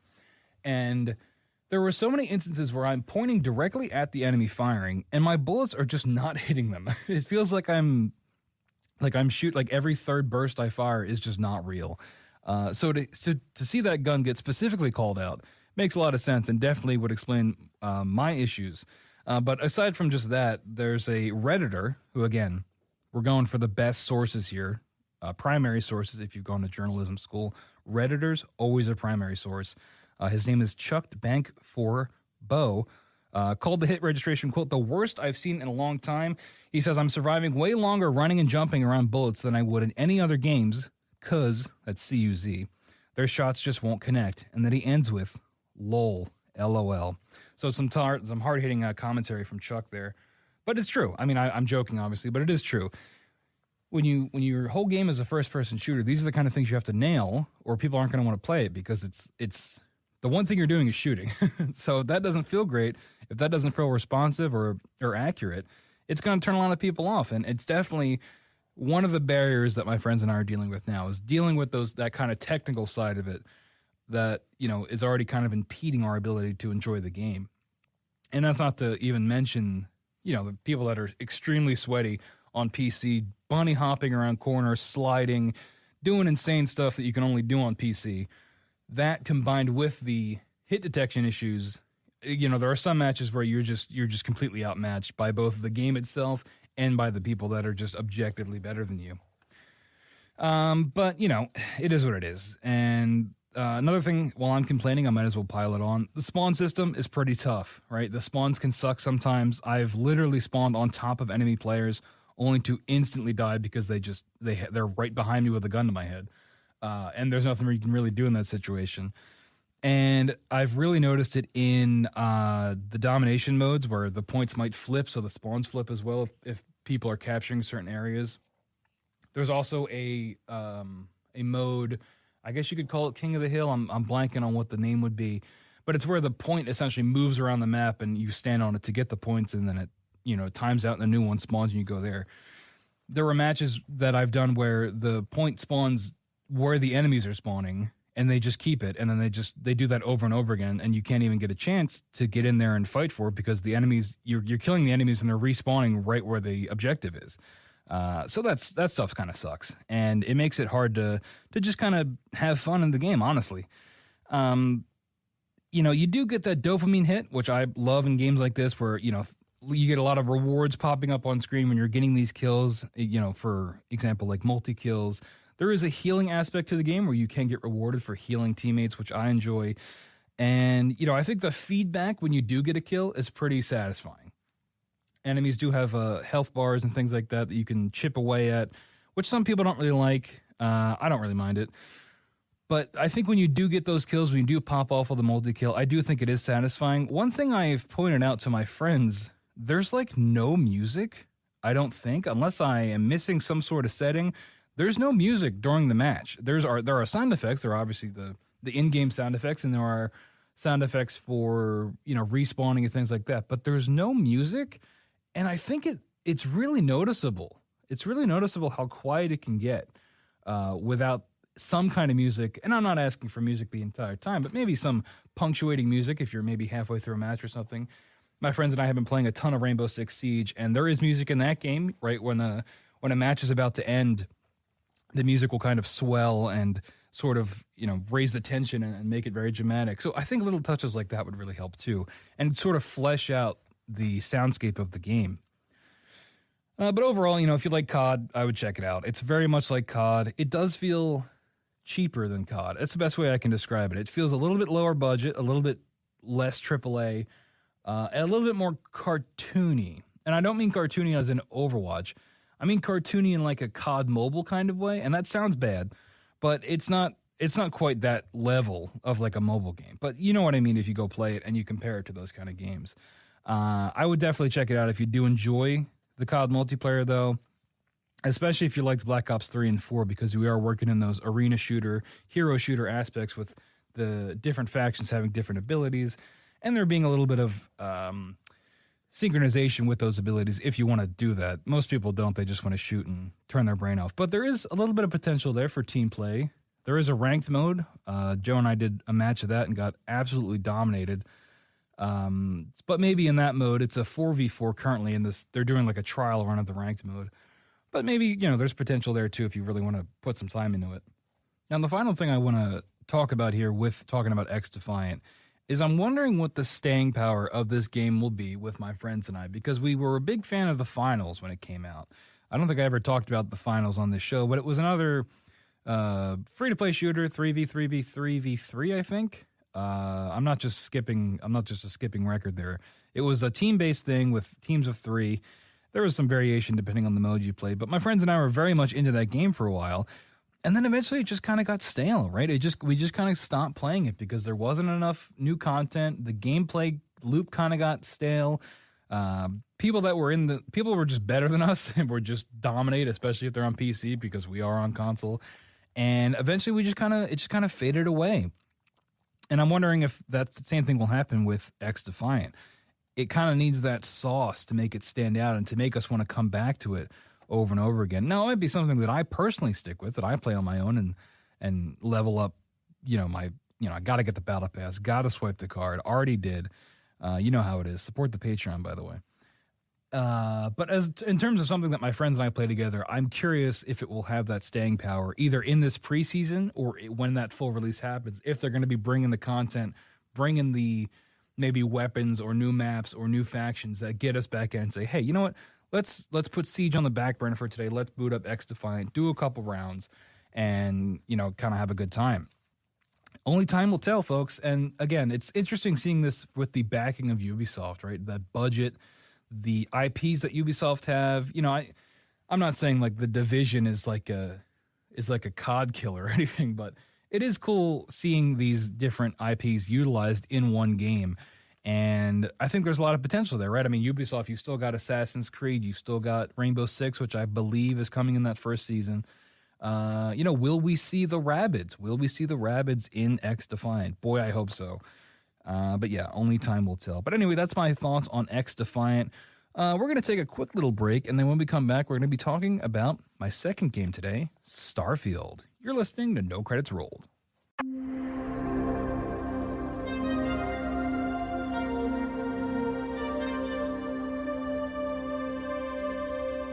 And we're back on No Credits Rolled. We just got done talking about XDefiant, and now I want to cover Starfield. Now, I have talked a lot of smack on this game, and this is sort of my moment to sort of make my peace with that, to apologize to all you Starfield fans out there, because with this new update that Bethesda released for their sci-fi RPG, Starfield is officially back in my gaming rotation. When I've got some free time to myself, this is one of the games that I am turning to boot up just to exist in this world. And I've done reviews now on Fallout 76 and Fallout New Vegas, so I'm definitely in that Bethesda mood, that I have that Bethesda itch.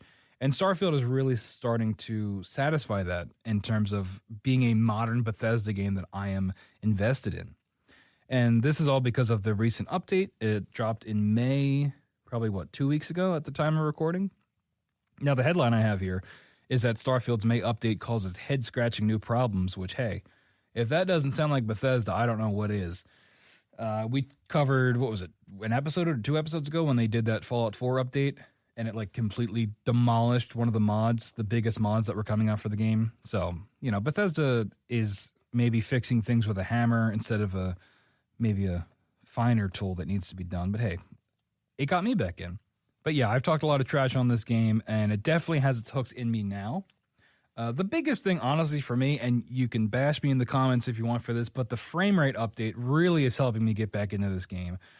I am such a sucker, or a stickler, I should say, for that at least 60 frames. I feel like there's no excuse at this point. Everything should be 60 frames, and this update is able to do that. The game can now run 60 frames. I think you're able to choose 40 if you want to go for visuals, or 60 if you want to do full performance. And it's fairly consistent. I'd say like 80% of the time it is consistently holding 60 frames a second. That being said, when I booted it up for the first time and went back into one of my side quests, and I was like, wow, look how good this looks. Immediately in that side quest, there were massive frame drops. I mean, we're talking down into the 20 frames a second probably, maybe even lower. So that was disappointing. And you do get those frame drops maybe in large city areas when you're first landing or walking in, rather. If there's a lot of effects and things going on screen, if there's a lot of enemies on screen, you do still get those frame drops. But most of the time it is holding 60, which is great. And the game looks fantastic. When it is running at full speed and no issues, the game is really stunning looking. In particular, I think the character models and dialogue can look amazing. There are some characters that look better than others, and sometimes it can border just a little bit on that uncanny valley. But, I mean, when it hits, it looks great. There's one character in particular, I'm blanking on his name. I'm going to talk about him more later, but he's like the old guy in your team. He sort of is he's like a billionaire that's sort of funding your project. He's, the eccentric billionaire character that you've seen in other things, but his facial capture looks great. Like, there was a moment where I was talking to him and he wrapped up a piece of dialogue, and on the last word he said, his eyebrows like scrunched up in a way that a real human's eyebrows would, that you wouldn't even notice in, the real world, because people have all sorts of facial tics. But to see that in the game and to see that reflected in the performance capture was like, it kind of like blew my mind. It looked so realistic that it looked like I was, it looked like a real person. Now, that uncanny valley does kind of come in, especially with eyes. I think the eyes look a little weird at times, or the tracking for where NPCs are looking when you're talking to them. A little strange there, but I think overall this is a huge improvement, especially coming off of things like New Vegas and 76. It's tough to even compare because of the difference. And I think if this is the path that Bethesda goes forward with, we're going to see some crazy stuff with this tech or whatever they're using to make these facial captures look as good as they do. So my whole reason for getting back into this game, and part of the reason I wanted to even do this podcast, was because of one particular side quest I did recently that by the time I finished it, I basically said, okay, look, I am fully back in. This game has its hooks in me. I want to keep playing. I'm excited to see where this goes. So I just want to tell the quick story about it. So it was that character I mentioned before, the rich guy, and I'm going to look him up. His name's Walter Stroud, everybody. Walter Stroud. So Walter comes to you and he says, hey, I want to buy this artifact off this dealer, but it's on this planet that is known for its shady dealings. It's like any shady planet you've seen in Star Wars is essentially what we're dealing with here. So Walter comes to you, he says, I want to buy this artifact, but I'm pretty sure that I'm going to get screwed over somehow. I just essentially want to use you as hired muscle. So, my guy, I'm kind of playing him as like a cowboy type. I'm sort of trying to be, not necessarily morally gray, definitely leaning more towards morally good. Sort of, but I'm willing to bend the rules if I need to at times, right?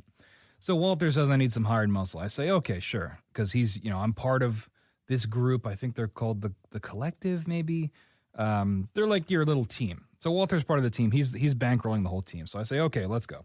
So we go to this planet, and he says, when you get there, he says, all right, go case where we're doing the deal, which is this like big club where they sell this like special drug that you can only get at the club.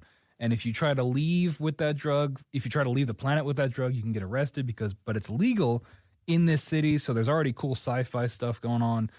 So I go to the club, and it reminds me a lot of Mass Effect, the clubs in that game, space clubs. You've probably seen them. Lots of bright colors, lots of bass music. But the colors in this club are really striking. It's like a lot of pinks and blues and purples, and it's a contrast to what's outside, because outside it looks like Coruscant from Star Wars, lots of oranges and browns and still neon advertisements, but definitely a stark contrast. So we get in the club, and I go and I talk to the bartender, and I say, hey, we're looking to do this deal here. Is there anything I should know? And you're able to do a persuasion check with him where you can sort of get the guards on your side if anything goes wrong. I'm able to go upstairs once I get the guards on my side, because I'm able to access the VIP lounge, and I find the security controls, and I'm able to hack the door so that in the room where we're having the meeting, I can close the door whenever I want, assuming we need to trap the guy in there. So I do both those things. I cover both those bases, and I go back to Walter and I say, hey, all right, let's do this. So he says, okay, you got to wait and you got to find the guy with the package, because we don't know who he is, but he's going to have this big briefcase. So I sit in the club and I wait, and I see everybody walking around until I find the NPC with the giant briefcase. Turns out it wasn't, I was kind of overthinking it. I was sitting watching in the crowd, watching people walk in and out. Turns out the guy was there the whole time, up against the wall with a briefcase, so whatever. My bad. So anyway, I find the guy, and there's like a code phrase you have to say, which they do give you the wrong dialogue. I don't know what happens if you click that, but I say the right code phrase, and he's like, all right, let's do this. I go back, I get Walter, we go up in the meeting room, and the guy, before we go up there, Walter says, he's like, hey, look, this guy's probably going to ask for double because he's some, low rent guy in this company that doesn't really care. He just wants to get his money and get out. Sure enough, the meeting starts, and the guy does just that. So the whole time during this meeting, you can close the door or you can pull your gun and just start blasting. But I sort of follow Walter's lead, because he says, look, let's try to avoid bloodshed if we can. So I'm like, okay, Walter, let's give that a shot. And we end up doing the dialogue with the guy. We talk him down. Walter essentially has infinite money, so that's a fun bargaining chip, because you can just give him whatever you want. And I end up avoiding bloodshed with this guy, and I get the artifact, and Walter pays him, and the guy leaves. So you walk outside, and all of a sudden you're held at gunpoint by all these guards.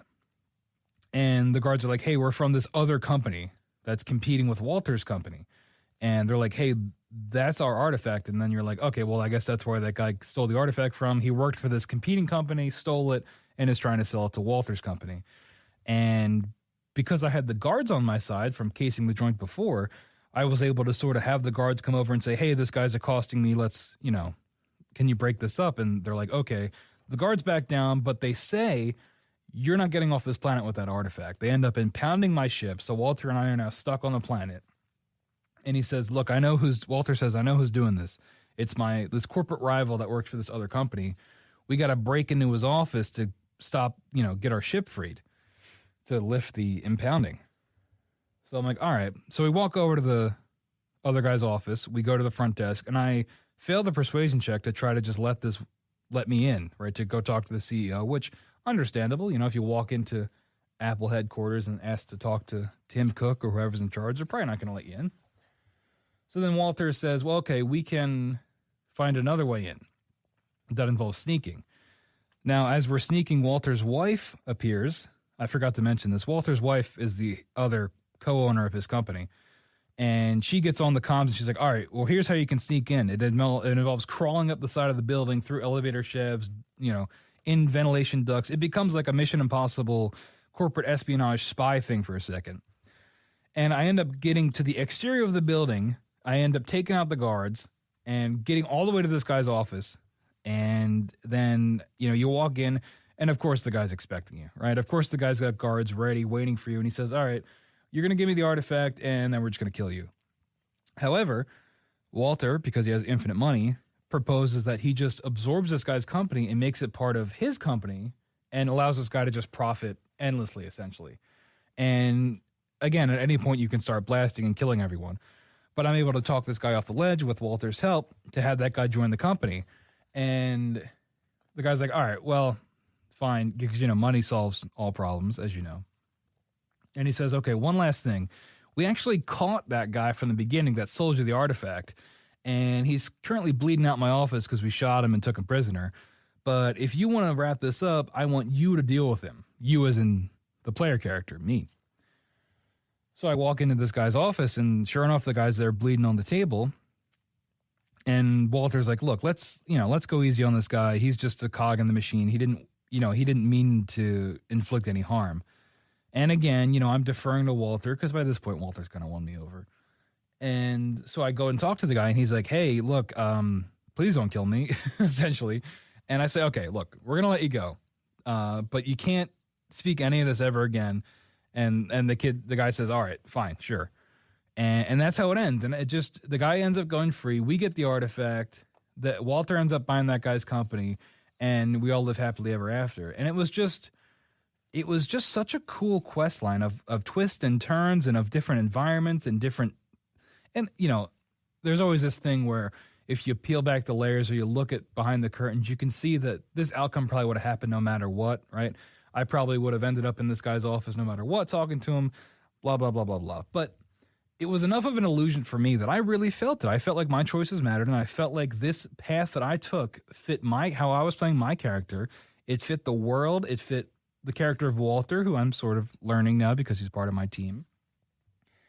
And like I said, the different elements of it, of the corporate espionage to a little bit of combat, to the dialogue, to the choosing in the beginning to case the club and get those extra benefits, it all felt so great. And it all kind of wrapped up in a neat little bow of being able to let this courier guy go at the end and, show that mercy and to have it all tie back into the beginning of the mission when we met him in the first place. And it was that quest that made me be like, okay, this is really interesting, and I'm very much into this. And that was kind of what got its hooks in me, and I was like, all right, we're gonna keep doing this.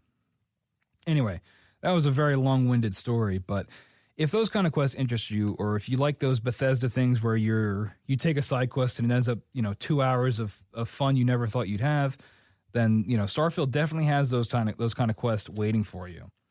But anyway, during the marketing, I think they described the design of the ships and things like that as NASA punk, which was kind of cringy at the time. But I really do notice that, especially in the base ship that you have, because I don't really care about upgrading my ship or changing it, because there is a pretty robust ship design mechanic, but I'm not really touching any of that.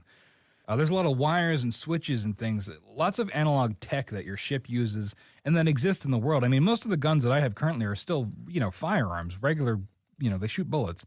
There are laser guns and stuff, but it's not like super far future where it, sci-fi is bordering on fantasy where, technology is like magic. There are still those real world tangible things that you can connect with that, you're like, okay, I can see how humanity evolved to this point with where we are in our world now and where Starfield is taking place. And like, for example, this is something that like, it really scratches a good itch for me that I don't know if people even care about.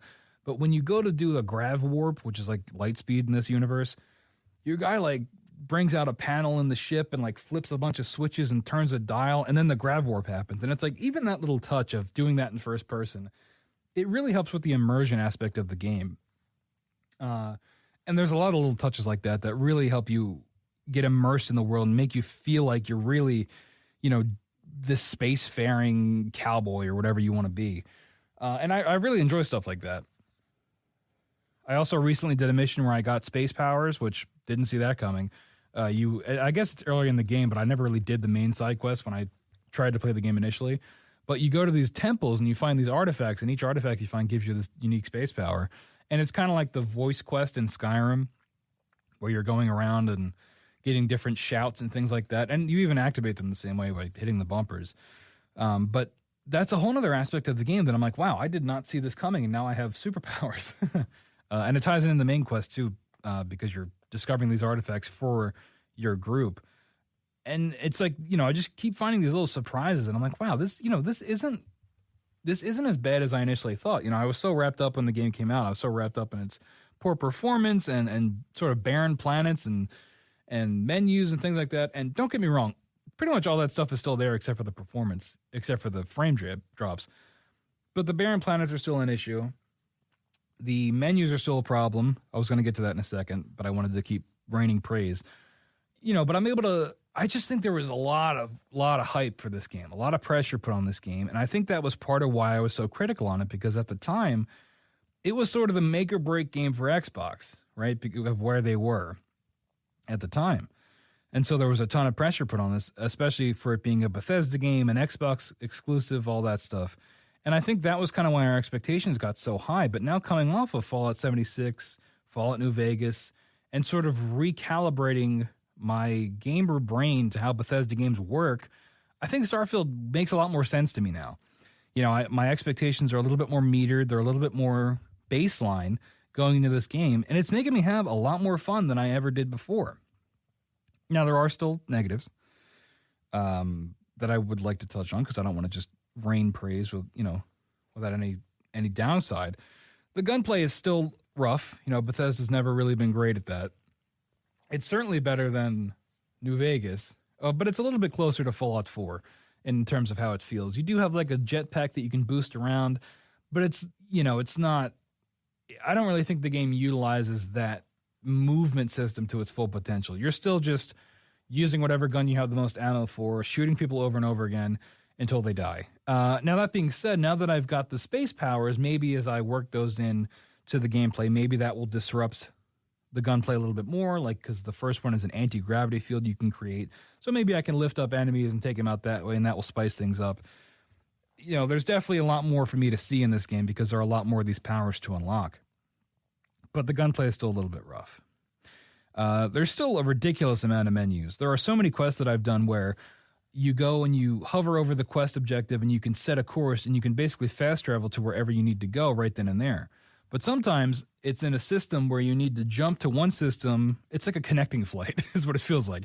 You have to jump to one system and then make another jump to refuel to get to where you need to go.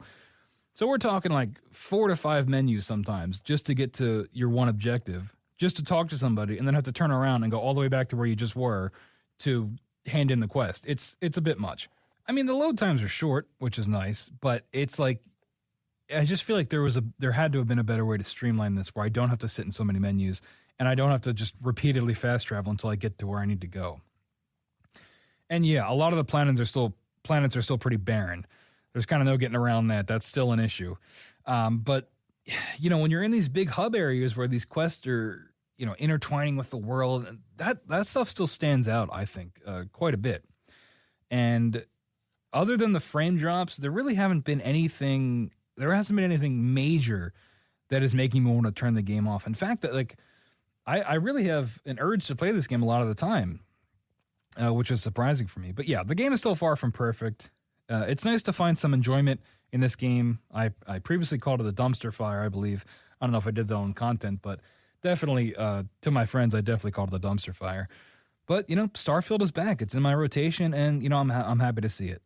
But yeah, that's my thoughts on Starfield. Let me know if you are getting back into it, if you've given it a shot since the big update, or if you fell off in September when it came out and never really got back into it. I definitely think it's worth getting back into it and giving it a shot if you did fall off.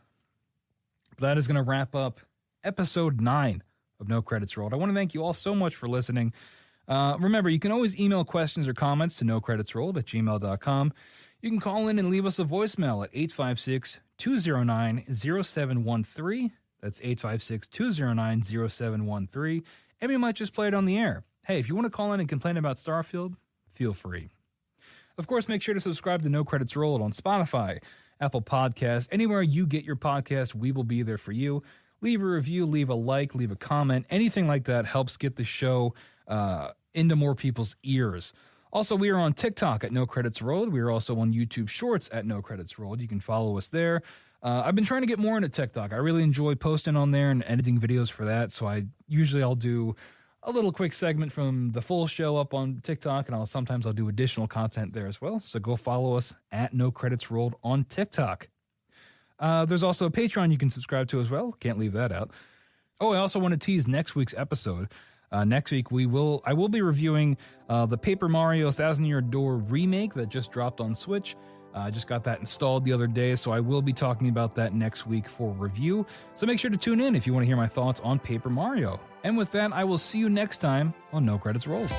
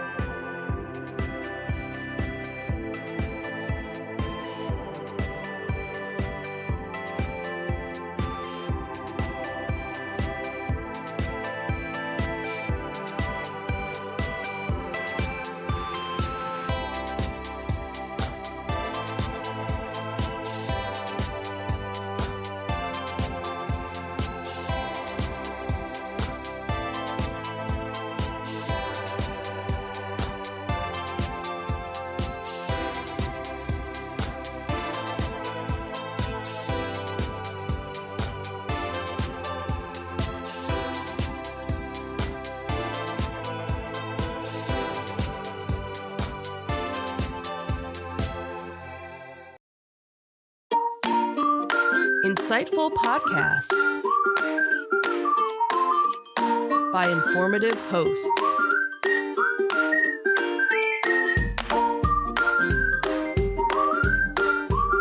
Insights into Things, a podcast network.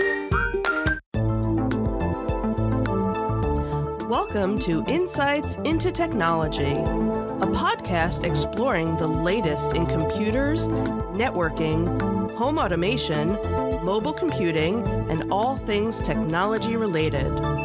Our hosts will take a deeper dive into the latest and greatest in tech trends and give you the information you need to enable your tech-centric world. This is Insights into Technology, episode 15, Cyber Hygiene and Meta's Purge. I'm your host, Joseph Whalen. This is your tech news of the week. The first article comes to us from Cyberscoop. They tell us about CISA's cyber hygiene boom. The Cybersecurity and Infrastructure Security Agency, or CISA, has reported a significant 201% increase in enrollment for its cyber hygiene service among critical infrastructure organizations over 2 years, with the communications sector leading the charge at 300%. Other sectors, such as emergency services, critical manufacturing, and water systems, also demonstrated substantial growth. This surge has contributed to moderate progress in achieving CISA's cybersecurity performance goals, including mitigating vulnerabilities, limiting exposure of operational technology to the public internet, and improving encryption and email security practices. Key improvements highlighted include a 50% drop in critical exploited vulnerabilities and a reduction in the time taken to resolve secure socket layer vulnerabilities from 200 days to under 50. Despite these advancements, challenges remain, such as a 63% exposure rate of operational technology in government services.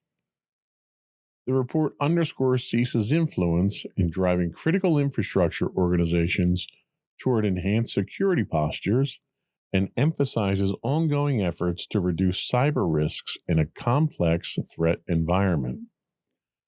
So the surge in cyber hygiene enrollment signals a growing awareness, and I think this is really the biggest takeaway from this.